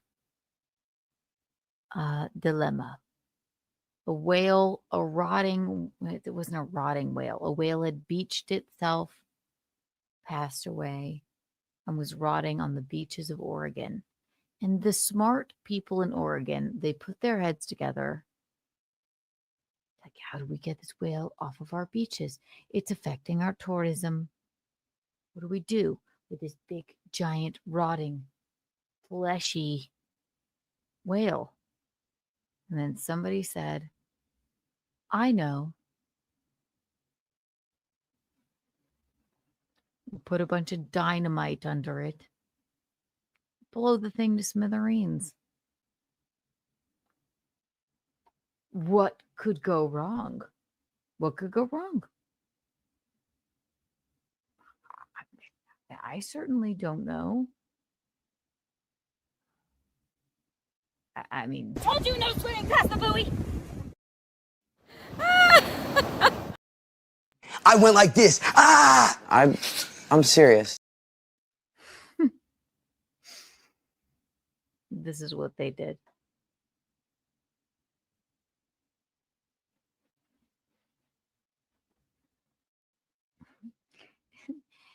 And somehow I like this. I love this one. It's something that like is near and dear to my heart because I found out about it because of the fans of and because of the Cleveland balloon disaster. But I don't know which one makes more sense. Make Cleveland cooler by releasing 1 million balloons into the air, kissing Mary Ellen on the lips without asking, and then inadvertently killing 2 fishermen, or Oregon just being like, we don't know what to do with this giant dead whale. Let's just blow it up. This would have been, listen, I can tell you wholeheartedly, disco demolition, yes, we did that. Cartolanos, we're proud of it. We would never blow up a whale on a beach in Oregon. And you can take that to the bank. Let's see what happens. Then we're done. It only had a whale of a problem on its hands. It had a stinking whale of a problem. What to do with one 45-foot, 8-ton whale dead on arrival on the beach near Florence? It had been so long since a whale had washed up in Lane County, nobody could remember how to get rid of one. In selecting its battle plan, the Highway Division decided the carcass couldn't be buried because it might soon be uncovered. It couldn't be cut up and then buried because nobody wanted to cut it up, and it couldn't be burned. So dynamite it was, some 20 cases or a half ton of it. The hope was that the long-dead Pacific gray whale would be almost disintegrated by the blast, and that any small pieces still around after the explosion would be taken care of by seagulls and other scavengers. Indeed, the seagulls had been standing nearby all day. As everything was being made ready, we asked George Thornton, the highway engineer in charge of the project, for his final observation. Well, I'm confident that it'll work. The only thing is we're not sure just exactly how much explosives it'll take to disintegrate this thing so the scavengers, seagulls, and crabs and whatnot can clean it up. Is there any chance it might be more than a one-day job? If there's any large chunks left, and we may have to do some other cleanup, possibly set another charge. The dynamite was buried primarily on the leeward side of the big mammal, so this genius felt that, if anything, we're not sure how much explosives and dynamite it'll take to disintegrate the whale, but it should work, and anything else left over, the crabs will clean it up. Okay, genius. Not a pyrotechnician, just an idiot. You learn. I mean, there's really nothing else to say. Let's see. As most of the remains would be blown toward the sea. About 75 bystanders, most of them residents who had first found the whale to be an object of curiosity before they tired of its smell, were moved back a quarter of a mile away. The sand dunes there were covered with spectators and land lubber newsmen, shortly to become land blubber newsmen, with the blasted blubber beyond all believable bounds. Did you get a while? Did you get a while?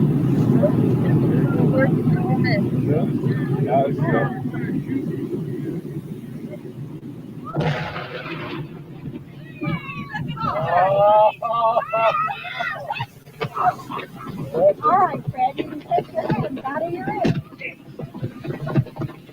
Here comes the What are the giant chunks of Our camera stopped rolling immediately after the blast. The humor of the entire situation suddenly gave way to a run for survival as huge chunks of whale blubber fell everywhere. Pieces of meat passed high over our heads while others were falling at our feet. The dunes were rapidly evacuated as spectators escaped both the falling debris and the overwhelming smell. A parked car over a quarter of a mile from the blast site was the target of one large chunk. The passenger compartment literally smashed. Fortunately, no compartment literally smashed. I was like, yeah. Site was the target of one large chunk. Then people started screaming and running away. So large chunks of blubber.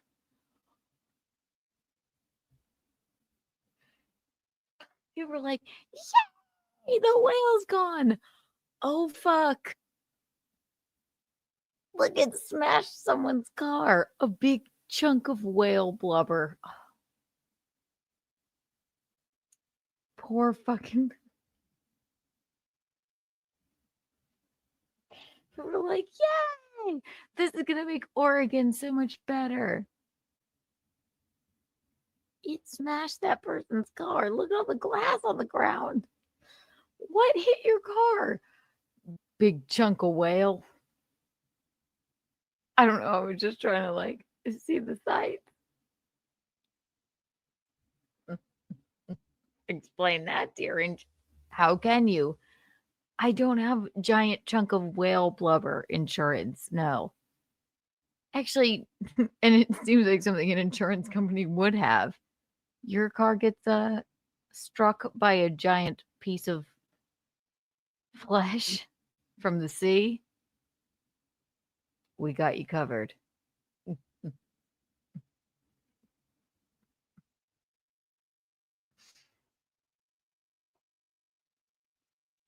State harm. Whale farm. We got you. We got you blubbered. State Farm. We got you blubbered. Come on. It writes itself. God. State Farm. We've got you blubbered. God. It's good. Passenger compartment literally smashed. Fortunately, no human was hit as badly as the car. Whale wrecks your car. Whale blubber. State Farm. We've got you blubbered. Look at the chunk of it. It's like a steak of rotten whale flesh. This has to end. State Farm, we've got you blubbered. However, everyone on the scene was covered with small particles of dead whale. As for the success of the effort, well, the seagulls who were supposed to clean things up were nowhere in sight, either scared away by the explosion or kept away by the smell. Oh man, that's going to buff out. No, but at State Farm, we've got you blubbered. 100 million geeky bucks for you. Thank you. I don't think that's going to buff out. State Farm. We've got you blubbered. So good. It's so good.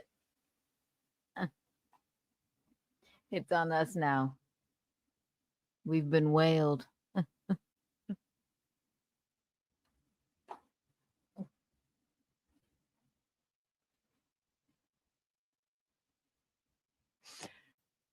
What's another word for whale?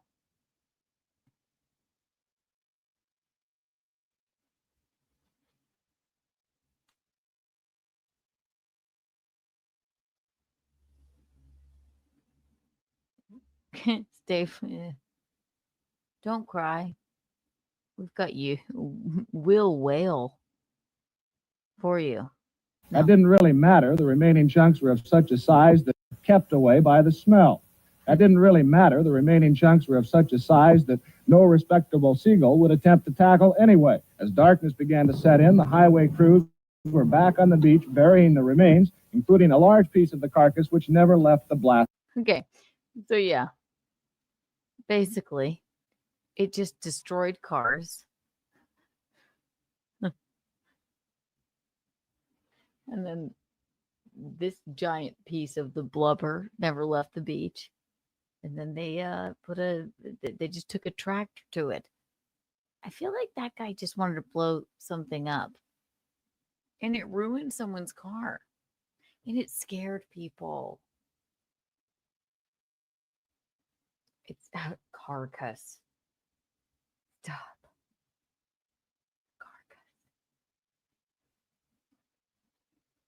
Talk about a blowhole.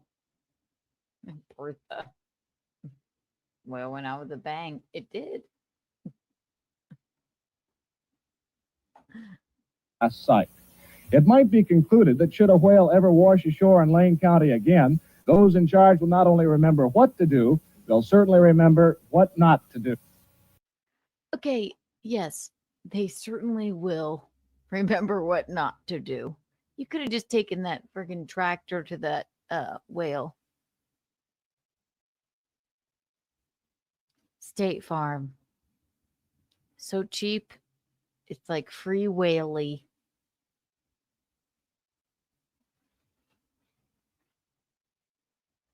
Free whaley?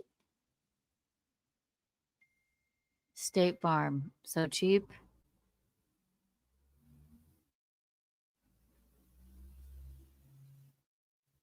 No.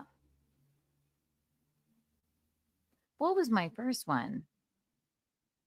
God damn it. No, I forgot. You guys are too funny. I'll have to look.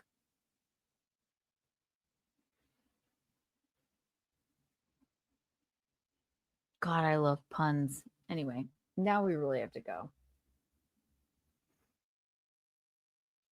It's been 7 hours. Anyway, chunks of whale mist got in everyone's hair. It's true. We're not making it up. They didn't, marine biologist after that. No, they didn't. They sure didn't.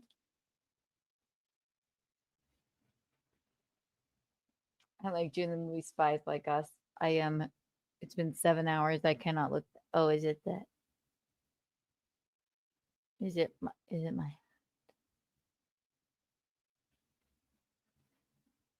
I love Curtis John. I will look it up. It's my hat. Curtis John got me Friedel. And a new megaphone. And cat treats for 6. And Curtis. Oh my God. The cat toys for 6. You have no idea. Wait till you see. I won't reveal them because you should see what 6 looks like with these. He got her these toys in the shapes of knives. And she does look very cute with them. And it's very funny. Good morning, Kitty. Oh my God. Mm-hmm. I love you, Curtis John. Thank you so much. That's a cat. I have to go. I love you all. Okay. Tonight, 9 p.m. Michaeline and I will be doing Untoward Tuesday. You may call in. The central thesis of this is that I was right and gaslit first thing, Melonie Mac, God says you have to apologize, or else you are just a insincere grifter. If not, then you are going to hell because you're a hateful, gay hating bitch. That's thing number one. Thing number two, I am correct. I didn't blow up April's spot on that, and Toe confirmed it. But at least in our call, he admitted it. Thing number three, the greatest disaster, the 1986 Cleveland balloon disaster, followed by the Oregon whale disaster. Incredible. You guys are incredible. Look at this. Yes. Yes, I see it. I know. Oh my gosh. Repetition is funny. I love you all. Tonight. Love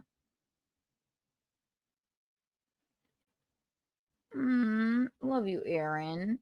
Thank you. See you later. Tomorrow is whatchamacallit, Wednesday. If you are in the Philadelphia area, tomorrow I will be at the Punchline Comedy Club with Eugene Visconti. Tonight, if you are sitting by your computer and or television and lonely, check out Untoward Tuesday with Michaeline and I. And if you are not a member, become a member. If you're not subscribed, get subscribed. And if you are not listening to the podcast, wherever you find your podcast, again, that's